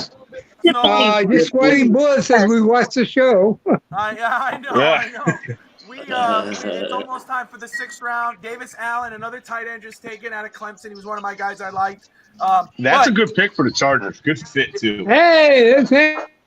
Hank is there. Fish Tank is here. You know it. Yes, sir. So here's something funny, Bobby. What? Vincent does not like small backs, but his exact words are, I hate small backs, but if you have to have one, a chain is how you say his name, is actually a good one. He sticks his nose in, unlike Gibbs, and is elusive in a photo. He's also a fantastic receiver. So that means my comparison to Chris Thompson is probably about what you expect. And I think that's how they're going to use him because the Shanahan's used Chris Thompson as a receiving back his rookie year. So I like the pick of a chain. And then when you got someone who's not a big fan of smaller backs that actually likes to pick, it makes you feel even better about it. For someone who's coached running backs in D1 level. So absolutely. Hey, Ralph. Go ahead, Pam. I'm sorry. I was just going to say, if a smaller back is smart, powerful, they can actually, hide behind the line and get through. We've seen that 1,000 times, right? The bowling ball at Jacksonville. I mean, he was just, oh my gosh. He's so short you couldn't see him. Stop it. That's right. So a small back that can wait and be patient and find a hole and just kind of hide back there until it opens up. That's not a bad idea. Well, look at Justin Forsett with the Ravens in this offense. Look what he did for a couple of years. He's 5'9", 180 pounds, 190 pounds. So, Cheney could fit perfect. Absolutely. Hey, Ralph, so you've been listening. I know you've been watching a little bit here and there. What are your thoughts, immediate thoughts at least, on the Dolphins draft pick so far, Cam Smith and the running back? You there, Ralph? Looks like he froze up. Yeah. There are 2 more tight ends on the board that I like. Yeah, who do you like? Obviously, Zach Kuntz. And then the other one, Bobby, we talked about on the show early was Noah Gindorf. Yes. Yeah, I can't hear you guys. Oh, no worries. You let us. There you are. You back, Ralph? Ralph, can you hear us? All right. Yeah, I do. But I hear a lot. I hear everybody, actually. Oh, okay. I was just going to ask you what your thought. You're all right. I know you don't have a lot of time, but I was just going to ask you what your thoughts are about our draft picks so far for the Dolphins. You hear this thing? Oh, you're hearing back noise. I see it. Let's see. Luke Wepler. Did Luke Wepler just get picked up? I streamed that commercial, so I'm not sure. I'm seeing a commercial too. Okay. Or maybe Deion Cooper. All right, Ralph, go ahead. Maybe Deion Cooper, is saying that's who he wants in the 6th round for Miami. That might be what he's saying. Here we go. The Colts just got the running back from Northwestern. Yeah, Evan Hall. I'll let Ralph figure that out in just a second. Evan Hall, there you go. Northwestern running back taken by the Colts. Let's get Ralph back. See, Ralph Evans back. from wait a minute. And Evans from there you are. Maybe you're better now. Ralph, can you hear us now? Zach Evans. Okay. From Ole Miss. Zach So- Evans. Yeah. Deuce Vaughn, Chris Rodriguez. Who's had the? In your opinion, I know we say okay, it's probably easy, but who's won the draft so far? I know we got to wait a year out before you actually say something. Hard. Yeah, but who would you say, man, they had a very good draft? Give me one team. One team. Philadelphia. You know, the Texans. The Texans, Philadelphia. How about this? How about the Steelers? Yeah. The Steelers have had a good draft. Too. How about the Steelers draft them? They do very well. Getting Darnell Washington, and I think the Steelers, Joey Porter, have gotten great value. Went ahead and took a chance on two guys sliding, and then went ahead and they get back to what they do really well. So questions at quarterback, we'll see. But I mean, they're trying to get back to what they do, and then Najee Harris probably likes the two tight ends up front now. I like what Pittsburgh's been doing. This may be an unpopular opinion, but I love what the Detroit Lions have done. I was going to say agree. Detroit Lions. I got to give Detroit. So who's on this network? The Jets. I think you guys are going to like this. I think the Jets are making their team even better. I think they're doing well. I know people feel it's a reach in the first round, but the kid they drafted, just talked to a couple guys that know more than me, and they like that kid they drafted. So I don't know. I think the Jets are doing way better than I think people are expected. And as much as I hate to say it, I think the Jets have done well. I hope Aaron Rodgers still gets mad and retires. A little bit? Did you throw up just a little bit? I think that's why I'm nauseous, because I've been saying the Jets are making the right decisions, and I think that's why I've been sick this week. I feel like the Patriots have drafted like they still have Tom Brady. They really have. Their draft feels very. That is a great point. Like their draft. They haven't adapted at all. No, there's not one weapon that they're getting that I'm like, oh my god, that makes them better. Right. Yeah. Like Max Jones, you need to surround him with talent. Round 6. I mean, round 5 is over. Round 6, Puka Nacua from BYU, wide receiver, has gone to the Rams. Oh, Brett Stetson Bennett goes to the Rams, quarterback. What's your thoughts on that, dude? Yeah, Brett. Ooh, that's interesting. Bennett from Georgia, quarterback. Stetson Bennett went to the Rams. Sounds like they wanted to start him. Yeah. I don't know. I don't know what they're going to – like, he's not a future. I think he's just a developmental guy, but I'm not a big Stetson Bennett guy. I know. That's why I'm asking you. Yeah, I just don't think that's a good pick. I wouldn't even waste my pick on it. Because, I mean, if I was going with an older quarterback, I would have just went Hayden Hooker, which I know he went earlier, but which I like where he landed. Really like that spot. But, yeah, I'm not – I mean, Stetson Bennett, I think he'll be off the roster before too long. I don't even see how he fits. He's going to hang. I don't know. Maybe for a year or two. What's that? I actually think he's less than a project than Anthony Richardson. I think AR-15 is a huge project. Tons of athletic ability, but man, he is so he's like the chunk of coal. He is nowhere near being a diamond. And you're right. Like, he's got so much athletic ability, and picking him at 4 is very tough, because if I pick him at the bottom of the first, I can sit him, develop him. But I mean, if Lamar Jackson went at the bottom of the first, I would trust Lamar Jackson starting as a rookie 1,000 times over before I trust Anthony Richardson starting. And I get they're trying to develop the offense like they had in Philly, and I can understand you got a good guy to do that, but he's not the guy I'm like comfortable right now with. Definitely like him a lot better than Levis, but with as far as Stetson Bennett, he's just kind of a limited guy all around. His age is against him, so he's like just like Skylar Thompson. The age is a factor there. He's only got so many years to sit before he, his ceiling's going to be up. And Stetson, I also think he's a little bit immature too. But yeah, he is. I mean, of all places to go, that might have been the best place for him. But the Rams, I don't see him as more than a backup. Honestly, I think he's just a project. I mean, let me I think he's just going to be a we developmental are backup. officially in the 6th round. Eric Scott just got picked up, first pick of the 6th round. Eric Scott Jr., corner for Southern Miss by the Cowboys. The Packers are on the clock. So we are on Dolphins watch now. We are on the Dolphins. We're not on the clock yet, but we are on the clock here with the Dolphins. So we are on Dolphins watch. Somebody was high on this kid, on Eric Scott. Yo, What's up, Fish What do you Tank? think about Ivan Pace Jr.? I like him. I like Ivan Pace. Yeah. Right now is where I would take him. I'd be all about it.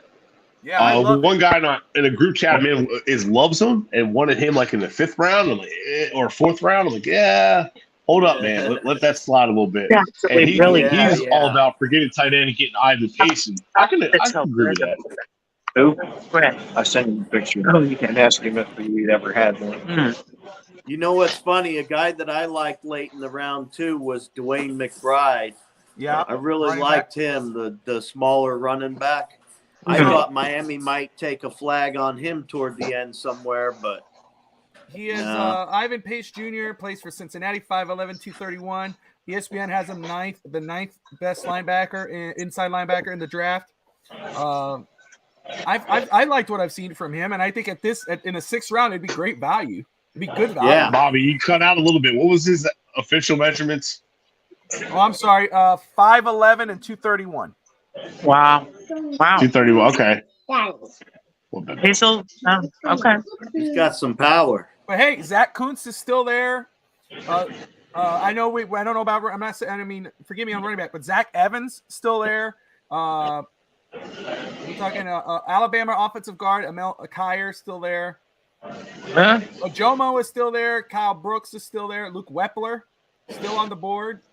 Duncan, Jalen Duncan, offensive tackle. What's up, James?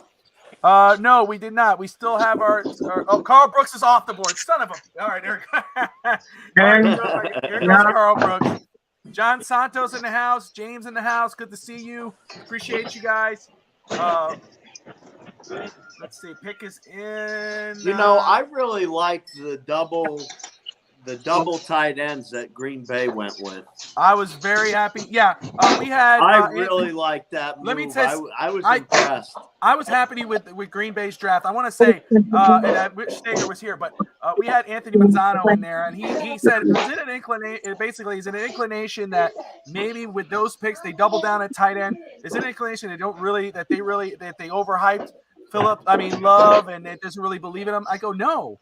I said, I think it shows that they're going to give him all the weapons to succeed. I think the Packers have done a damn good job. They got Luke Musgrave. They got Tucker Kraft. They got, I think Jaden Reed was the receiver they got. I like what the Packers have done for Jordan Love. They did what the Dolphins should have done in terms of setting up their quarterback for success. Now, the Packers still have Josiah DeGuara from Cincinnati, the tight end, just sitting there at the draft of 2 tight ends. I'm wondering if they'll trade one. They'll trade one of their backups. So what am I kicking the tires on DeGuara? Oh, Michael, I'm sorry. Did you really have to give her that bottle?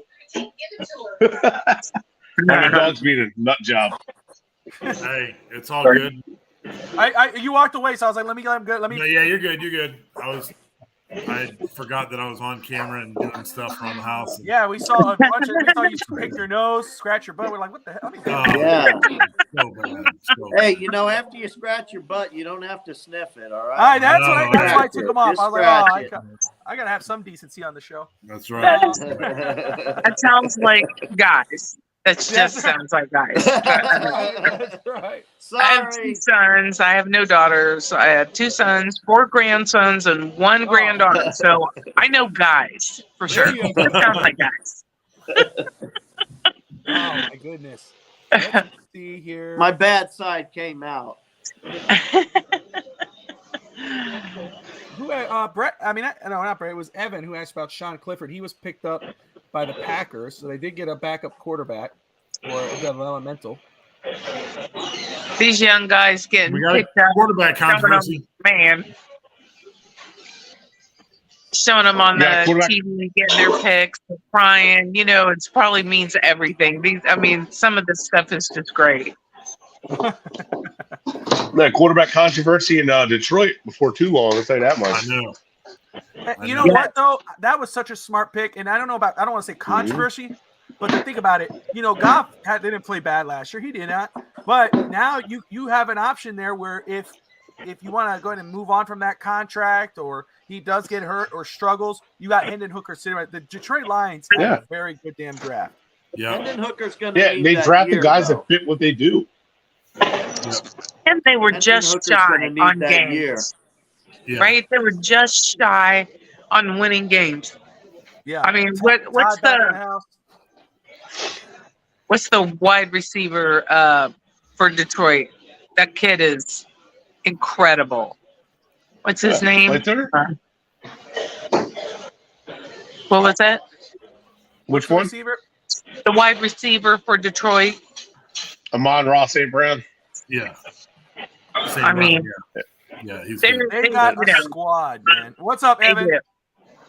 But if you notice with what the Detroit Lions did, they did something that like you have to draft guys that fit what you do. Hi, Uncle. Whoa! Hey, the whole team's back. Yeah, I'm back. The whole crew is Almost back just the Brady in time. bunch again. And I forget Almost about the Brady modern bunch. technology at times. I was like, oh, Leaf I can just framing. listen to them while I was listening to you guys through my phone. I was like, man, I forget about, I'm an old Rob, what do you fart. think I I've been forget doing about the whole modern night? technology. You forget at about times. technology, exactly. Rob, I know. when I wasn't there, Rob, when I James- wasn't there, what do you think I was doing? It was in my James ears the whole time. Wepler Yeah, is I know. on the board. No, you were in my Wepler is still on Bluetooth the going board. over my speakers. I gave you the best audio possible to make sure. We're next, You guys right? Are we realize next? something too about the Lions, right? I really wanted to get We're in not here with next. Ralph. We I've never got, been we're on at a show with him. 197. Right now, the pick's at 182. So Oh, geez. Okay. we got some time, but it should go fast. The picks are coming in fast here. Josh Hayes, defensive back, Kansas State, just got picked up. I think One of my Seattle has had a good draft too. Yeah, they have. Yeah. They got my favorite cornerback, my favorite wide receiver, Charbonnet. Oh man, Charbonnet. By the way, my cousin. What a hell of a my cousin 1-2 lives- punch that's going to be. I'm going to say Yep. this. Devon Ackerman have a better career than the guy you wanted there. Guarantee, or I'll buy you something at the end of their careers, but you'll probably forget I said something. I liked him. I liked him more. I liked him right after. Is Charbonnet? If Charbonnet has a better career than a chain, and we took him one pick before, I'm just going to be so just sad. Hey, Evan, I just want to tell you, you missed out on Ralph. He was here for about 5 I minutes. saw him. I couldn't. Well, I missed him. I saw him on it, and I couldn't believe I was missing him. His One of signal these was days, bad. His get signal was in there. bad. I felt bad, but I'll call him after. I talked to him a little bit. He's happy with the Dolphins draft picks. He understands where everyone's coming from, but he's a fan through and through. So he loves the Tell Dolphins. Dad, tell Ralphie I need to miss him. Yeah. How you doing, Pam? So Pam is enjoying her food. Man, Pam, you are so committed. God bless you. She's eating Well, at an awesome I've restaurant, and seen she Hank eat is way too many times on the camera. I'm still on here. If not, I'm still just bang- Okay, I'm hold still on. gonna bang the Don't table worry, for don't me. worry, Pam. For I've Billy. seen Hank eat, so much better. So Hank does eat and everything else on the show. yeah, I know. And he feeds his birds at the same time. Yeah, I use my bird feeder. That's all right. I wish your bird feeder was why I was coughing right now, not for being sick. Hey, what tight end? What are the top tight ends on the board still? Tight end on the board. Yeah, I'll let you know right now. Is Zach that Todd? Yeah. Hey, Todd, man, let me go ahead and let you know. So Zach Kuntz, Old Dominion, still on the board. So Joel Wilson, Central Michigan. Blake Whiteheart, Wake Forest. Noah Gerndoff, who we brought up on the draft show a while back.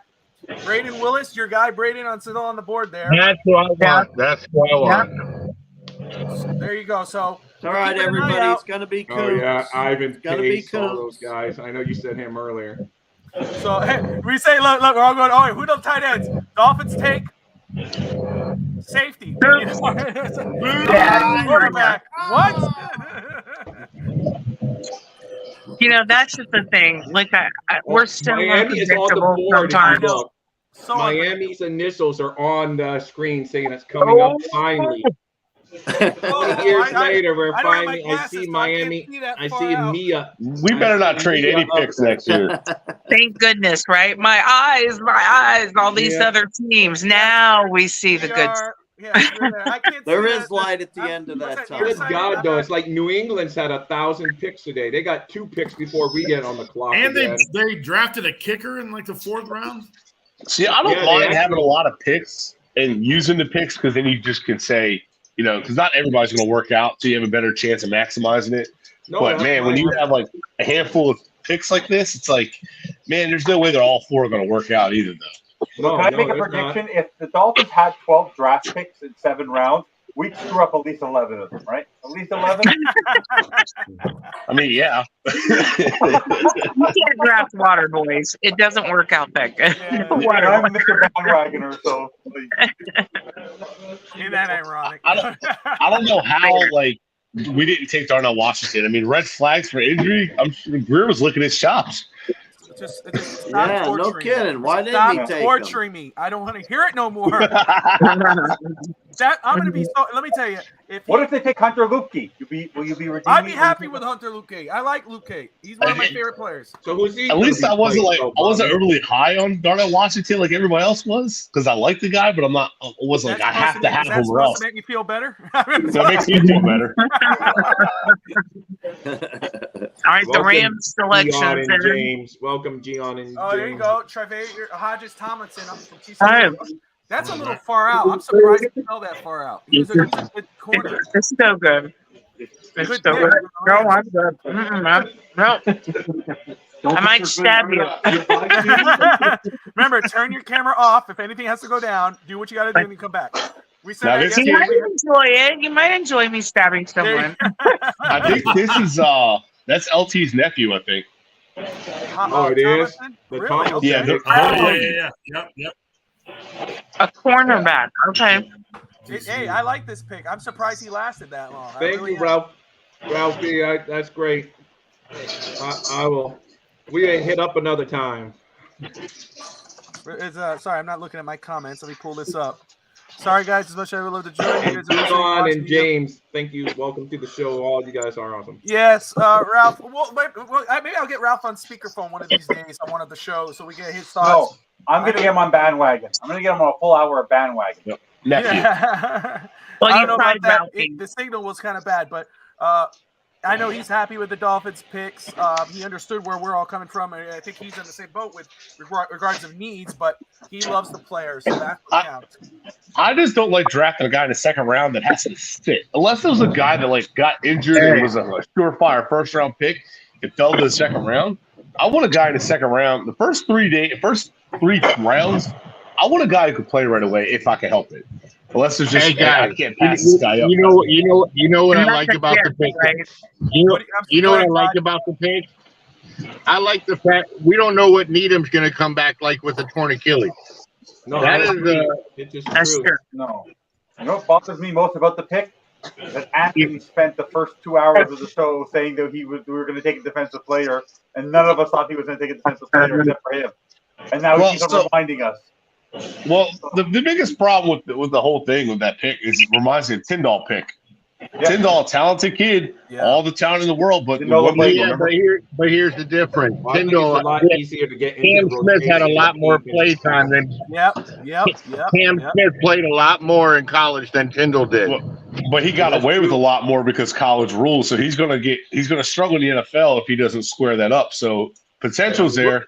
But again, it's a project, and can we rely on him right away? At the very least, he better be the nickel back or, in the nickel package and all of that stuff. So, I mean, he should get I love our depth. I just can't count on Trill or Needham being where they were before the injury until we see it. And we don't even know what Trill really does. That was the big thing with Trill. We don't even know yet. You know, we don't know what Trill is. We don't know what Needham is. What Needham's going to come back to. We don't know where X is. If he's going to come back to that. Cater Kohu was even better outside than he was inside. So I don't know what after. I mean, because at first, I was shocked because it was a cornerback. But after you think about it, and then you look back, and a lot of people had him in that range where we picked him. It's not like we reached. Some people even had him in the first round. So, well, if you're going to talk about position of importance, cornerback's always up there along with edge rusher. Yeah. Well, and you think about it, if X comes back and he's 75% of X, it changes everybody else on the field, right? You get a X that's a little healthier. You know, he struggled all year because of his injury. I don't think he lost as much speed as people want to say. He did because of the injury. So if he can heal that, because that's a difficult place to heal. Yeah. And it is. It's something he uses all the time. to push off and to cut. So if we get X back 75, 80%, everything else works that much better. And that's a great point too. Hey, and I'm gonna add something to that. What's up? I was gonna say, plus it's a transition to zone corners because Cater Kohu can play his zone pretty well with the way he's set up. So what he did in college, and then Ramsey, and so can the rookie we got, Cam. They're more zone corners. But the last corner we drafted that was a project that had hands problems was Noah. So, but X also had problems. You can't even put them in the same sentence. I think this kid's a lot. I think Sam is less of a project than Noah was coming out. I mean, drafted Noah has no ball skills. Yeah. Noah's yeah. So. But Smith does have a problem of slowing down when he's tracking the ball. Smith does that's what I'm saying. He can't track the ball for anything.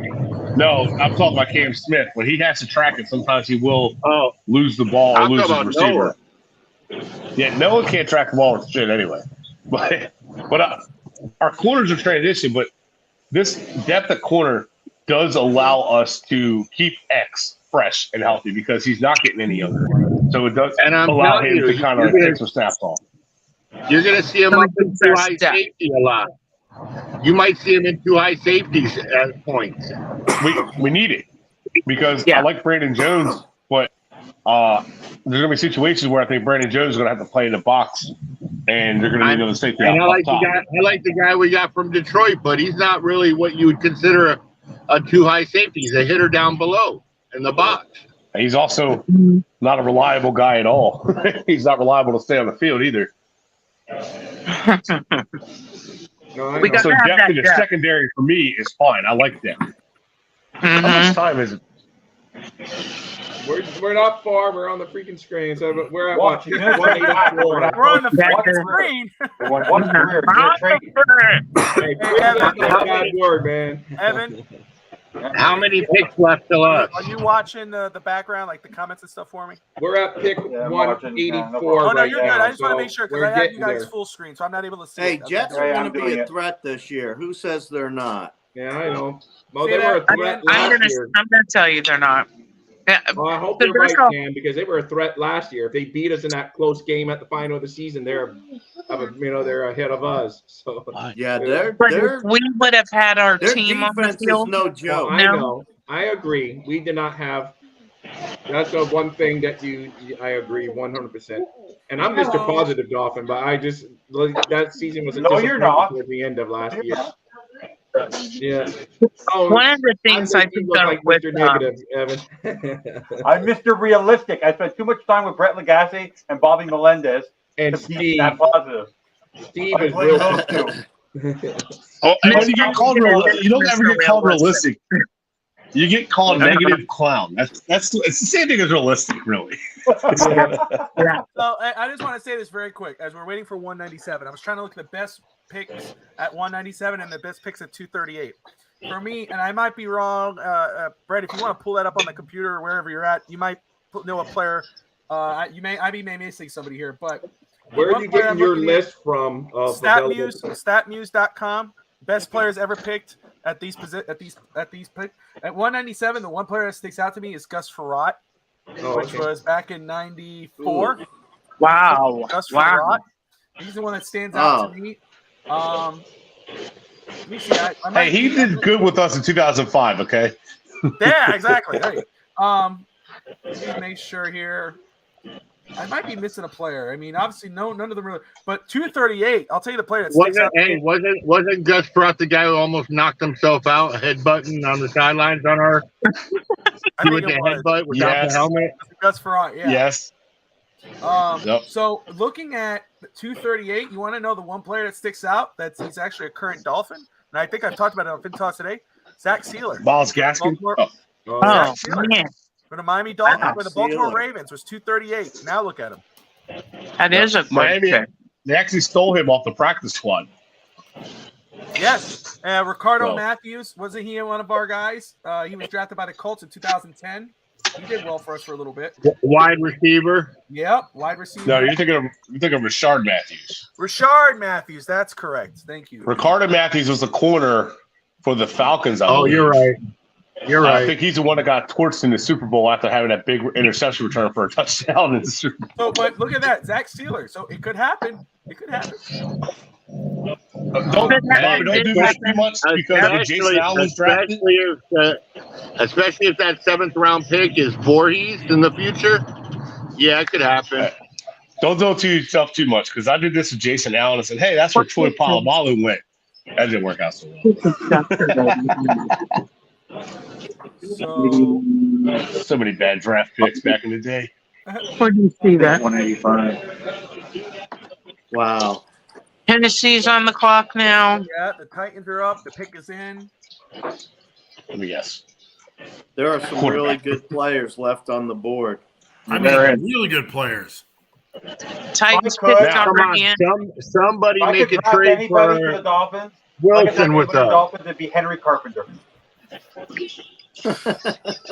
He was a great ball I just player. want somebody to want Cedric Wilson right now. We're at the end of the draft. Give us a No late one's taking pick. $7 million. No one's taking $7 You know what? million. Pamela, what did you say? What player? What did you say for this final part? I'm sorry. What did the Titans pick? I think I disappeared. They're on the clock. Okay. Evan, I hope we go kicker the last pick. How about that? No, because I've been so hard on Well, I'm Sanders. looking at Miami Dolphins past 6. We took Ed Newman back in the day in the 6th round. Is Michael Turner Oh, we taken took yet? Doug Betters in the 6th round back in the day. Wow. We took, see, we had hit. I have to go way back. Ed Newman, Doug Betters. Let's see. Who's more recent that we've drafted in the 6th round? In the 6th round? Yeah, the Good 6th players. round. Charles Clay. Let's see. He was pretty Ed good, though. Newman and Doug Betters I are like the best. Charles So- Clay.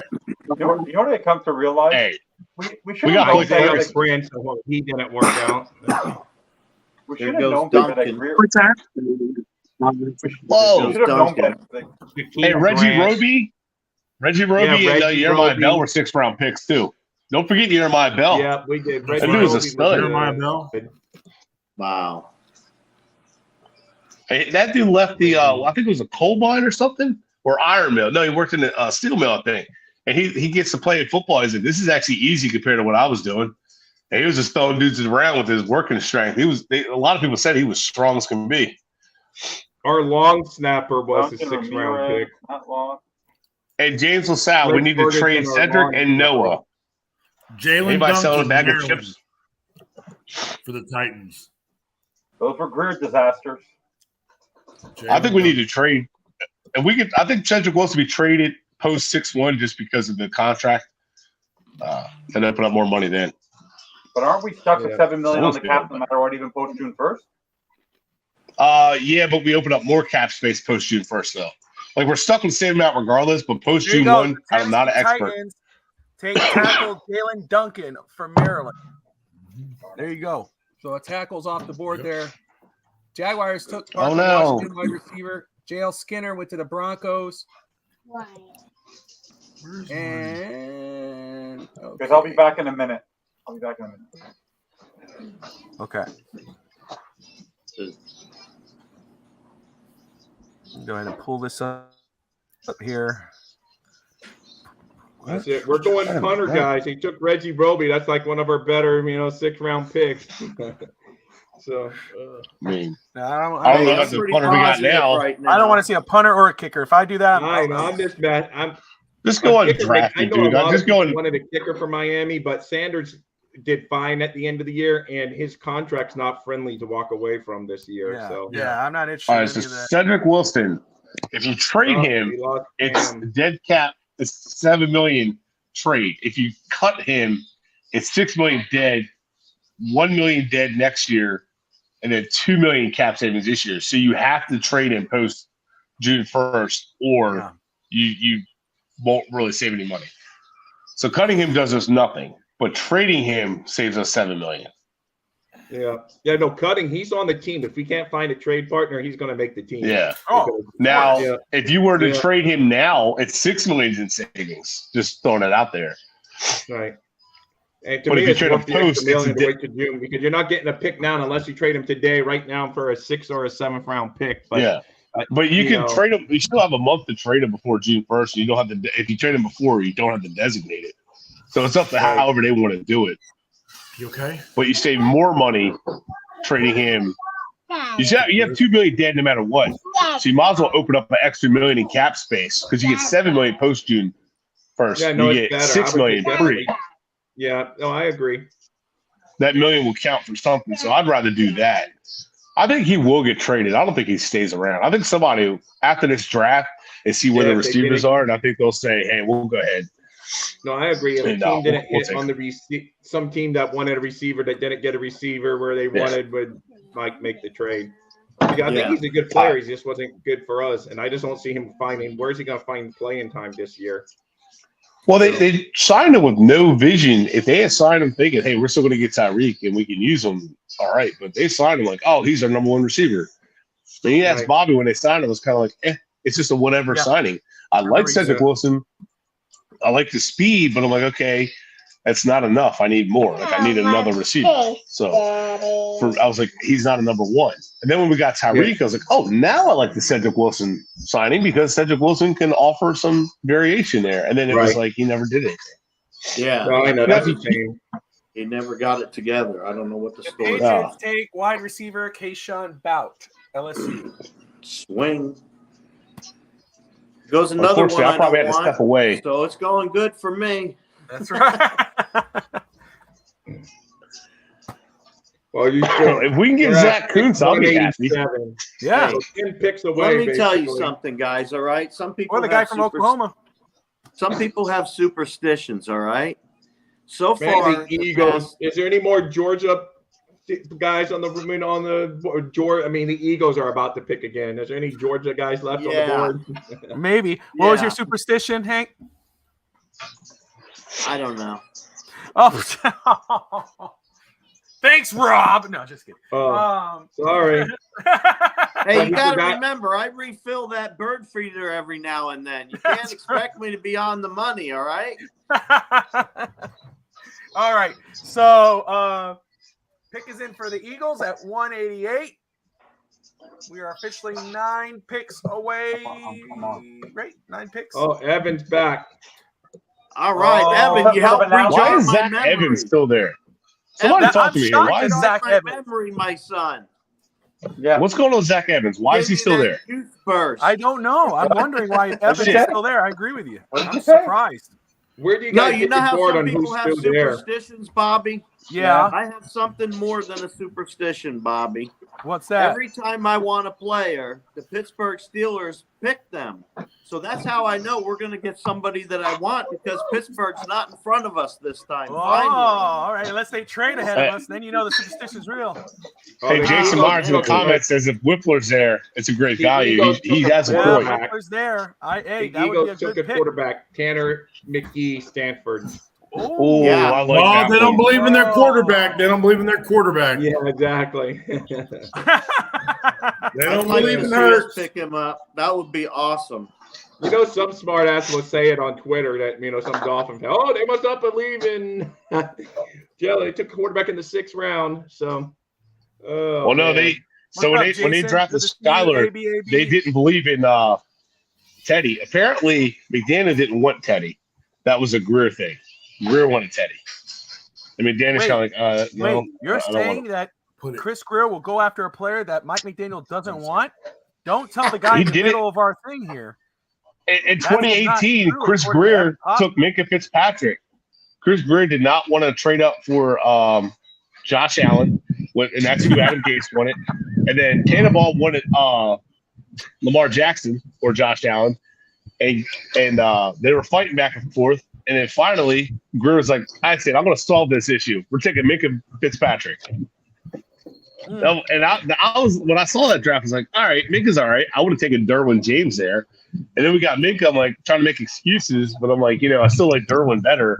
And then when Minka was just like subpar and cried his way out of Miami, I'm like, you put Derwin in that situation, and he's all about it. And he's making plays. Minka, he had to be in a good situation. I'm like, Hey, man, Bobby, there goes another player I don't want. Who's that? Out of the way. Hey guys, you know why I Minka thought the Fitzpatrick Eagles were really doing left? great, and now they get a quarterback. Come on, y'all know the true reason Minka left. What's that, Todd? He was trying to hook up with X's wife. Yeah, I remember that. That dude real was talk? scared. Really? I don't remember that part. I didn't hear you that guys story. know all the soap opera stuff. It seems. I don't know that. Yeah, So- he was trying to bang X's wife. They didn't get along. He wanted out of Miami quick. Not only that is Minka This is is rumored, Bobby. You better say something on your network. This is unconfirmed. Allegedly. Chop Rob off the channel for a second. No, just kidding. but I think I see what was happening with Minka. Minka was getting exposed in man coverage. When he's not playing deep zone, he gets exposed. And Those he are did the not type of like getting rumors we exposed. discuss, Rob. I'm just teasing, but somehow the ball finds Mika Fitzpatrick and the steal. He gets so many turnovers. It's just crazy. Honestly, like everybody was like, "Oh my God, we traded Minka Fitzpatrick." I'm like, "Good, the dude can't cover in man, and the dude's scared, and he doesn't like to tackle unless he can square up on you. He's afraid of anybody bigger than him." That first round pick into another good player though that we got for Right. him. That's the problem. Holland ended up replacing him with Holland. He'll stick his nose in and knock your teeth out. Yeah. Well, I wanted Derwin James because you play him at linebacker, corner, safety. He doesn't care. He's going to line up. Minka, I want to play where I look good. That's it. That's all he cared about. The Alabama guys get so overrated sometimes. Kills me. Here's the last 5 players taken: Parker Washington, Jalen Davis, Kawson Booth, whatever, Tanner McKeith, and O'Shawn something. I didn't get it out fast enough. Mathis. Yeah, Ajomu is still there. Ojomu's still there. Let me go. I'm sorry. Let me pull this up here. ESPN.com. Let's go to. Let me update the list. So let me go off the top 10 players still there, and then we can go over other players as well. So top 10 players still on the board, and according to ESPN, Corey Trice, 6'3" corner. I like him, but obviously Miami has their unless they do it again. A.T. Perry They might wide have receiver. enough. I don't know. Yeah, maybe. A.T. Perry, wide receiver out of Wake Forest. Luke Wepler, Ohio State center. Antoine Green, North Carolina receiver. Ojomo out of Texas. We talked about him, defensive lineman. Yep. Scott Matlock, Boise State defensive lineman. Xavier Hutchinson, Iowa State wide receiver. Jose Ramirez, Eastern Michigan outside linebacker. I'd like him. Okay. Jalen Redmond, Oklahoma D tackle. Zach Kuntz, tight end, Old Dominion. Those are your top 10 players according to ESPN. But McBride is still there. Ivan Pace is still there. Zach Evans, which is crazy.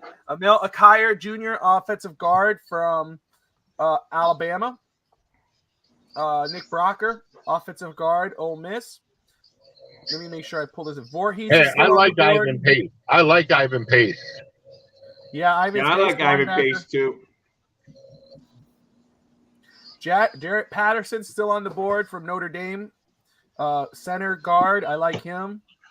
Ryan Hayes from Michigan, offensive tackle. I like. He's not going to be high on the list, but I do like him.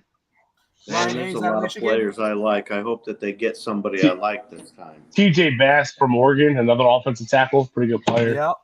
And then A tight little end. short in the arms though. Hunter Luque still there. Again, I love Hunter Luque. Okay, for tight end, obviously we talked Zach Kuntz. Jerndoff from North Dakota State. Big tight end, 6'6", 263, ability to move defenders, a blocker, an inline blocker, looks to run over defenders in space. That sounds a lot like a Tucker Whippler's Kraft. off the board. Who? Yeah, there goes Whippler's off. There you go. So the center is there. And of course, for Todd is about Braden Willis out of Oklahoma, tight end. Let me go ahead and pull him up very quick. 6'4", 241. How about Jason Kirkland? Yeah, from Washington, right? Jackson Kirtland. Jared Patterson, the guy you like. I don't want any I like disappointment. Patterson. There's still some good value picks here in this spot. I'll take Jason Taylor the second, safety at Oklahoma State.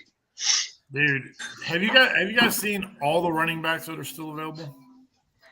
Running backs, yes. McBride, Evans, Deuce Vaughn, Rodriguez, Sean Tucker, Muhammad Ibrahim.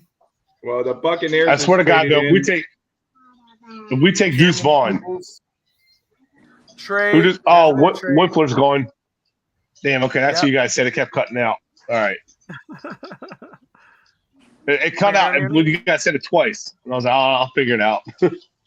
Trade. Who's trading? The Buccaneers have traded up. This is like the second time this draft they've traded up ahead of the Dolphins. It's funny, but Now, Jose Ramirez could be an interesting player to pick up. Yeah. Oh, are they going to go with Jomo? They need defensive end. I'm going to go with Jomo, but I mean, they could. We don't want them to, though, right? We want that to be one for us. And it's not like, oh my God, we didn't get him. What now? What?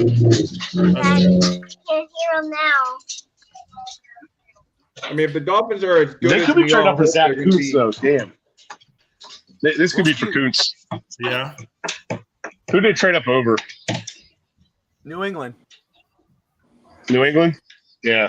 So Kuntz could have fit New England with his size. Palmer, wide receiver, Nebraska. Oh, they took a receiver, Trey Palmer. Okay. Yeah. Oh, sorry, someone was saying It's that not at the a same bad pick. time. Not a bad pick. Trey Palmer, Nebraska. I still don't understand the running backs available. I'm so confused. It's just devalued, I know. But remember, Hey, Aaron guys, Jones. don't you love saying from this Utah. about some teams? You look at some of these teams, you go, they could pick anywhere. They need everything. We're not like that, at least. Yeah. That's true. Well, yeah. Sean Tucker, I don't know why he's still available, but I would be all about it.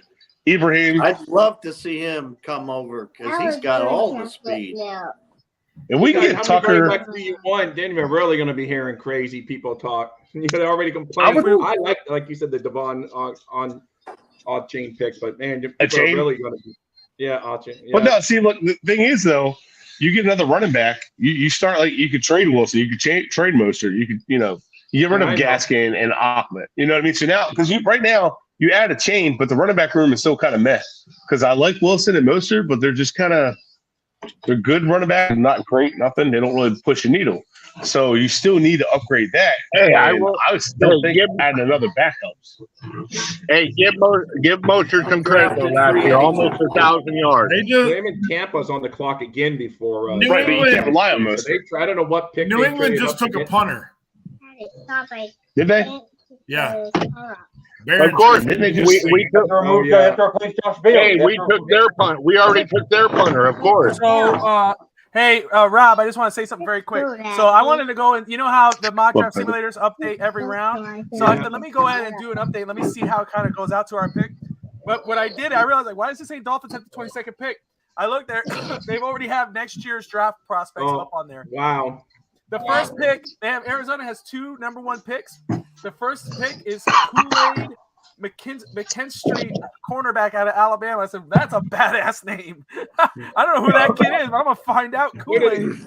Where do they have Caleb Williams going? They have Okay.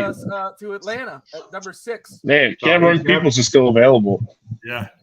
Look at that running back. Tyon Evans. Hey, Well, Travis did Dye, that there's- before he's go when I was away for a little while because he's not on anyone's top list. So is the injury really not Doug Ford? on top? I think Voorhees is still available. Yeah. Yeah, probably didn't read him on the top names, but it must be. I guess teams don't think he's that great, or whoever the list he's reading. Hey, The list I know doesn't he think he's keeps that saying. great. Which I know he keeps saying the guy Todd likes with Braden Willis, but somebody look up his highlights. Look what he does. Who? Who's that? Braden Willis of Oklahoma. He led the team. Yes, I'm sorry. Let me do that. I'm sorry. He led the Sooners in touchdown receptions at tight end, and he could play H back, go back and block. I'm still here, guys. Just so you know. Okay. You know they're going to take some guy we're not saying name we haven't said. That's almost. A And given. and the Dolphins have met with this guy twice already. So the Okay. I don't know. I don't know who they're going to take, honestly. Oh, no one at this point in the draft, no one knows anything. I mean, this is No. This is and on a good football team like the Dolphins are going to hopefully be this year, at this point in the draft, how much really are they going to contribute to the team other than maybe special teams or? No, Braden will contribute day one with his receiving skills. All right, I take your word on it, but He's better than who we have at receiving at tight end. I think you could pick up Voorhees as a free agent. He's not going to play this year because he got injured. I would still take the chance and draft him with the 7th pick just so I know I have him. Some teams going to throw real money at him, guaranteed money. I'd take him with the 7th pick in the 7th round. I would take him with that 7th pick and say what was screw his it, call it a projection day. before the injury, Bobby? Where was he like projected? I mean, no one knows for sure. He was projected first round, early second. He was the number 1 guard at one point. Well, that would at least show me that he has an eye on the future. I like that. So, and you never know what we're going to do at guard in the future. You know what I mean? We have one guard we have to re-sign this year, depending on how much he wants, and we don't have one on the other side. Yeah, no, I agree. So Voorhees was a day 2 prospect, and he was like fringe day 2, like round 3 for some people. But when he tore his ACL, it was kind of one of the things where it's like, well, we don't know what he's going to be afterwards. So it was kind of, we'll just go ahead and pass, and now he's just sliding off draft boards, which happens more than people Evan, are you realize. going to acknowledge your number 1 fan? Your number 1 fan's in the room, so you know. Oh, he's already done it. Yeah, but he's already done it twice. All right. I missed you acknowledge him earlier. I was yeah. gone for a No, little he while. wrote Finn's Pod number 1 from the car. Yeah. They have so much. So the picks are taken, and then they're like, "Oh, we'll just like drag our feet. Let's talk and all this stuff." Talking about Dude, we have got to stop this whole, like, not us. These major networks have got to change the way they do draft shows because it is so much time between picks. Oh, I And know. so- I hate it. I hate it. and the picks are already in, and it takes forever to announce them. It's like I don't even want to watch it anymore. Well, like I'm having way yesterday, more fun I with was- you guys.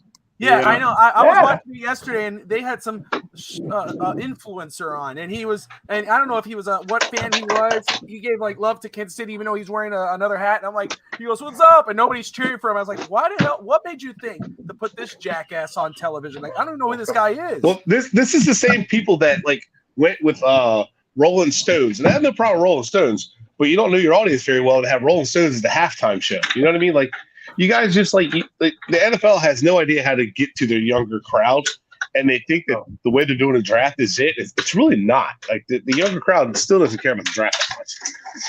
Like the ones who didn't care about it before aren't going to care about it now. No, believe me, I've always loved the draft way back, like I said a million times, but back when it used to be on Tuesday mornings, I would watch it, and it was great back in the day. And it wasn't I remember stuff. we used to do a whole weekend, like Saturday and Sunday, spend it at my buddy's house. Yeah. And that was when you had 1 through 3 on day 1, and then the rest was on day 2. A few times over the years, because when I I Yeah. said, they had 12 rounds when I first started watching the draft. And then they cut it off to 7, and it was like Saturday was 1 through 3, the rest on Sunday, and then they changed it to 1 to 2 on Saturday, and the rest Sunday. Right. And we would watch it the first 2 rounds on Sunday, and then we would just like play Madden and make the characters and stuff, and then Yes, of course, like every draft pick was a 99, of course, obviously. So But let me say this. So we are a few picks away for the Miami Dolphins. Everyone tuning in, whether you're watching on Twitter, YouTube, Twitch, Facebook, thank you for tuning in. You're watching the Finstock Sports Network.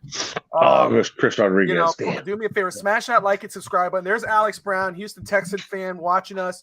Man, your team's been killing it, so congratulations. Deion Cooper, I take a week vacation for the draft. I might take a vacation after the draft. I've been doing so. Chris Rodriguez, Right. out of Kentucky. Alex, catch up on the SmackDown WWE draft so we can talk about it, please. Thanks. Let's go ahead and see what happens here. Dolphin pick is in already for the Chiefs. So this is moving. So we're about to see what's going down for Miami. So guys, How many picks away? We are 1, 2, 3. 2 or 3 picks away. So What, we're 197 or 198? 197. We're at 197, but picking 194 is in, so we're getting close. Yeah. Okay, guys. Thirsty, ask your question. Are Hey, we gonna Bobby, be- did you just look it up? What did you think of the highlight? What do you like to you know ask what before the stuck pick? out to me, Todd, was the blocking. Oh, I'm, And- I'm being superstitious. I'm not naming any names. Maybe. No, Rob, BS. No, Rob, you got to give me one player right now. What player do you want the Dolphins to take? Come on, man. No, I say tight end and offensive line. Oh, I don't have the updated list. Like, give me some of the names that hey, are on one the list. player. I want Braden Willis right now. Braden Willis, Zach Kuntz. Is that Kuntz? Yeah, Kuntz. Okay. Fish Oh, I forgot Kuntz. Yeah, I guess Kuntz if he's still on the board. Fish Yeah, I tank, forgot. who do you want? That's what I say. I don't have the updated list of who's all on the available. I would go with. Stop following me, I would go with Vogel. Stop Kuntz copying still. me, Vogel. Well, I'm not I even would go paying with attention. Sean Taylor. I can't believe Hank's not saying Sean Michael Vogel Taylor. can't talk for the next hour. What is Vogel? What happened? But you know, you have that defensive end. He's sitting watching there, Pokemon too, on the other show. Oh, okay. I get booted out Joe because Mo? my host over there. Me? I didn't boot you. Mm-hmm.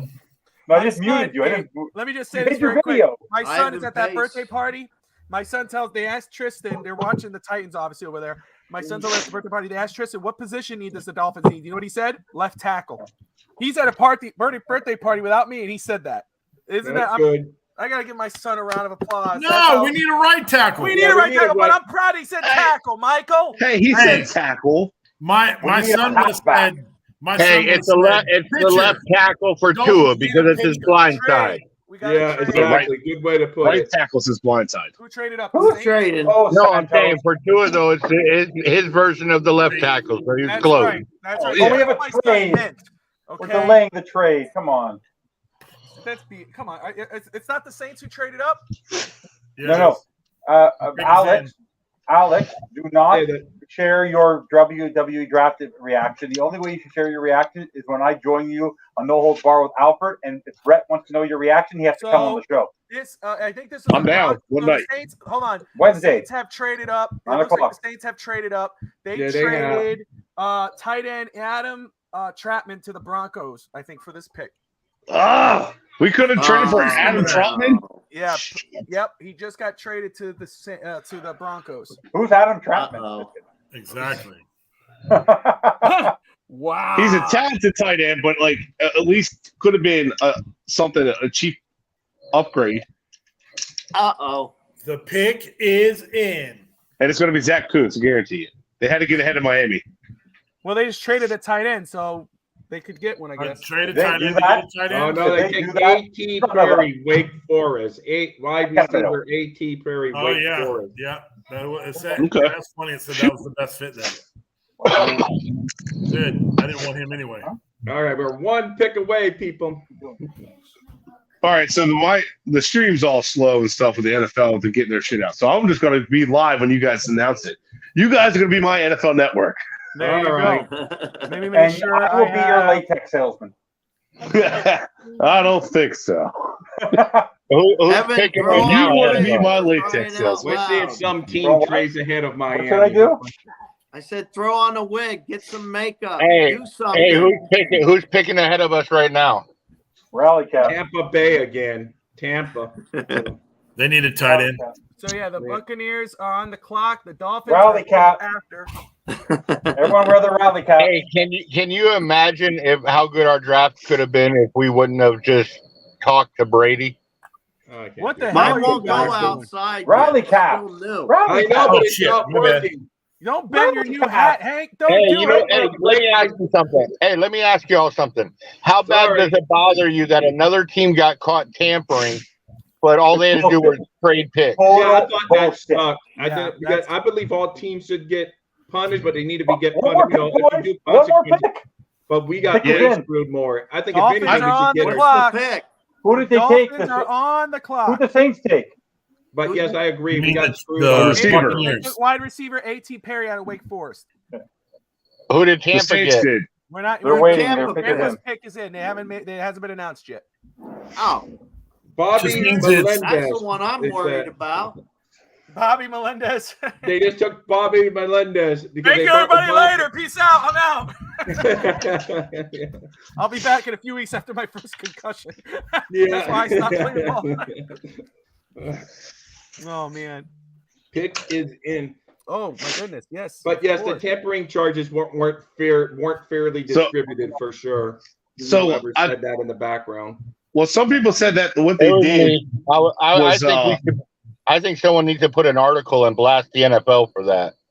well, those two self-reported where Miami didn't, and someone else they found it in an investigation. So I think that's why it was a harsher punishment. Not that I agree with it. Self-reported my ass. They knew they were about to get caught, and they went up and said it was me. Yeah, but they still got ahead of it where the Dolphins were like, oh, we don't know what's going on. We don't know what Brian Flores is talking You can't about. talk to Tom Brady on a boat in the middle of the ocean. You can't. I mean, technically, he wasn't. Well, and hold up. So a And lot we of didn't people- even get Brady. The team that did the tampering got the head coach. Took We the don't get defensive Brady coordinator. yet. I know, that's what I'm saying, but We didn't get Brady yet.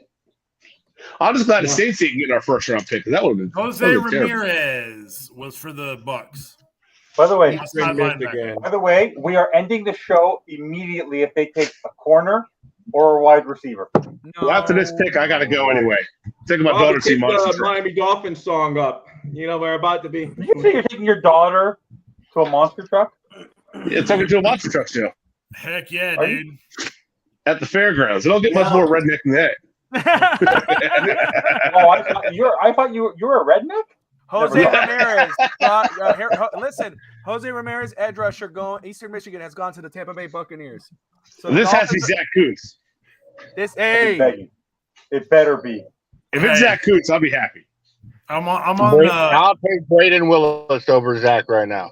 I'm on ESPN NFL draft on the computer. Oh, the pick is in for the Dolphins. Tight ends we're looking at here. Braden It Willis out of says- Oklahoma for Todd, and we got Zach Kuntz for most of the panel. Watch, they're gonna take. I'm telling you to take defensive tackle. Watch, you're gonna ruin my day. Watch, you're right.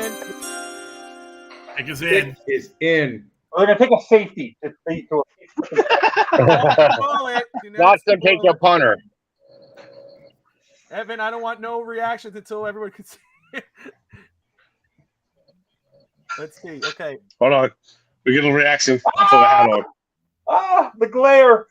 Oh, I thought you, Evan. I swear to. Here we go. Miami Dolphins selections on the screen, guys. Take them off the panel for now. Well, they're making the pick. They're making the pick from Hard Rock Stadium. Ted Lasso. No, they're in London. Oh, London. go. Okay. I can't Those are hear. the guys from Ted Lasso. Oh, yeah. So who? All right, Well, I here we go. don't- Dolphins that- pick. They have no idea what they're doing. My favorite show. A receiver out of Stanford. That's gonna Higgins. Elijah Higgins, tight Receiver. end. There you go. No, tight end. Wide receiver. I told you, didn't I say receiver? Did I not say Go receiver? Dolphins! Woo! Here it is. What the? What are they doing? I'd take it. I'm surprised, but I'd take it. Are you serious? What is wrong with Elijah them? Higgins. I quit. Well, not a I'm guy I up would the expect to bandwagon. get. Hey, hold up now. But one thing on Higgins, he's the biggest receiver we have in the roster. He's 6'3", 235. That's it right there. That's it. See, I'm trying. 4'5", 440. Did we need a wide receiver? Another wide receiver? Whoa, hold up Somebody's now. going to get hurt. Hold on. Hey, you know, I have to go back and watch him because Lance Erlich compared him to Jordan Reed. we got more receivers and cornerbacks than any other team. Let's just say that. You know, we're doing- Well, All right. hang on, guys. So, I don't think he's a receiver. He's a tight end. Tight end. 6'3", 235. I thought he was tight end. Okay, hold on, They said hold tight on, end. hold on. I'm gonna pull up his highlights in just a second, but let me go ahead and read this off. Stanford, Elijah Higgins, wide receiver, 6'3", 235. Prospect grade for NFL.com is 620. Will eventually be an average starter. You know they usually do that, and how it turns out. His production score was 59. Athleticism score 76. Total score 71. And the 40-yard dash, he ran a 4.54 for That's 10 yards, slow. 1.56. Vertical jump, 35 inches. Broad jump, 10.6. Three-cone drill, 7.1. You said it right, Brett. Jordan Reed. Draft grades for Higgins can vary depending on how teams envision using him in their offense. While teams might see him as a big possession receiver with limitations, he appears to have the necessary tools to become a dynamic F tight end with the ability to work in all three levels of the field. Higgins has average ball skills, but can run more of a robust route tree than most tight ends. Also, he has the frame and technique to be an adequate run blocker in space. He might never be more than a backup at receiver, but could blossom for offense ready to plug him in as a 2 tight end set. So who runs 2 tight end sets? And he was taken a round later than Lance Zierlein had him. And who runs 2 tight end sets? Miami does. So on the surface, he Tanner fits. Connor though, like another guy. Man, Greer is giving me a headache. Tanner Connor can't block. They're calling him a wide receiver tight end. Yeah, they're calling him a tight end. He's a tight end. All right. But it's not the tight end we wanted. But they drafted an athlete tight end. Now, Jordan Reed was under the Shanahan system with Mike McDaniel. Not saying he is Jordan Reed, but it's just interesting. That's the comparison they went with. And he's gone to the similar system. We'll see how it plays out. Press conference on what they designate the Dolphins designate them as, and see if they call them. I'm pretty sure they're going to move him to like the H-back tight end. Guys, you gotta remember, it's a 6th-round pick. Okay, these are guys. Of course, but then the third kid, if he's I'm interested. I'm actually intrigued by this. He's not making the team, but as a Hey guys, I got to run. Pick, right? Go ahead, get Brett. ready. We'll talk to you later, man. We'll get you. All right, guys, later on. Later, Brett. I'll be online. I'll be on audio. Good doing a show if you find me, Brett. Thank you. Yeah, guys, hit me up. We'll do some shows this week. I'll be online in like 5 minutes. Okay. Got you, man. All right, later, guys. Later. Love you all. Bye, Dad. Bye, brother. So Bye, you're a bye, little happier cousin, bye, now, uncle. Evan, since there was some kind of tight end designation, Evan. I'm pretty close, but hey, use him as a tight end. I have no problem. I like entrepreneurial guys. Maybe we'll get Hunter Lupke. Then I'll be very happy. Now we're on the Lupke train, right, Bobby? That's right. But man, because if they list him as a receiver, the kid almost has no shot at making the team. Ogle, you're not smiling. What's your reaction? No, I'm watching film, homie. That's what I'm doing. Yeah, I'm watching. Serious. I'm watching film. I'm gonna go to it later, but I want to No, pay attention to you what I'm guys. trying to do, I'm trying to create the. I'm gonna create some. I'll be back. I'll speak to you after. I'll be Go back ahead. online. So, Bye, guys. Hankster, thank you, sir. Hankster, your thoughts on this pick, man? Your initial reactions. It's fair until you get to see what you said. Well, your initial reaction right now, and then we'll get to Todd. Yeah, I mean, I'm a little mixed because, like I said, you had a actual tight end sitting there, and instead you go with this guy might be able to be a tight end.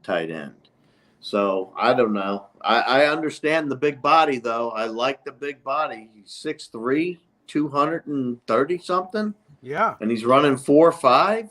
Whew. That's again, a hard matchup matchup for a lot of safeties. You kind of want, the thing that I like about McDaniel is he's able to find bodies and put them in the position that he wants them, Yeah. And that could be I thought it was like Kittle or Kelsey or something like that. Originally, they weren't tight end materials. They're more kind of like that wide receiver route. Yep. And then they brought him in and bulked him up a little bit. So maybe that's what they're trying to do with him. I'm not going to lie. I'm very intrigued by this pick. Yeah. He's big. He's big. And he seems to be fluid for a big guy. Hey, this kind of reminds me. I think this was our offensive coordinator's pick because you remember what he did with Darren Waller. Yeah, exactly. Yeah. Let me go ahead. Darren Waller sucked ass. Oh, wait. No, he didn't. Chasing greatness. Well, Waller came in as a receiver who couldn't catch on at receiver, so all he did was turn him to tight end because of his size, and look what he is. Now I'm getting more pumped about it, Bobby. I'm not gonna lie to you. The more I see from this kid, I'm getting a little hyped. I'm not gonna lie to you. I'm gonna look him up later. So because all you guys are looking down, some tape right now. Audience. Pamela's back in the room. Hey guys, I gotta run. Okay, well no problem, Pamela. Thank you for joining us today.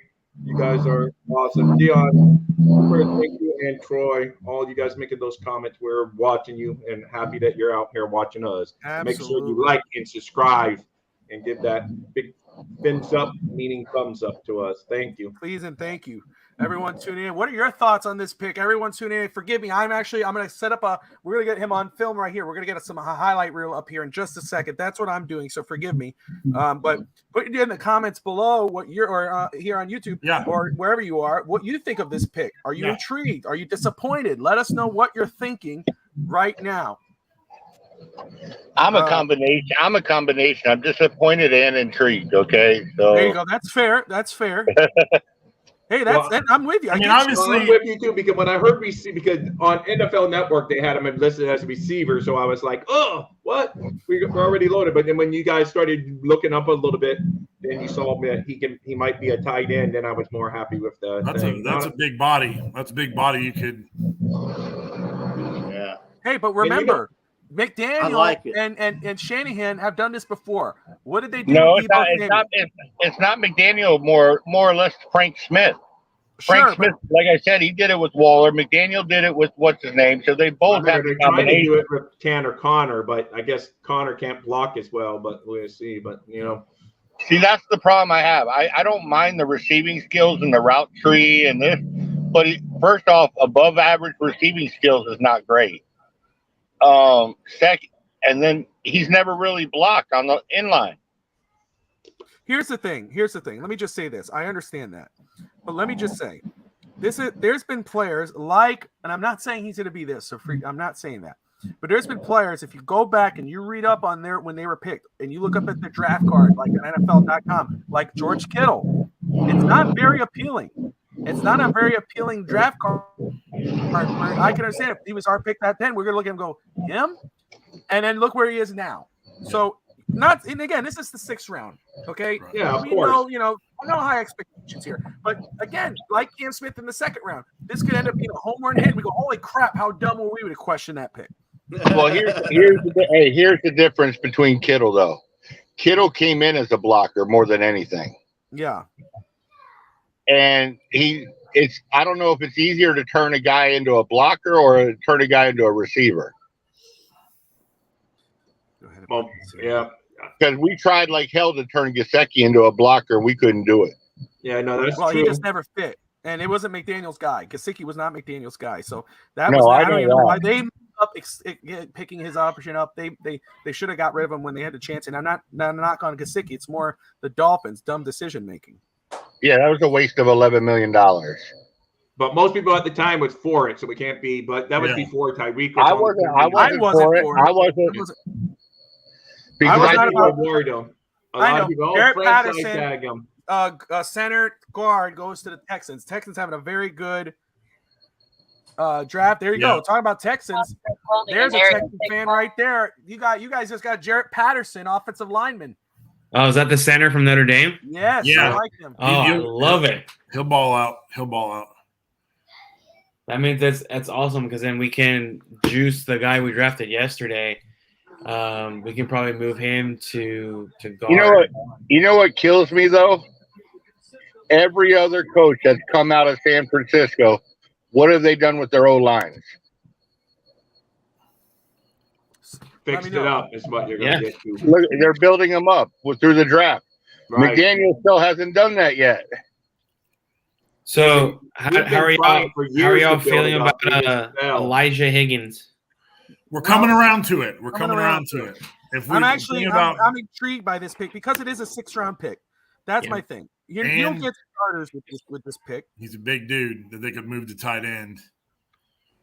No, I know. I think it's going to be. We'll see. Like you say, he's going to. If nothing else, he ends up being a camp body. But hopefully, he makes. He makes an impact. And Stanford. Oh, all right. Go on. Whoever's talking, Sark. No, go ahead. I was going to say, how about EZ? Like, where does this put him on the? I mean, like, we didn't get any played in one game last year. Down with all the bodies, unless maybe they know they're going to move Cedric Wilson after June 1st, and free up some cap space. But they can't cut him. He's going to make the team if they don't find a trade partner for him. Oh, absolutely. But in regards of Eazy-E, obviously preseason, we knew the only reason why we put those guys on a higher expectation was because they were our first 2 picks. Just like, so they actually, if the Dolphins had the full slate of picks 7 rounds, we would have lower expectations in regards of playing time with them. No, you're 100% right. So Easy E is exactly where he needs to be. It's up to him, though, to blow up during the preseason, continue what he did last year with Skylar Thompson, to be either start, have a chance at playing time during the regular season. Wasn't he a 4th round pick? I mean, as a 4th round pick, you should be able to contribute even on a solid team. I mean, and he did on special teams with Channing Dahl was a special teams player. Yeah, Channing. I'm talking about EZ. He only played in 1 game last year or so. I'm sorry. Channing was a 3rd round pick. Like, what did I do? I mean, you got to yell at me. I'm not a I know. You're yelling at me for what's that? No, I'm just kidding.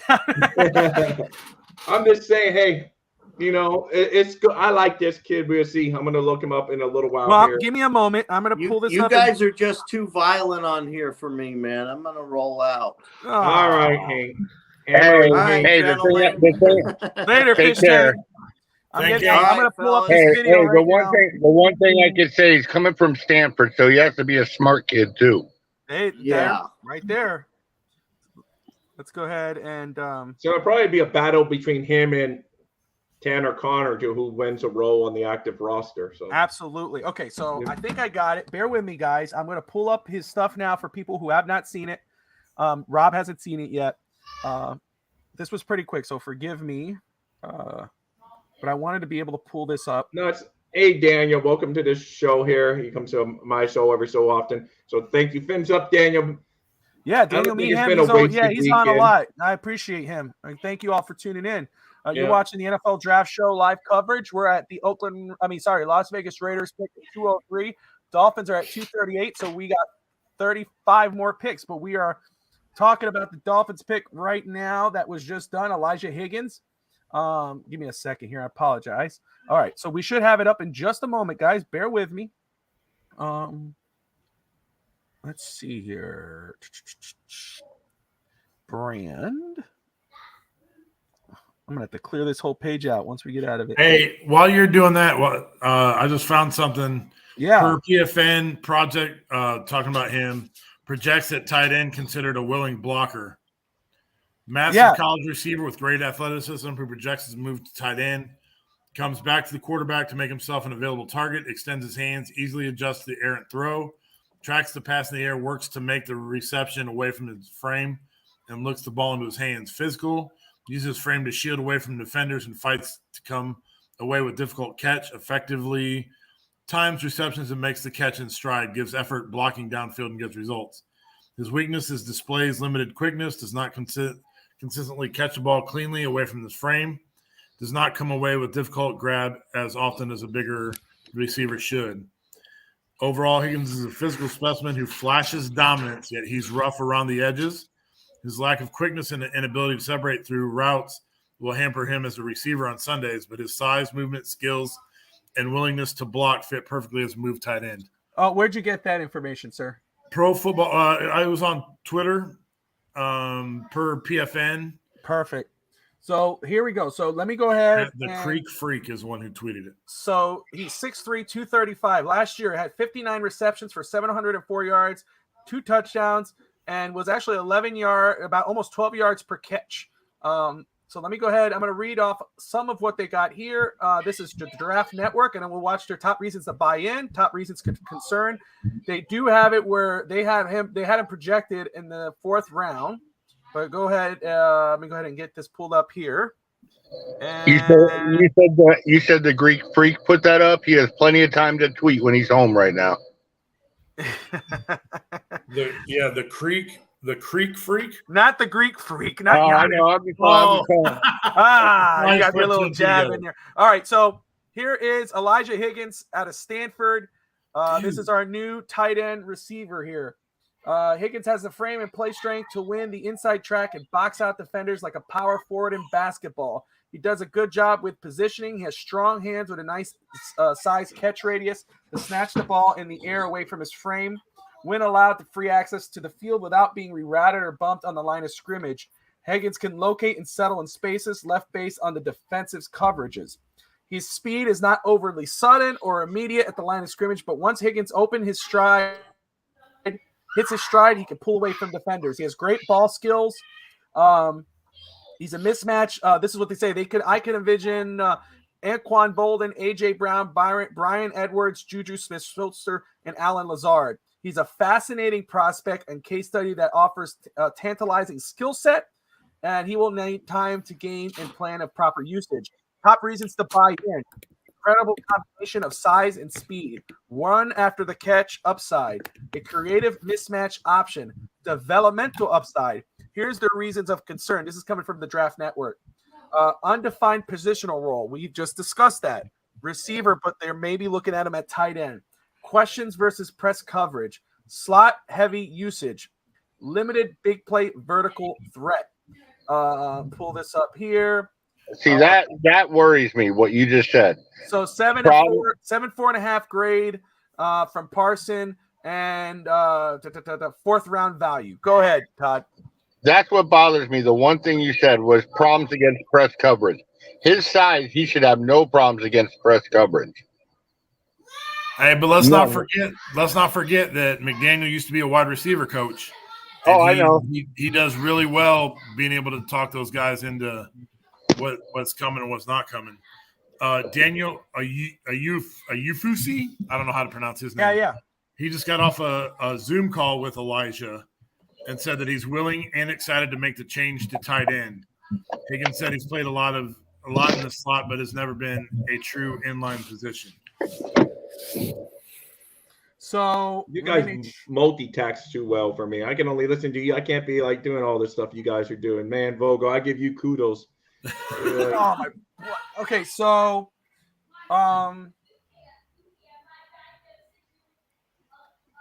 this was we talked about George Kittle earlier. Here was his prospect grade in with the NFL.com. George Kittle, Iowa, tight end. Prospect grade is 6'4", 247, 590, 5.9. Average backup or special teamer. Drafted by the San Francisco 49ers with the fifth round, pick 2 in the 5th round. Let's go ahead. They had his comparison for Dolphin fans, Charles Clay. That's what they had as his comparison. And I was a H-back Charles Clay type. fan. And we took him in the 6th round. Yep, H-back type who lacks desired size for inline blocking, but certainly has the techniques and willingness to do it.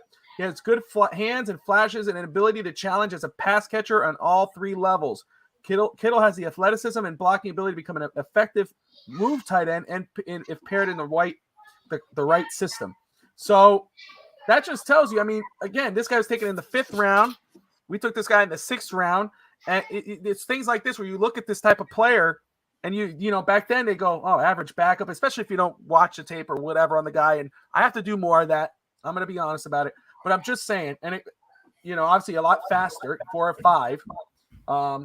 Same kind of, I think, same split, same broad jump.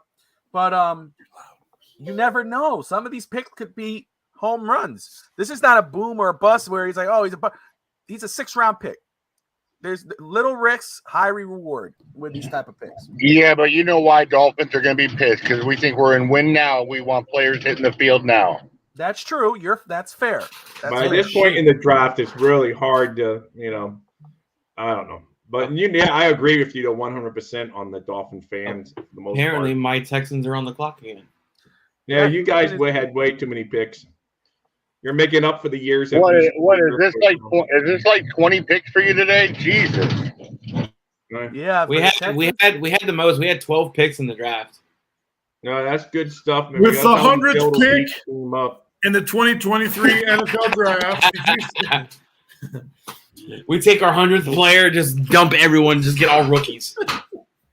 Oh, they took Damian Pierce, 939 rushing yards last year, huh? You can't say he was a bust if he didn't play. Like that's not very smart. Houston Texans select the running back. Which one? There's a lot of good ones there. Well, it says Damian Pierce, 939 yarder. No, Xavier Hutchinson. Never mind. Xavier Hutchinson, receiver, Iowa State. Oh, yeah. I mean, unless they turn back the clock and it was another guy named. I know, right? If we get another Damian. Yeah, I'm sorry. They were showing their other picks. I was testing Bobby. About time he passed. Got him. I thought he was ignoring me. So no. Yeah. I was updating everything, and then I'm looking at Twitter just to see what everybody is kind of saying.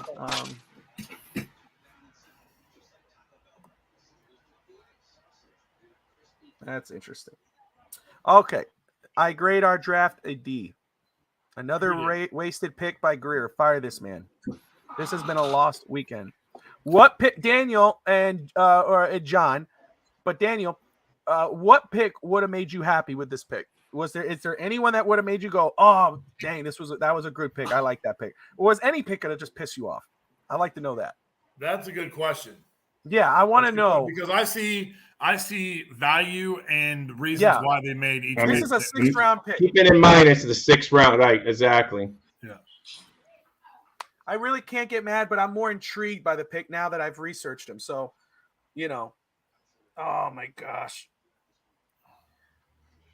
Oh, we're at 206. How many picks we have left until the end of the 6th round? Andre Lusavas out of Princeton. Miami showed interest in him. Yep.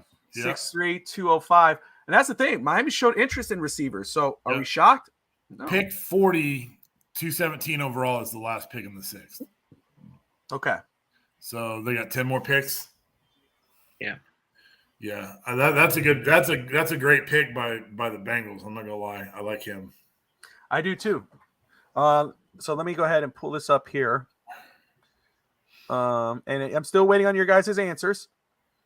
Longden Greer, where I know Evan's in the comments there, and I love if it wasn't a 6th round pick, I think this one would have aggravated me a little more. I can't get aggravated on the first two because I know why they did it. Yeah. Like when we ended up with that first pick at 51, and it came over at cornerback, I was a little frustrated. But then you put into perspective how we were banged up in the secondary last year, and how many more games would we have won if we had that solid secondary back there? Not, without some.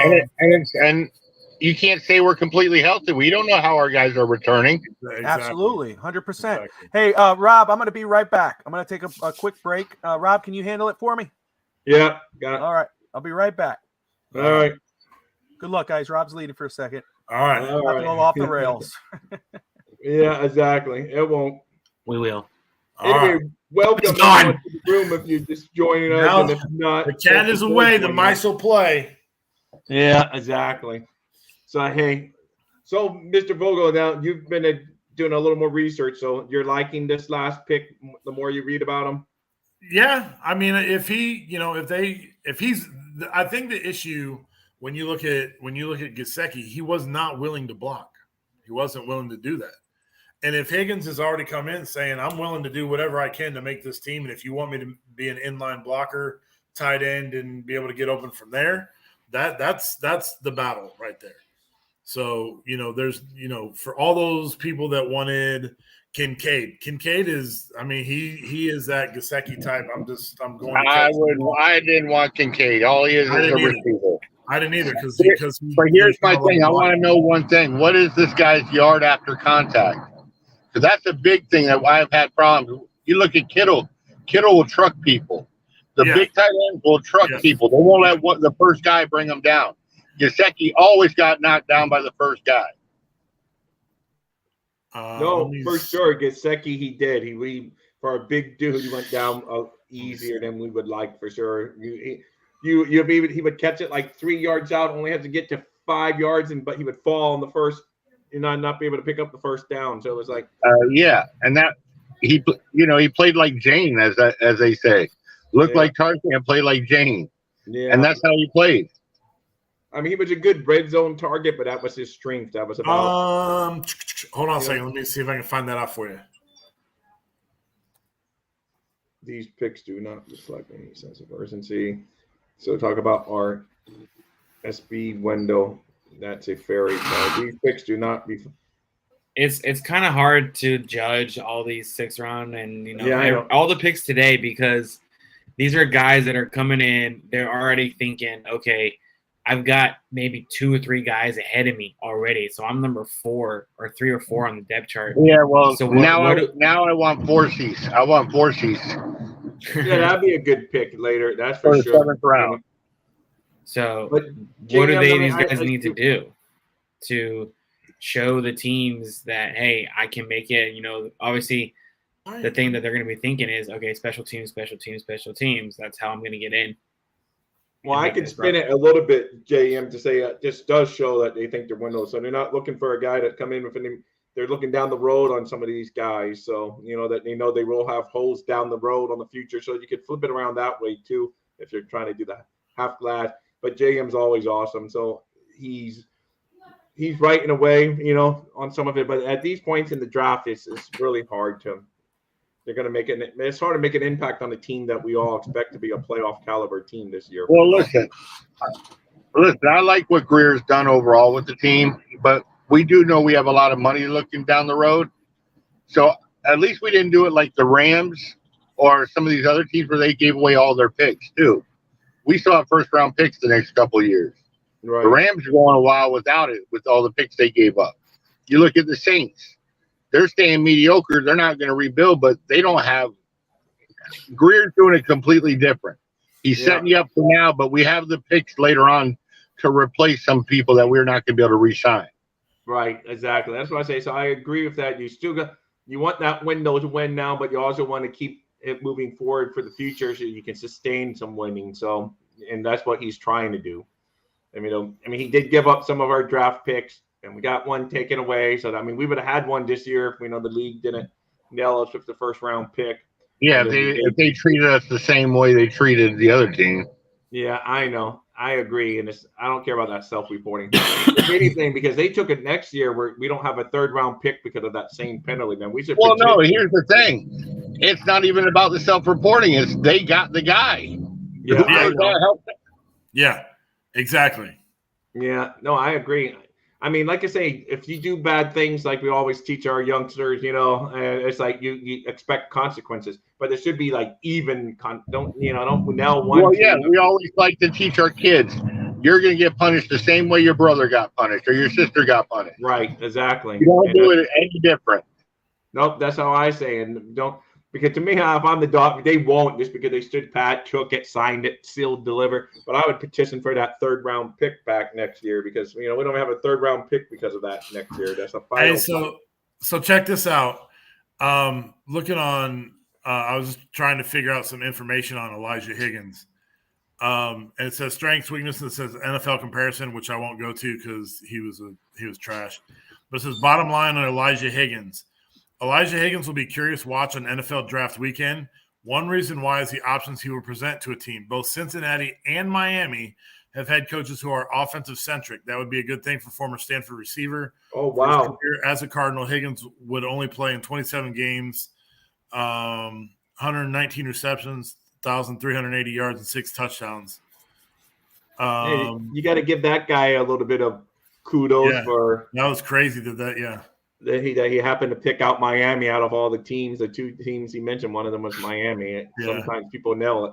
So he does portray as something of a project, but Higgins is a smart player who works hard and will not take any plays off. He also won't be the first to go from being a secondary receiver to a primary tight end. For any NFL team looking for depth at two positions, Elijah Higgins will provide that, which is of value to him as he competes for starting time at either position. A good player and a good character person. He's someone you can count on to be a roster come open day. Hey, that's a pretty high, that's pretty good. Who was that you said? Where was that? That was on lastwordonsports.com. Okay. Yeah. Hey, but that's pretty good. That was crazy. They had picked Miami and Cincinnati. Well, I guess maybe Troy does. Ross losing that first round pick by Greer more time. That may have been a part of the reason, knowing that punishment was coming and why he didn't get rid of Greer. But I don't know if it buys him more time now in the future. Right. I think he expects, him to win. So Bills, Jets, and Patriots had better drafts. Yeah. McDaniel's not going to have a first-round draft choice until his third year as a head coach. Yep, nope, exactly. They talked about that too, and that's why he said we're not looking to trade away next year's draft capital. So I was happy with that, knowing that, I was happy to hear that. So we will see because they know they have to have that foundation. Right now, The top 10 picks that are still on the board: cornerback Corey Trice out of Purdue, wide receiver Antoine Green from North Carolina, defensive end Moro Ajomo from Texas, defensive tackle Jalen Redmond from Oklahoma, tight end Zach Kuntz, Old Dominion, running back Dwayne McBride out of UAB, inside linebacker Ivan Pace Jr. from Cincinnati, outside linebacker Lonnie Phelps from Kansas, cornerback Carrington Valentine from Kentucky, and running back Zach Evans from Ole Miss are the top 10 available right now on the bowl. Well, we'll see. Like I say, which we knew we weren't naming those names when none of the ones that we were naming. Did the Dolphins take that time? Yeah. So, but at least it's good to know that there's some options out there. Yeah. I guess it's really not going to go offensive line. They really believe. I think they have to have something working with one of these veterans that they feel like they may not be a superstar, but better than anyone that we're going to get at this point in the draft. So, so that's that's the only hope is that they feel like whoever's here at this point is not going to breed out a Brandon Shell if we get him back. Yeah. Or the Cameron Fleming guy if we sign him. So, yeah, I would expect those moves pretty soon after him, Yeah, and the other thing is, I would like us to see us take a swing on some of these offensive linemen and free agency if they're. Yeah. So that's what I'm thinking. And, the Dolphins would be very busy in the undrafted free agent. They normally at least once a year, not once a year maybe, but they hit on an undrafted free agent, pretty often for a team. And, they get that golden nugget. Cater Cole, who did pretty well as an undrafted. Nick Needham was undrafted. And, we had some other guys too. The receiver, he didn't have a long career, but he had like one season that he flashed, Williams. And so, we've had hit some picks in the undrafted free agents that's contributed to a winning football team. So we'll see it. Barry Jackson, guys, no, I don't have any relation. Don't get any money for you guys following, but Barry Jackson, if you want to see he's the guy to follow for the undrafted free agents that the Dolphins are signing. Who'd you say? Yeah, Barry Jackson. Barry Jackson. Yeah. Yeah. He's from the Miami Herald. He's really good at undrafted. He would tell you everything about the undrafted free agents. Daniel, you're full of junk if you think the Patriots had a better draft. They didn't have a better draft. They drafted a kicker and a punter and offensive lineman you've never heard of. Yeah, you can say they had more picks. So if you want to say they definitely had more picks, but they did not. If you want to say it doesn't more matter picks, how many picks you have. It does not matter. It matters the caliber of player you get. Yeah, no, for sure. And do you have better chances with more picks? Yes. But I agree. It's like, it is what it is. I mean, we didn't have much draft capital coming into this draft, so that the expectations were low. We only had 4 picks out of the 7 rounds, so we knew there was going to be a lot of dead space before we were on the clock again. So it is what it is. But if you look at it, it's like you got to remember one of these, our first round pick. Well, one got taken away, but the other one we would have had 2. One, basically Chubb, we used that. That's, and then you got to figure Jalen Ramsey, he was the 3rd round pick that we got rid of. So 2 of those picks, you got to factor into the draft. I mean, no, they're not draft picks, but that's what we used our draft resources on, those guys. So, so you got to factor that in if you're going to compare like who's building the roster better during the whole off season. But yeah, as far as the draft, of course, we only had 4 picks.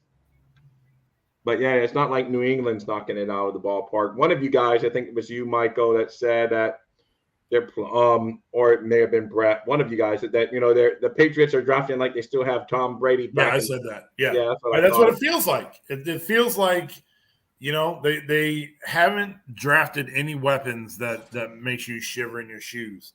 Right. No, I agree. Oh, Deuce Vaughn. He's a diminutive back, but he just went to the Cowboys. Yeah. So, Deuce Vaughn. So, he's a solid back. But anyway, so Alex, how are you? Are you live in Houston, I guess, or? Yeah. Okay. Well, are you old enough that you rooted for the Houston Oilers, or you were too young? No, my dad was. I'm only 32, so. Okay. The Oilers, they weren't around when I was growing up. My dad grew up an Oilers fan. So did he stay Texan or did he switch over to the Titans?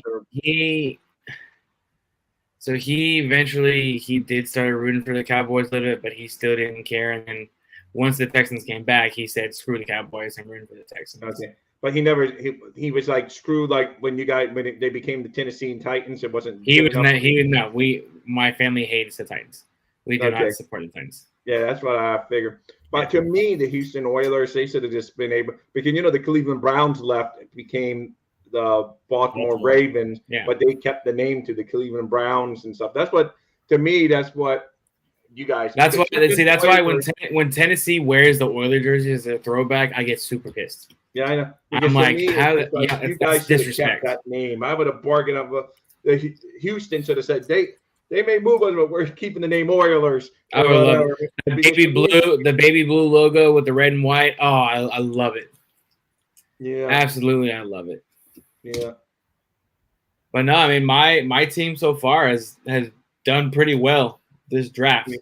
No, you're where we were a few years ago. You're building, and hoping but now within a couple of years, you guys better be good, is what it boils down to. Hopefully, it depends on. I was asking this question yesterday: is who's going to be better, us or Cleveland? Because we traded away our first round pick next year. Yeah, we still have Cleveland's first pick. So, is Cleveland? I think Cleveland will be better than us, barely, but. The thing is like I've gotten so many arguments with people at work saying that we gave up too much, and I said no, we did not. No, because you have the assets to go get a caliber player like Will Anderson. You've already got your quarterback. Use your assets to move up, grab the top defensive player in this draft, and go with it. And now you got the 2 and 3 pick. I mean, come on. Pick next year, so that's solid. It's not and we still have our number 1 next year. Yeah. Yeah. No, you with a brand new coach that you just gave 6 years to, anything that you can do to set yourselves up. Now, if you would have gotten rid of last year's one to move up, but you had the number 12 pick and you moved up. Like you're not giving up much at all to do that. Exactly. I think that you guys. Yeah. I mean, I'm actually kind of surprised that they're focusing a lot of the attention on offense. I mean, we drafted 2 receivers, one of them being from my alma mater. Yeah. And then, we drafted 2 centers. But I think one of those centers is going to end up being a guard. Yep. So whether it's Jarrett Patterson or Juice Scruggs, more than likely I could probably see it being Juice moving to guard than Jarrett. Yeah. Even though when I was watching the highlights on Jarrett, he did play guard. So that's he played both. He played both, and he played both well. And then we dropped my surprise pick was Henry TuaToa. Yeah. When I saw we drafted him, I was like, whoa. Yeah. Because we tend to draft Alabama linebackers. We've drafted now 2 years in a row. Yep. So we have Christian Harris, Will Anderson, and Henry TuaToa on our defense. I mean, and I think the Philadelphia Eagles just need to change their name to Philadelphia Bulldogs. I know. Fly, Bulldogs, fly. Yeah, exactly. When I saw they drafted Keila Ringo, I just started laughing. And my mom was in the room watching. She goes, "Why are you laughing?" I said, "They just drafted the whole Georgia defense." No, they did. Hey, but how can you go wrong? They had a great defense, So it's like, why not go back? The Eagles are doing well, so why not go back? Can y'all look at in my division? You have C.J. Stroud, Anthony Richardson, and Will Levis. Yeah, all 3. Oh wow, yeah, it's a future quarterbacks of the, So let me ask you guys. I'm not going to say anything because obviously I'm going to be biased, but out of those 3, who do you see is going to have potentially a longer lasting career with their current team?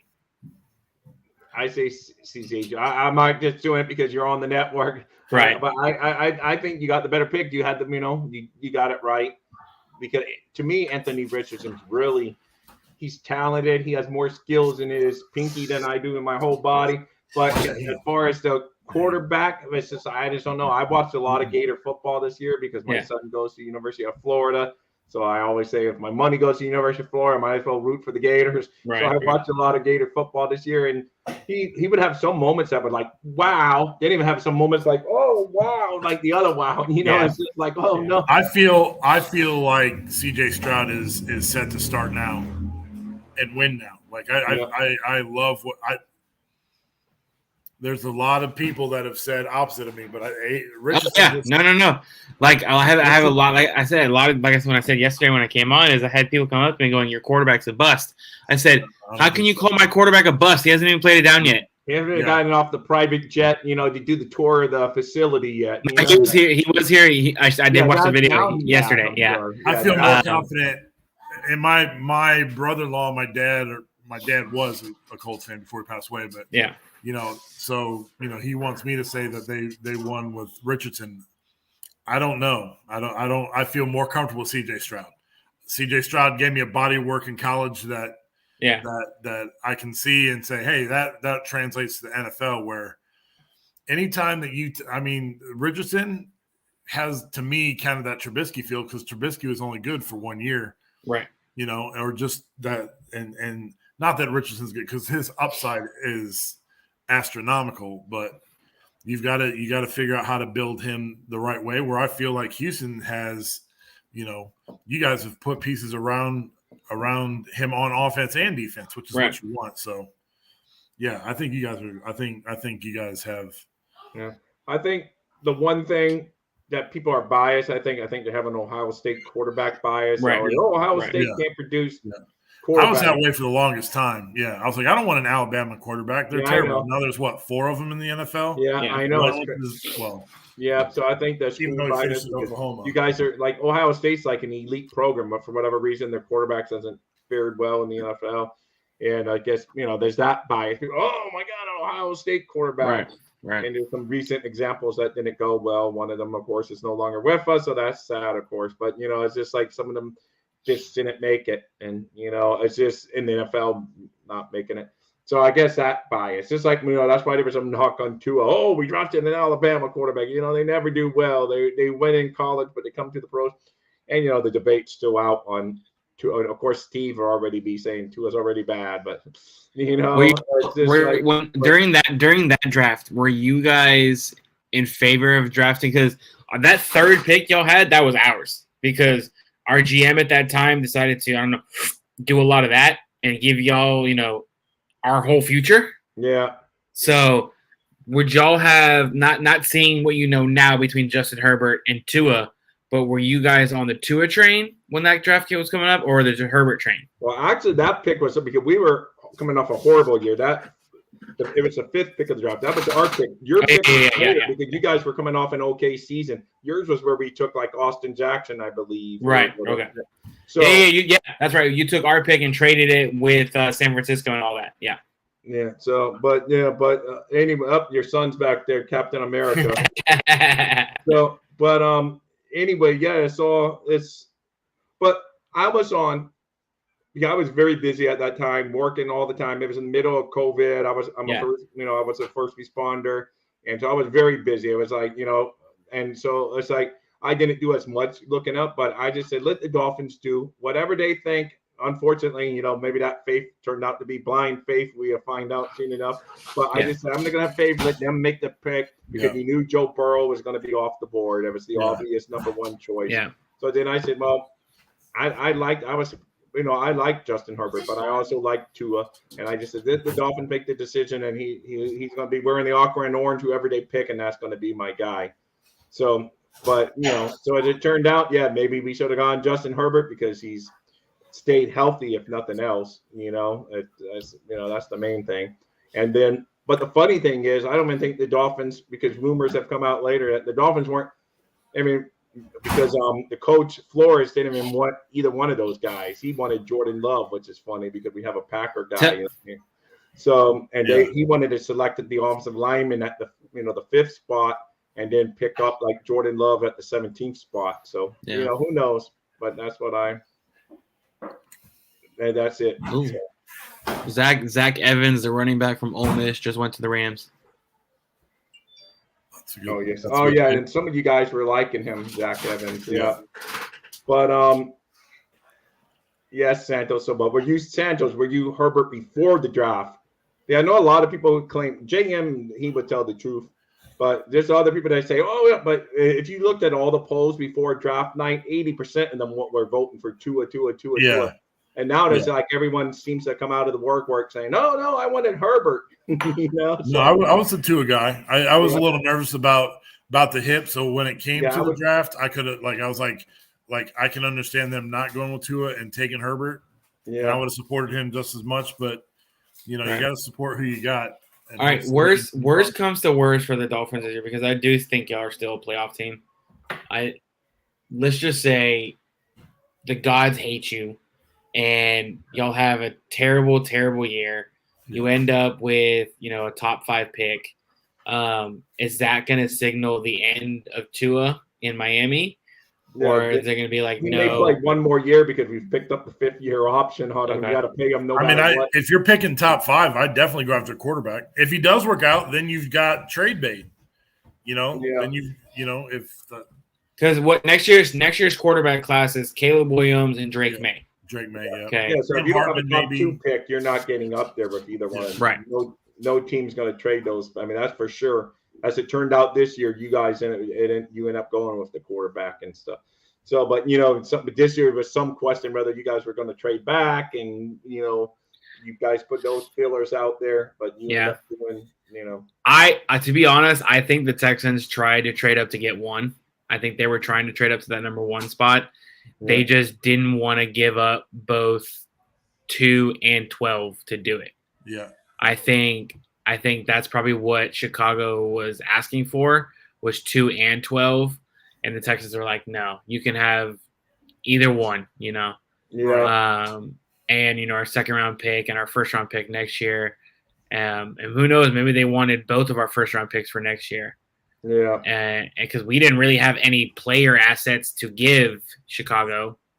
I mean, all our people are practice squad players, Yeah. So, and Brandon Cooks, our only real trade chip, was dealt to the Cowboys. So I think they really did try to trade up to 1, and then at the end they were like, okay, whatever quarterback is there, we'll take. And now let's look at number 3 with Arizona, and go get Will Anderson as well. No, I mean, like I said, we see just like in a few years, we're not going to know if your rebuild went well or not. Just like we're still figuring out if our retail, is it soon enough, I guess. But we're in round 7, boys. We're another punter went off the board. Yep. Round 7 has officially begun. The last round of the 2023 NFL draft. That's right. We are finally. Where are you guys picking? That's what I was looking. I think it's like what, 290. No, it's like 290. No, it's way down. 24. You can find it. Why am I guessing? 238. You think I would remember the name? I've done so many mock drafts. I forgot the number. There you go. Yeah, and the Texans have it at 248. 248, 249, 250. Got every damn pick in the draft.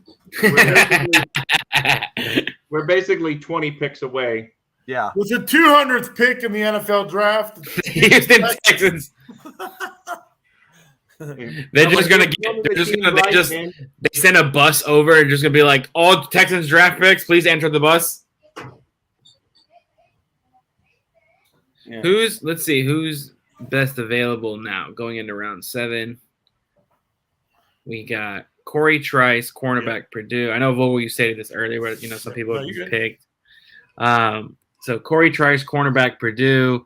Antoine Green, wide receiver, North Carolina. Morrow or Jomo, defensive end, Texas. Jalen Redmond, defensive tackle, Oklahoma. Zach Kuntz, who I'm surprised y'all didn't take, tight end, Old Dominion. Dwayne McBride, running back, UAB. Ivan Pace Jr., who's actually a really good player. I've seen him his last 2 years since we're in the same division. Well, we're in the same division. Inside linebacker, Lonnie Phelps, outside linebacker, Kansas. Carrington Valentine, cornerback from Kentucky, and Rajon Wright, cornerback from Oregon State. So, I mean, there's these guys. Eli Ricks, a cornerback from Alabama, he's pretty good. Yeah. I was about to say, I'm like, why did it finally popped to 7th round? I was like, it's not the 6th round. I mean, holy crap. No, it's the 7th round. Yeah, 7th round. It says Barry Jackson says new Dolphins tied in. That's how he addressed him. Eli Higgins hit 21.5 miles per hour. I saw that. Faster than a school zone. Yeah, faster than a school zone. Yeah. So, you know. So basically, Dolphins Elijah have Higgins is their wide receiver / tight end, but more than likely on the Dolphins, he's going to be a tight end. From my understanding, that's kind of they said they had a Zoom call with him, and he said he's more than willing to move to an inline blocker. So Momo Ajomo is still there, and I'm talking Dolphins. First off, let me go ahead and thank you, Rob, for covering for me as my son just got back. I was taking care We of some threw the party while you were gone, so Yes. So if you get a bunch of there might strikes be from some YouTube- reviews during that little time. I don't know. So everyone tuning in, you're watching NFL Draft live coverage on the FitSock Sports Network. Oh, I was about to say, I was like, did something just happen to Ian Rappaport? No, I think they did something. An absolute track team being built in Miami. Yes, but oh no, for sure. Smash that like and subscribe button. We appreciate you tuning in. Put your comments below. What you thinking about what the Dolphins are doing, or what in the draft? What do you think about the Texans draft? We got Alex Brown here, our resident Texans fan. I got my kids yelling in the background. You know it's almost time to wrap it up. Michael Vogel, who's been with me since the start of our draft shows. It's And been of course, amazing, Rob, man. It's been amazing. Yes, sir. And Rob of DolphinsThirsty.com. If you're thirsty for Dolphins content, go to DolphinsThirsty.com. Thank you. Let's see here. The pick is in. I don't know if you saw that Deuce Vaughn went to the Cowboys. While I you were gone. did. Yes. Deuce Vaughn, who's Brett Legacy really likes him. Another project. Hey, I'm okay with projects in the 6th round. Yeah. I'm okay with the projects in the 6th round. Again, Zach Kuntz is still there. Why? What's going on with Zach Kuntz? Antoine Green just got picked up, wide receiver, North Carolina, to the Detroit Lions. The Jets are on the pick is in for the Jets at pick 220, which is like 18 picks before the Dolphins. Let's see. Okay. Let's see who the Jets are going to take. This is where it's going to kind of move real quick now. Yeah, no, I have a wrap up quick now for sure. And then it's on to Twitter to follow all the free agent. Yes, that would be intriguing. Undrafted free agents. Barry Jackson's a man to follow. Barry Jackson. Yeah, he'll be in on it for sure. Yeah. Jets have their pick at 220. Dolphins are 18 picks away. Yeah. Pick is in for the Jets.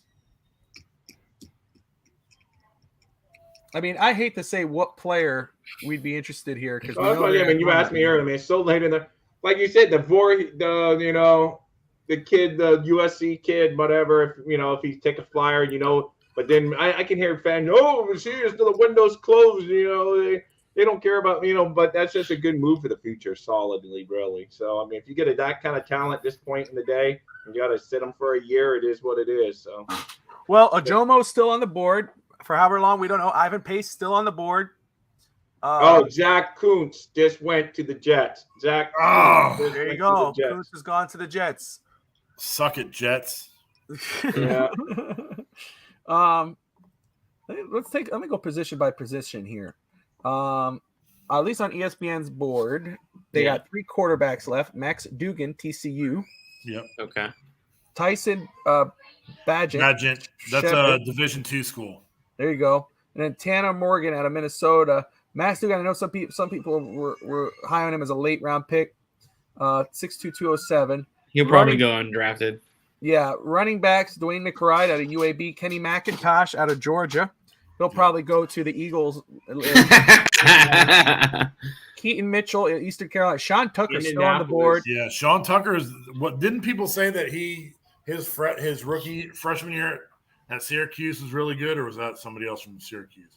Let me see. No, I think that was him because Wingate was talking about Sean. Yeah. Back. Deneric Prince out of Tulsa. Abraham in Minnesota. Thompson out of Texas Tech. I mean, a lot of good value players. Who finally got the Sean Taylor kid you guys like so much? Who? Not Sean Taylor, Sean Tucker. Sorry, that's a name from the past. But yeah, sorry. But it's Sean. Well, who got him finally? Tucker. Nobody. Tucker's still on the board. Oh, I didn't hear you say his name. Okay. Yeah, I was just saying that there's still some good players for running backs on the board that could be potential undrafted free agents. Kenny McIntosh, one of your favorite guys, is up on there still. Receiver, Ronnie Bell out of Michigan, Bryce Ford Wheaton. There's a lot of receivers up Well, I on like here. McIntosh for sure, but I mean, I like our guy a lot better. I just like I'm biased of myself, Florida guys. He actually played here in this area as a high Hunter school. Luque still on the board. Let me see here. Offensive tackle Ryan Hayes out of Michigan. TJ Bounce out of Oregon. Jackson Kirkland's a big out of guy. Washington. He's still there. Let's see here. Offensive guard Akayer out of Alabama. Nick Broker. Andrew Voorhees. Again, I'd take a flyer on him. I would not be upset getting him in the So seventh. that's what I was saying. Yeah. Yeah. Forsyth out of Oregon, center. Let me go ahead to edge rusher here. Ajomo, who we like. We know that Brett had brought him up. Let's go D tackle. Let's see. Jalen Redmond out of Oklahoma. Inside linebacker.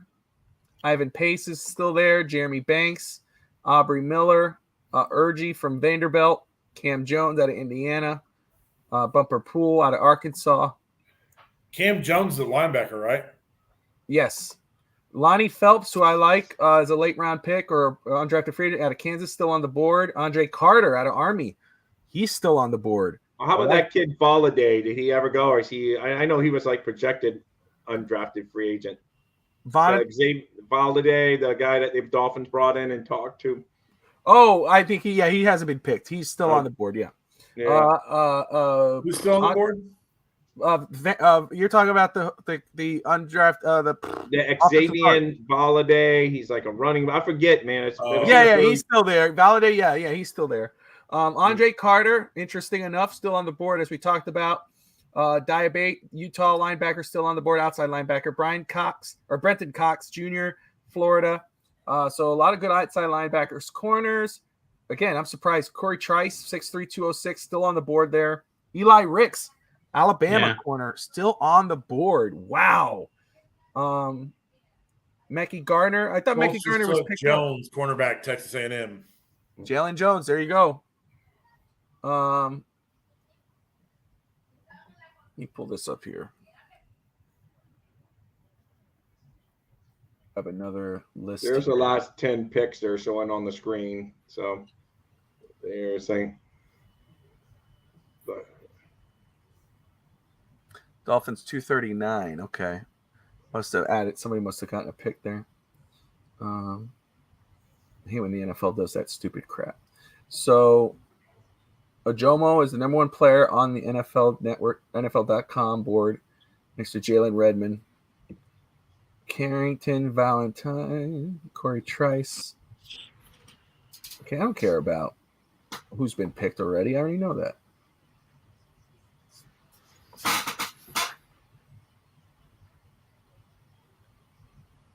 Okay. Yeah, and ESPN's probably the best spot. Everyone else is kind of delayed. Idiots. Let's I've got mine set on the NFL draft best available board. Yeah. It seems to be the pick is in for the Vikings.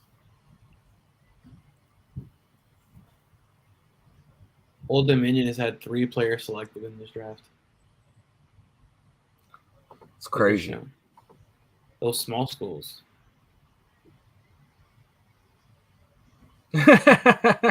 Zach Kuntz is a Jet. No, some people react.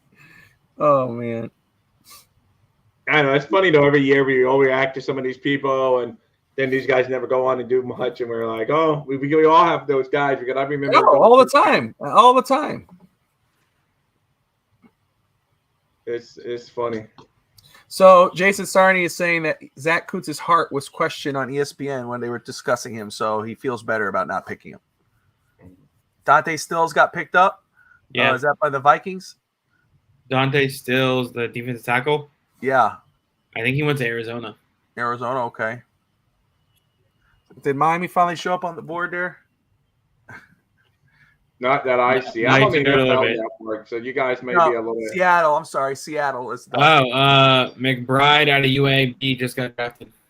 Oh, there you go. Okay. To the Vikings. Nice. Late round pickup, value pick. That's a good one. That's a good one to late round pick up. Well, it shows that other than those, running backs fall, other than this year, 2 went in the first round, but most of the time these running backs, you get good running backs. And that's why I think Greer was never willing to spend so much on running backs, because he always had that theory, like a lot of these teams evidently do. So yeah, but he did this year. He got a chain in the third round. Yeah. So I mean, that they got plans for that kid. They do. Oh no, he's going to contribute. I mean, that's the good thing about having him on the team. He's going to contribute, because I don't get tied into starters at running back, because the Dolphins are going to play. Look at last year, we would rotate them in and out. So he's gonna play, and if he makes big plays, he's gonna play more. So we'll see. I just have a feeling McDaniel's gonna find a way to get this young man the ball. And like I say, I know some people want to game one. I'm sorry. I just want to say Shams. I just saw this and this is NBA talk, but Joel Embiid is doubtful for game one versus the Celtics. I mean, my goodness. If we get the 76, I'm talking about Miami Heat, guys. I'm sorry. Is Joel Embiid played for them now? Joel Embiid plays for the 76ers. Oh, yeah. I'm sorry. I thought you said Celtics. No, another punter. Ethan Evans. The punters are going now. Let them go. Who was it that was so up in the punter?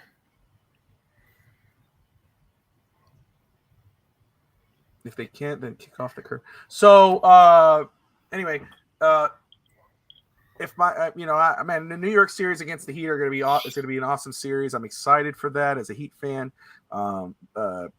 Honestly, I mean, I have it Heat versus Celtics in my predictions in the Eastern Conference. I had the Celtics winning, but I know, obviously, I'm still think the Heat can do it. But I would rather face the 76ers. I think the Heat could take Miami is at least on the screen again. The Mia waiting for the pick, so at least it's good. I hear you. Maya. You know me.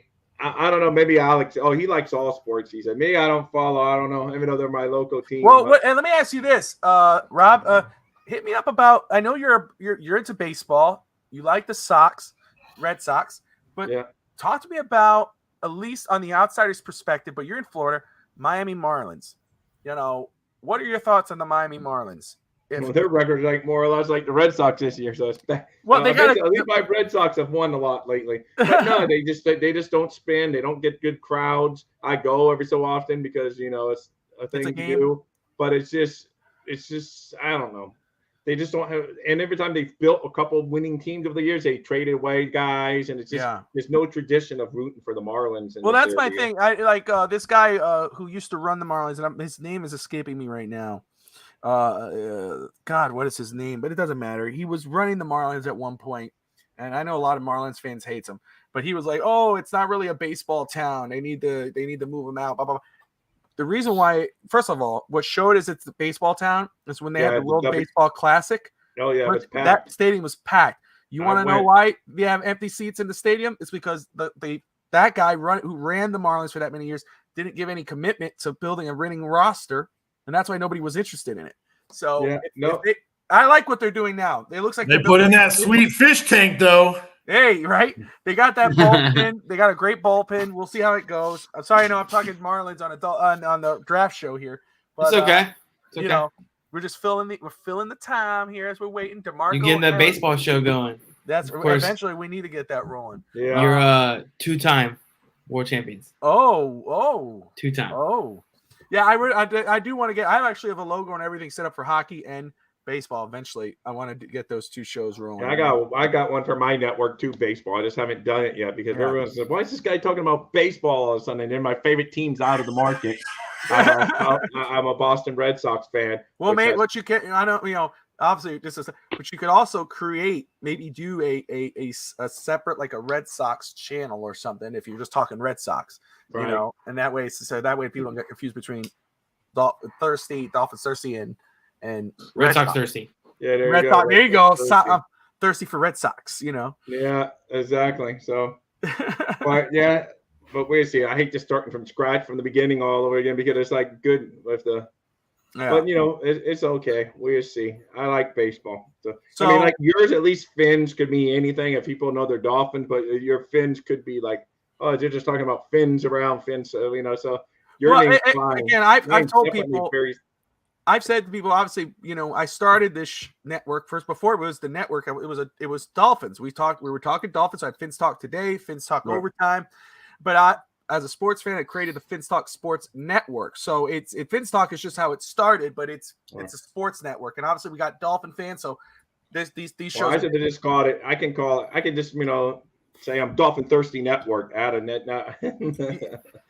Okay, Dolphin Thirsty Network. But no, it's just. But yeah, no, it's pretty good. But yeah, Thirsty for sports. One of these days, I do some baseball. Thirsty for sports, talk. Yeah, that's what it is. Thirsty for Sports Network. But as we're waiting here, first off, thank you everybody for tuning in. We're about, oh my goodness, we are almost at 6 hours going live. We've had everyone tune in, and thank you so much. You're watching the Fins Talk Sports Network NFL Draft Show. We are at pick 225, round 7. Dolphins they're on we see them there. They're there. But right now the Falcons pick is on the board. Dolphins have whether they're bad picks or good picks in the end, we don't know. This one they're showing an announcement. That's why. But we can honestly say none of the picks so far, and if you're a Dolphins fan, have gotten you to go, whoa! It's more like, huh? So. And then you have to research it a little bit. A guard from South Carolina just went. Jovan Gwynn, South Carolina, the Falcons. Okay, there you go. So we're at another South Carolina kid.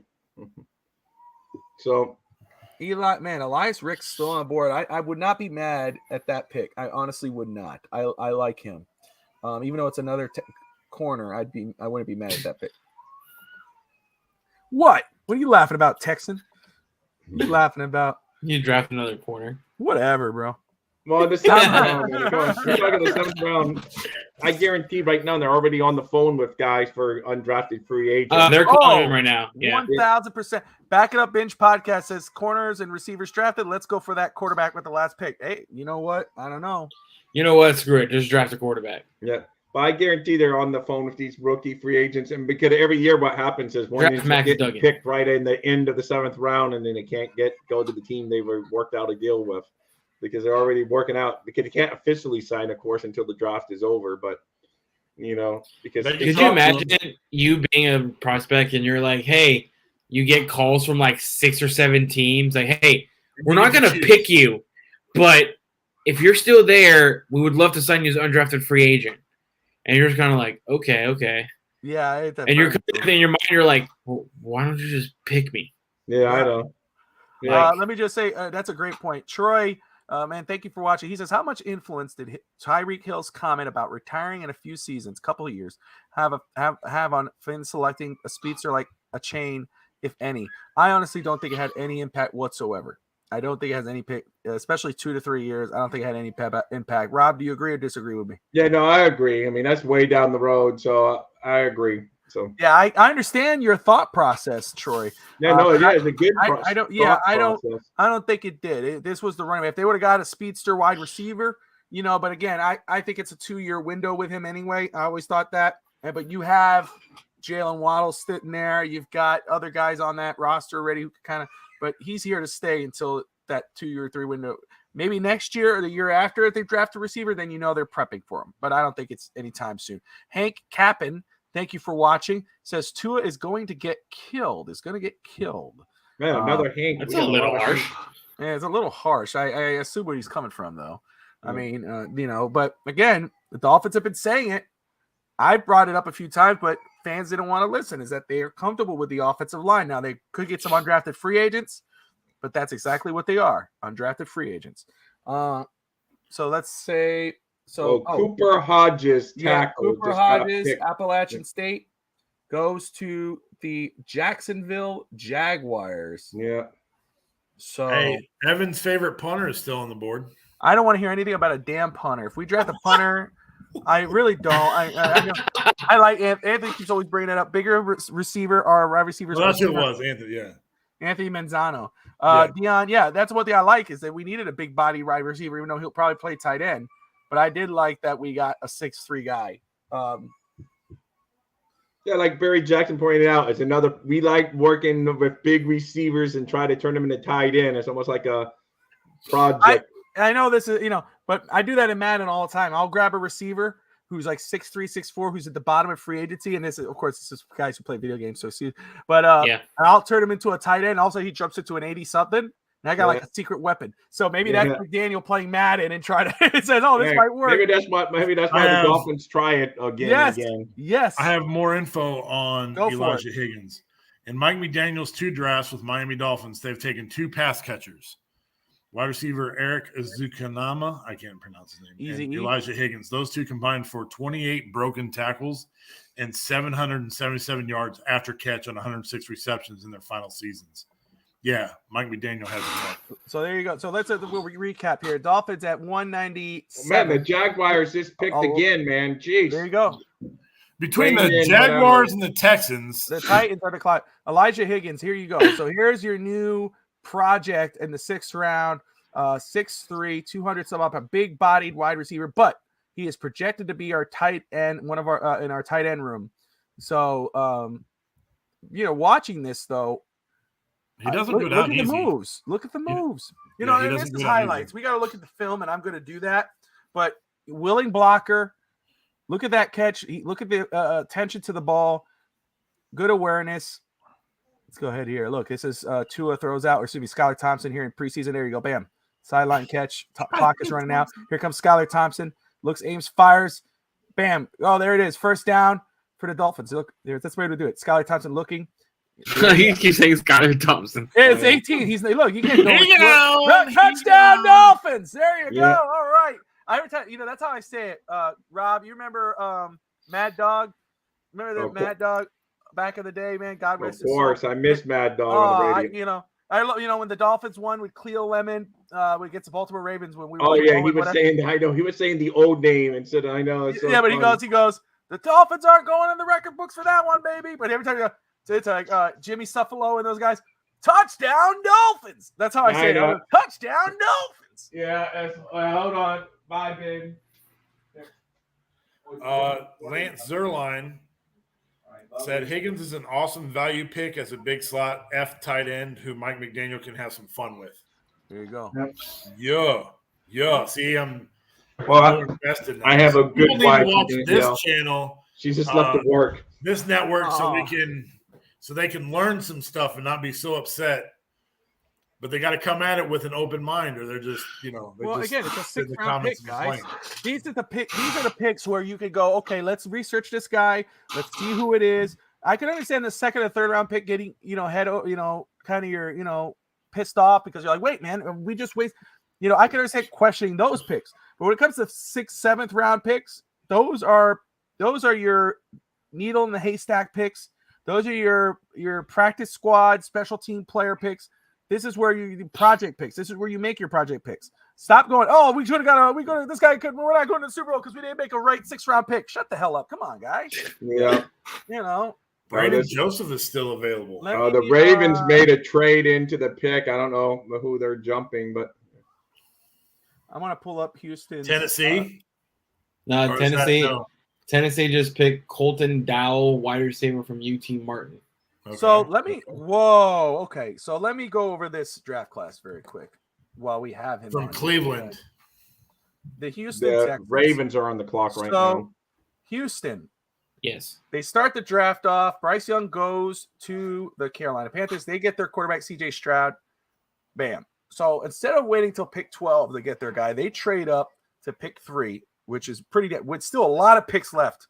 They get Will Anderson Jr., probably the number 1 defensive player on the board. Jalen Carter was mine, but to many, Will Anderson. That's pretty freaking exciting. 2nd round, they get offensive line hit. They get Juice Scruggs, center out of Penn State. Then they go get wide receiver Tank Dell. Then they go edge rusher Dylan Horton out of TCU. Update real quick on our Voorhees pick. He just got picked by the Ravens. I knew it. I was going to make a prediction. Man, I should have. They traded up for him too. Yep. They knew somebody was going to grab him late in the round. Go get him now. Because especially after the draft, that's a guaranteed money type of deal. You go and call him, go, hey man, we're going to give you guaranteed money to come to our roster, sit down on the practice squad, get healthy, and come join our roster. I almost made that prediction before you made it, but I didn't want to be wrong on here. Nah, don't be wrong. Be ballsy, brother. You got it. You can Yeah, I do know, it. because when I saw the Ravens moved into that pick, I said they have to be going to get the Voorhees kid. Damn it, man. I wanted Voorhees, but okay. So then this is where like I think There this you is go, like, these Andrew last Voorhees. three picks for the Texans. Hold on. These last three Where are picks you for the getting your picks, Michael? You're ahead of I me. I was on Twitter looking at something else, and Rappaport just posted it. So these last three picks for the Texans are like seal the deal for me with how they've done. Henry 202 out of Alabama linebacker. Love that freaking pick. Then one of my favorite offensive linemen in this draft, Jarrett Patterson. Yep. Notre Dame could play guard, center. They already got Juice Scruggs. So you put Scruggs there, you put this guy at guard, and then Xavier Hutchinson, wide receiver. Damn it. Screw the Texans. You know? Screw the Texans. You know? That's gonna be a fun division to watch. Oh, it is. You got Anthony Richardson with the Colts, Will Levis with the Titans. You got the Texans with CJ Stroud. Holy crap. The three top quarterbacks in the draft, besides Bryce Young. And just think, you have Trevor Lawrence on the Jags. So, oh my gosh. What a my goodness, Andrew Voorhees. I hate seeing that. I just saw his picture pop up. You bastard. I know. Well, Buffalo's pick is in now. Screw Buffalo. Well, maybe they jumped him because they thought Buffalo was going to. At least they didn't get Voorhees or whatever. I couldn't see Buffalo getting him because Buffalo already drafted a guard. They drafted Osiris Thomas. Drafted two centers. Of course, he could play guard, but still. Well, one's going to play guard. All right. Take it easy. It's going to be a receiver. I can see Buffalo's going to pick a receiver. Well, they already took one today, too, though, but they could take another one. Oh, did they? Yeah, they took the kid from Florida. You thought you knew, but you didn't know crap. No, I'm just kidding. I didn't. Oh, I know WWE. Whatever. No, just kidding. My son's already telling me, he's like, Dad, can we play WWE 2K? I'm like, hold on, dude, I gotta finish up. I got you. He's good, man. I mean, I was playing with him and I would try to be nice, let him win. I'm not that good on it, so I'd rather play. He reverses every move. He does a resiliency. I'm like, how the hell did you know this? Grind until I get like JBL, who is like one of my favorites. That because Tristan's so used to you could grab the guy and do your finisher. I just hit either like one of those guys like Drew McIntyre, the big kick, or who you call this? A JBL clothesline from hell. Oh my goodness! I hit that. Tristan goes, what? Because he sees the guy like flip 3 times in the air. I'm like, gotcha, boy, gotcha. It's over. Yeah, I'm trying to get better at 2K. Yeah, it's fun. I like the. I only play sports video games, so I play the show. I just got the show, so I've been playing. I have the show from Game Pass. I got to play that. I'm excited about that. Madden. I play Madden. I play 2K for basketball, and then FIFA. I'm a big FIFA guy. That's what got me into it. What FIFA, the game, got me into soccer. Yeah. Got me into the football. I'm a big soccer guy. Like, love soccer. Really? Yes. Interesting. Okay, cool. I love soccer.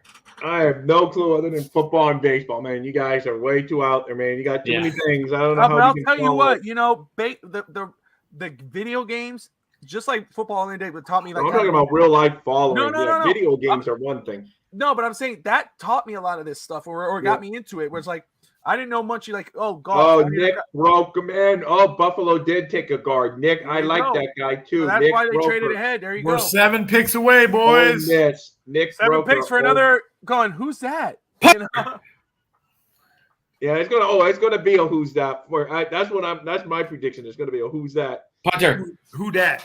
Yeah, who did? So yeah, we're talking to each other. That's who we're talking to. We're talking to the Twitterverse. I mean, is Michael talking to voices inside his head again? Yes. Oh, he found his daughter. Sorry. Apparently, there are no place kickers available on ESPN's draft board. So all the kickers ESPN had have been drafted. Apparently, went to Green Bay. Dave seems to be pretty excited about it. Dave's excited because it's his team. But the Green Bay Packers had a good draft, in my opinion. Very good draft. They have. Well, we got a quarterback controversy now in Green Bay. Oh, with what's his name? The one from Penn State? Please. Sean Clifford. Yeah. Pick is in For the Raiders. the Raiders.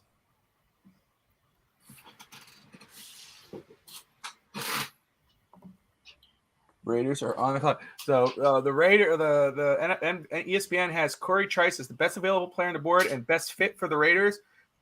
Kyer Jr., Alabama offensive guard. So it could be the run on offensive guards right now. Yeah. Let's see who the pick is. Oh, the Raiders drafted Aiden O'Connell. Yeah, they did. That was earlier, yeah. Now they're showing the Texans. They're showing the Texans. Nisa Jades just went to the Raiders. Who did?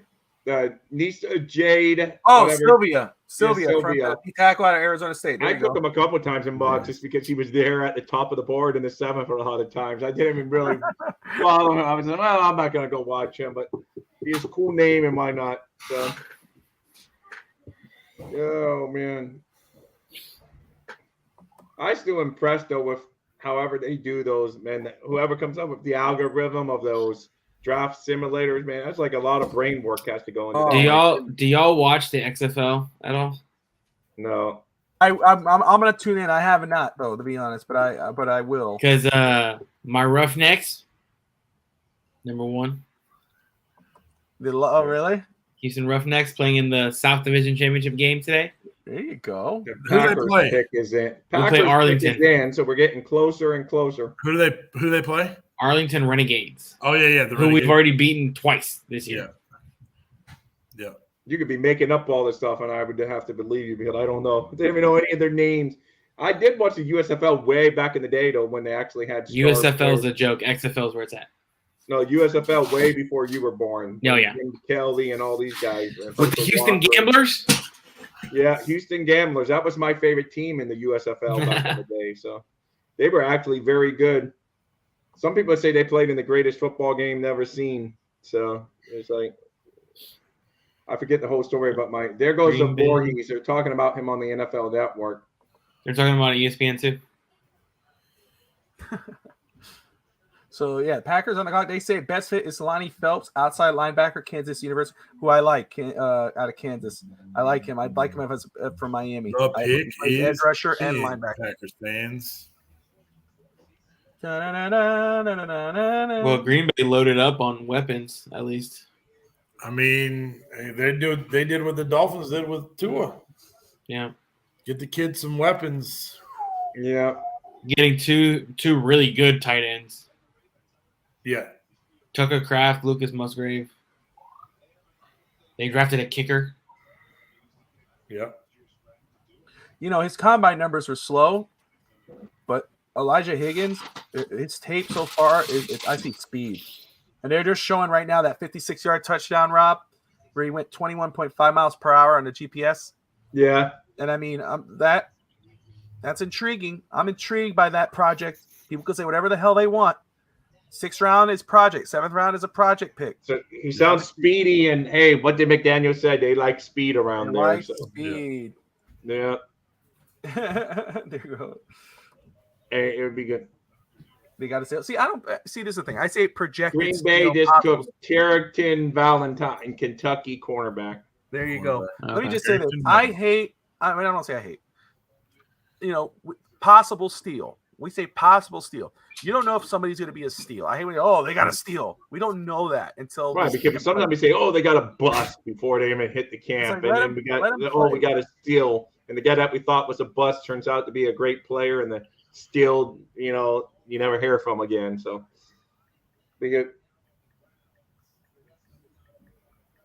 I'm just so happy we're finally almost on the clock. Almost there. What pick? 233. So about 4 picks out, 6 picks out. Yeah.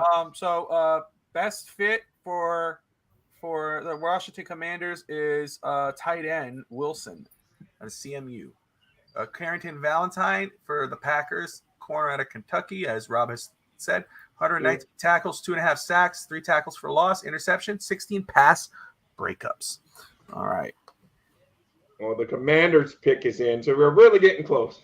Good. We're almost there. Yeah. We're almost there for the pick to go. The trade. The Dolphins have traded out of draft. You son of a. Yeah. Oh my god. Oh man. Chris Greer, but he didn't have the assets this year to really trade back or trade up and all of this kind of stuff. So because normally he wheels and deals at least once during a draft. Yeah.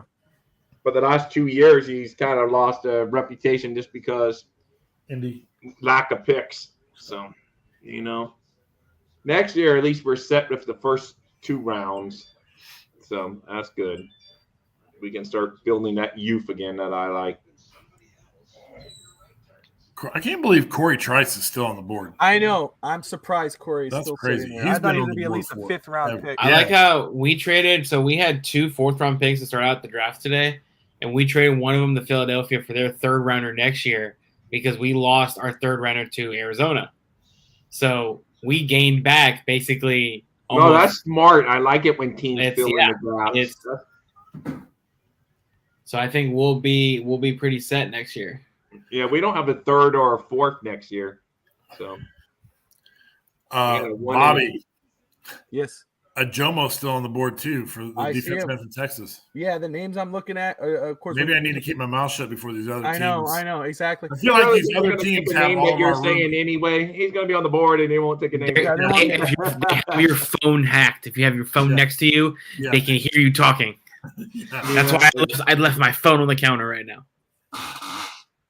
But yeah, Ojomo,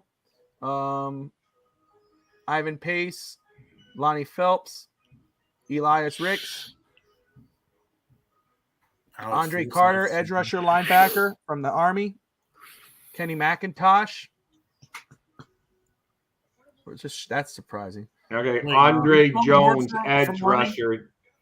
Andre Jones just went to the Commanders. There you go, out of Louisiana. Andre Jones, 6'5", 248, 19th edge rusher on the board. Hunter Luque is still on the board. We are. Is that who you want with your final pick, Bobby? I'm intrigued by a lot of the names I said, but I would not be upset on Hunter Luque. I'd like Hunter Luque. But again, Andre Carter still on the board. Outside linebacker to Army. I like him. Lonnie Phelps, I like a lot. He could be edge rusher. You put him at outside linebacker. Ivan Pace, I like Ojomo. Elias Ricks, even though we got a corner, he could be a play safety. Cam Smith. I'm surprised Elias Ricks is still on the board. Corey Trace still on the board. We'll see. I'm looking at these players. I'm saying these names, but I'm sure it's a player that we're not talking about that's going to be the pick. Oh, that's one of my guarantee. Mustafa's still there too. PJ Mustafa from Penn State. Yeah. Probably Jason Taylor out of Oklahoma State, safety, still there. Maybe we go. A namesake, it's a good name. Yeah, Jason it's not Taylor. a relation, but hey. No relation. I know. I mean, if it was his son, I'd be, let's get his son nostalgia, but it's not. Yeah. Brandon Joseph, safety, still out. Yeah. I think you had 2 players' kids get drafted by their teams this year. Yeah. Joey Porter, I know is one. Who's the other Joey one? Porter. Oh, no, it was his nephew. Deuce Vaughn. The Tomlinson went to the Chargers. That's Deuce Vaughn. His dad is a scout for the Cowboys. Oh, okay. Yeah, that's what we're talking about. The Cowboys war room went crazy. His dad was in there and started crying. Oh, that's epic, man. That's cool. The kid will make it too. He's really Alex, fast. you need to buy a Cowboys jersey just for that. His Cowboys. No, not really. No. Oh, you're a dick. No, I was going to say, if you're talking to me, I'm going to – Cowboys is one of my teams I hate the most in all of NFL. Outside of our division rivals, I grew up hating the Cowboys, telling me who America's team is. I know. I hate that. Wait, Jason Taylor just got drafted. Oh, there you go. Hey, you just talked him up, Bobby. You just talked Jason Taylor the second. Yeah, number 2. Yeah, because he's not the first. I'll tell you that. He has big shoes to fill. Jason Taylor the second. On the clock is the Packers, and Lonnie Phelps is the best fit supposedly. But I like Phelps, man. I thought Amel Akire got picked. Am I wrong? Who? Akire, the Alabama guard. No. Okay, thought he was. My bad. No, yeah, he's still there. Take it easy, man. Take it easy. Okay, don't. Yeah, my grandfather. Yeah, Bobby. Ralph the father. Oh, we're getting close, boys. I know. Yes, we are finally. And I'm probably gonna tap out after. We gotta go eat eventually here with my son. It's just me and my son. The wife. No, eating's overrated. You know what's crazy? I have not eaten anything yet. I've only drunk coffee all day. Oh, that's impressive. Yeah, No, that's like you see me in here. I only left to pick up something for the wife. I didn't even eat myself. So yeah. You can tell everyone's cameras are starting to be like, "What are y'all doing?" Yeah, that's right. Why are you still here? Yeah, my camera needs. It's not even that hot. I was gonna say it probably needs a break. My camera's fine. Supposedly, I ordered this camera. I mean, I'm surprised, and it's clean, man. I like the look of it. Yeah, I got a new camera, and it's we got it off Amazon on sale, and I was surprised that it's been clean. I love the look. Yeah, this one's fine for what I need. It's fine now. If I ever did the heavy producing and all, like really fancy stuff. Well, I just ordered one of these things right here.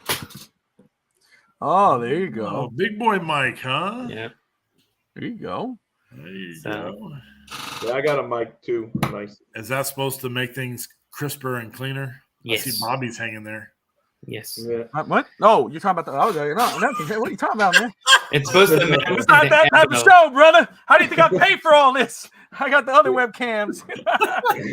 What show are you watching? Bobby Finn's talk on OnlyFans. That's right. Oh, like man. rubbing against the mic. What? No. Where I turn my draft content into draft. That's right. I remember one of our shows, Alex, the producer, had on some like background noise. I don't know what it was, but it sounded like a full on porn set behind. Are you serious? I'm not even joking. Like it was just something there. And Alfred, Ryan, and I look at each other and go, "Well, welcome to the X-rated version of No Holds Barred." Whoa! I gotta get on that. When was that? Was that a while back? It was like I think our 4th episode. Interesting. Oh, all right. Maybe. But it was it sounded like it, but it was one of his kids was like watching a cartoon that he could like hear that it wasn't that kind of cartoon. Yeah, right. As long as I think so. I don't know what his kids watch. But we were just like, what? Yeah. Lou Nichols the I'm third so far running back. behind here Central because they're Midfield. showing Eisen doing his annual 40-yard run stuff here. So Yeah, well, we're so interested. I mean, good. It's a good thing, good cause, but still. I don't know. Just get us a car. I know it's a good thing, but do this earlier, and we just want to get to the Dolphin, man. Got 3 picks away. So Because I'll probably log off after the Dolphins pick too. yeah, we That's can what I was probably just- we will wrap it up. We'll wrap it up. After Miami's pick, we've been on for 6 hours. I didn't even know the old StreamYard went that long, but by God, we're making it work, aren't we? Hey, Yeah. hey, I got a lot of hours this 3 days. We got a show tomorrow. I'm producing that one, which is Once Upon a Sunday fantasy football. So they'll talk about best picks for fantasy football, best teams, all that whatnot. So, but See, I just now got the Jason Teller pick. That's how far behind I am. So refresh your page or get in and get out. It might fix itself up. Yeah. Oh, we're close. We're close. What pick are you guys on? I'm at 234. The Rams. Oh, I see the Colts pick right now, 236. Well, I don't see the Colts pick on TV, but I do see the Colts pick on my computer here. Jason Taylor, you see, yeah. But that's what I hate about this damn thing. Because It's I like got no the one cares Packers. about I all got this the Packers talk. on the clock here saying pick is in. That's what I got. Like no one wants to see all this stupid crap about all this extra stuff. Show me the picks. Stay on the clock. Well, that's what I'm watching. I'm not watching to see all your extra stuff. I want to see about the picks. Oh, are you guys on pick 235? Pick is in for the Packers. Yeah, or yeah, am I'm I on the waiting? Packers. we saw.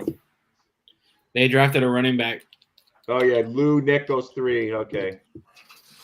So I'm up with you then, more or less. Okay. I see though the on the clock is they've already made their pick. Colts pick is in. Or the Colts, excuse me, the Colts. Yeah. All right, Indianapolis, who did you pick? You all are doing a marathon. You're damn right. And I'm feeling it too. My hip is killing me right now. No, I can't wait to go eat. I just want to see this final pick, even though it's going to be a Steve. You should have come back in for the last minute, Steve. You know. Yes, Steve Malloy. Uh, You call yourself Real Talk. Just call yourself Real Talk in the comments. I'm actually proud of Steve because he was going off before day 3 of the draft, and he went in there, and all of a sudden it was us. It was subtle. I know. I thought it was going to be like it was going to be really crazy. But I mean, my goodness, I heard curse words I never heard before. No, I'm just kidding. Colts has got an tackle just took Jake. All right, here we are. We're almost there. Woo! Seattle's on the clock. 3 minutes away. Dolphins are on the clock in just a bit, and then we will call it a night. All right. I'm going to hit the restroom real quick before I piss my pants on their being pissed off. Hold it. Oh, he really laughed. I thought he was joking. Yeah, I was about to say, hopefully he mutes his mic. We don't. Yeah. You hear I think we're actually. Let's go ahead here. We are a pick down. Yeah, Troy, I'm with you. That's when the marathon starts. Is the undrafted free agents. I will be refreshing my phone, keeping eyes on that. Ralph's still watching. Ralphie boy, love you, man. All right, pick is in for the. Oh, Kenny McIntosh. There, wow. So they go Charbonnet. Yeah. In the second round, they get Kenny McIntosh. That's a great value pick. And they already have good running back on the team. They're going to be stacked at running back for sure. Wow. Well, he might be. You never know. After the preseason, what happens there?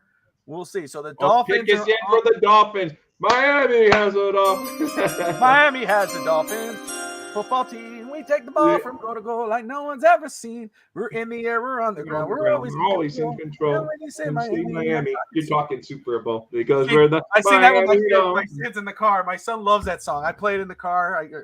That's how I raise my kids right. You know what I mean? That's parenting advice. Alex, one day, play that Dolphin music, homie. Nah. He said, nah. Nah. All right, Alex, like that, brother. All right. Nah. We have a Texan song. It's all rap. They say the best fit for Miami is Ivan Pace Jr. Oh, a tackle. There you go. A tackle, Bobby, for the Miami Dolphins finally out of Michigan. Oh, we got a Michigan tackle off the board. Ryan Hayes. Yeah. All right. 6'6", 298. There you go. Ryan Now, Hayes. Go get Taylor Lewan to pair with him and bring him in right. Let's go ahead and talk about Ryan Hayes for a little bit here, and then we'll go ahead and move along. Ryan Hayes, NFL. Let's hear about this new tackle for Miami. Let's see. Hold on just a second. I'm going to pull it up. I got 2022 third team All Big Ten. Thank you, sir. Wow, look at this. That's what it says on the TV. Yeah, I know. Florida A&M that you like, that Isaiah Land. Did he go? Where did he go finally? I don't know that he's gone. So, okay, here we go. Ryan Hayes, Michigan, senior, 6'6", 298. The prospect grade is 5.9, average backup special team, but we talked about this, what that could mean later. All right. 5.18 40-yard dash. It's not bad for a tackle. 10-yard split, 1.78, 30 inches vertical jump, 8.5, 8.7 broad jump, 7.39 3-cone drill. Round 6 and 7 draft projection by Lance Storeline. He says 2-year starter at left tackle for a unit that won consecutive Joe Moore awards. Best offensive line in college. That's for Michigan. He's tall and plays with good technique and strong hands, but Hayes is missing functional length at tackle. He's tough at the point of attack and gets into space with athletic movements, but plays with a slightly elevated pad level that could slow a transition inside to guard. So, not to cut you up, but this is a funny note. The Chargers just took Max Duggan, TCU. So there you go.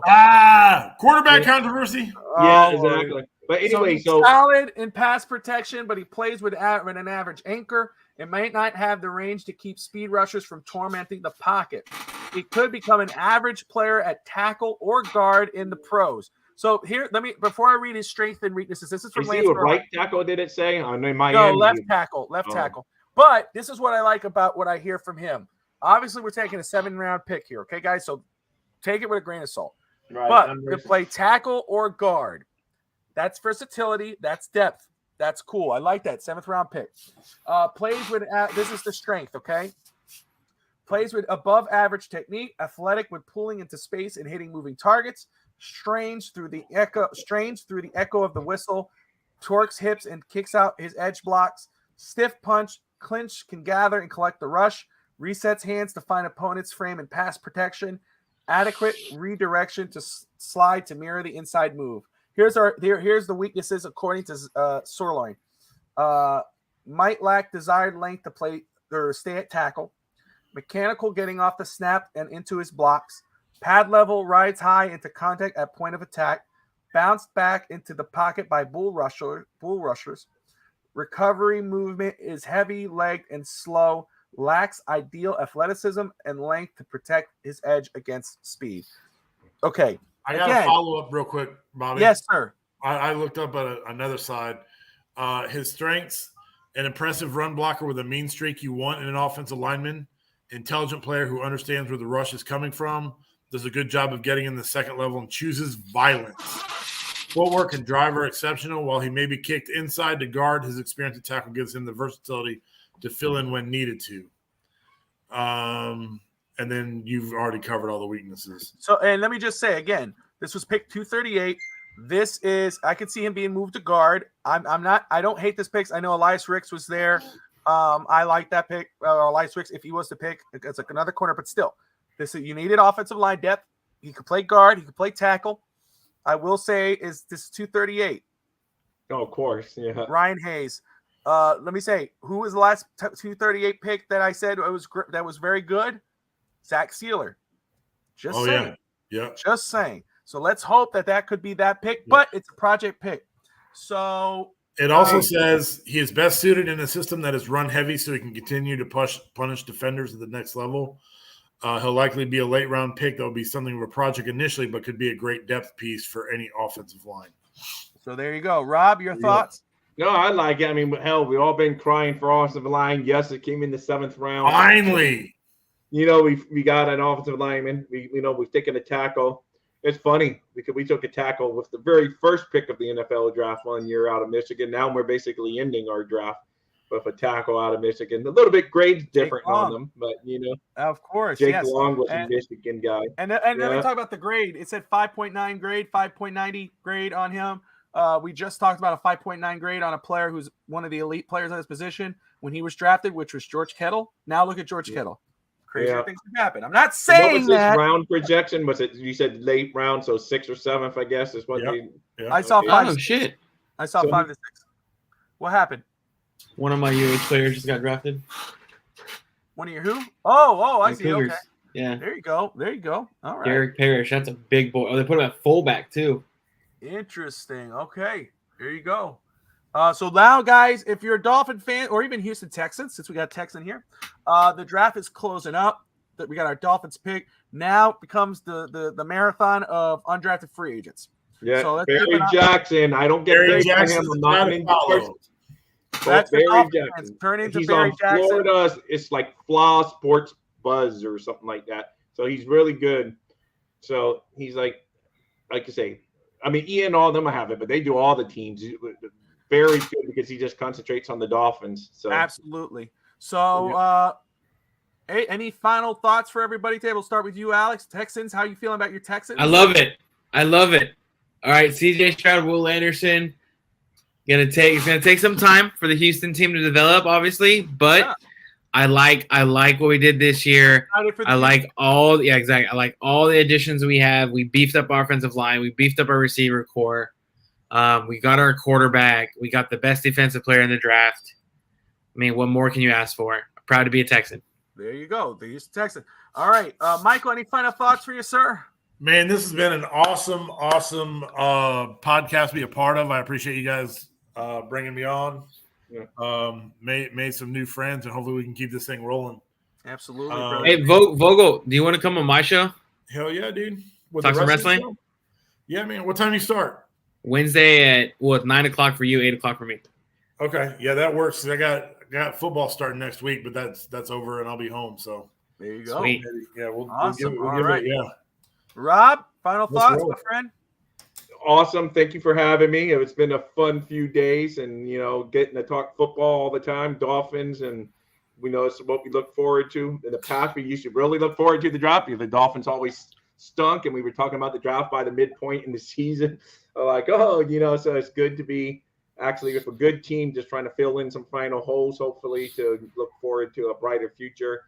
And it was fun. So I like it. So how long until you get started on next year's draft, Bobby? Like looking for players? I've already started. I'm going to tell you now. Tomorrow. I will start looking soon. Because I'm going to do I got the draft guide I'm going to work on, and just start prepping. So we're more prepared. Hopefully, we should do. I know there's so much competition, but man, we should have done like a website for draft stuff just before the draft.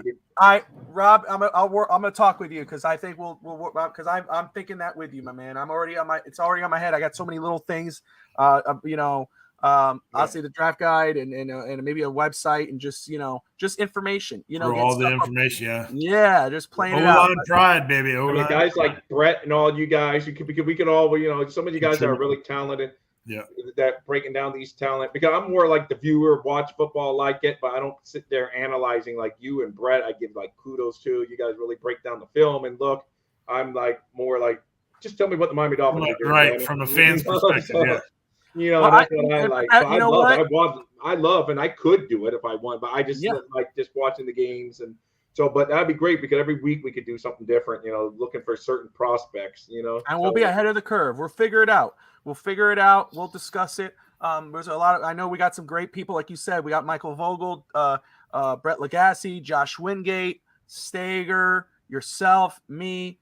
Alex, Evan. we could really put a lot of great stuff together and be ahead. We need to get a good domain name, get a site going, and be ready for the draft next year. We're gonna be rolling. We got FitzTalkNetwork.com available, but we'll figure something out. I mean, I got Dolphins Thirsty, but obviously Dolphins Thirsty is aimed towards Dolphins stuff. Yeah.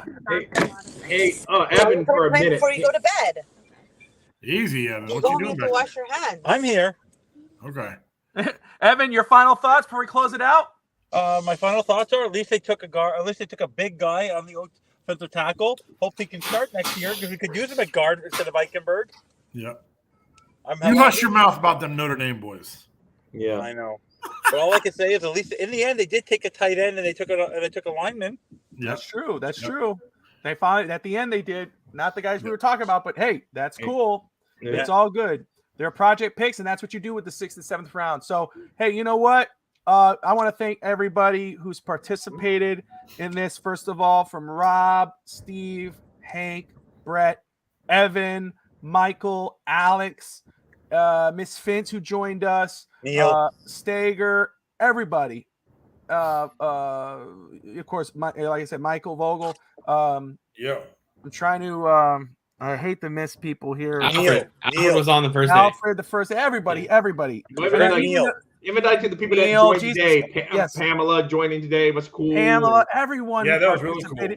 And even the viewers, everyone who tuned in. Thank you so much. Todd, who joined us, Cap, Anthony Manzano, everyone. From all different type of fan groups as well. I mean, this is so cool. I'm so thankful for everybody. Thank you so much. If you haven't yet, smash that like and subscribe button. We got so much great stuff happening here on the FinStalk Sports Network. Go to Rob's page, DolphinsThirsty.com. Check out his stuff. Show some support that way. Go to his channel as well. Awesome stuff. Thank you so much. You've been contributing so much. I'll have something like first I got to eat, then I get some stuff up on the I site. got to eat. I haven't eaten anything today, so I will go eat something. Yeah. But I love what I'm doing. I love sports. I love Dolphins. I love everything with this. So thank you all. God bless you. I appreciate you. Like, subscribe. If you're a Dolphin fan, fins up. If you're a Texans fan, # we are Texans. All right, everybody. Good night. We'll see you next time. Later, guys. Thank you, guys.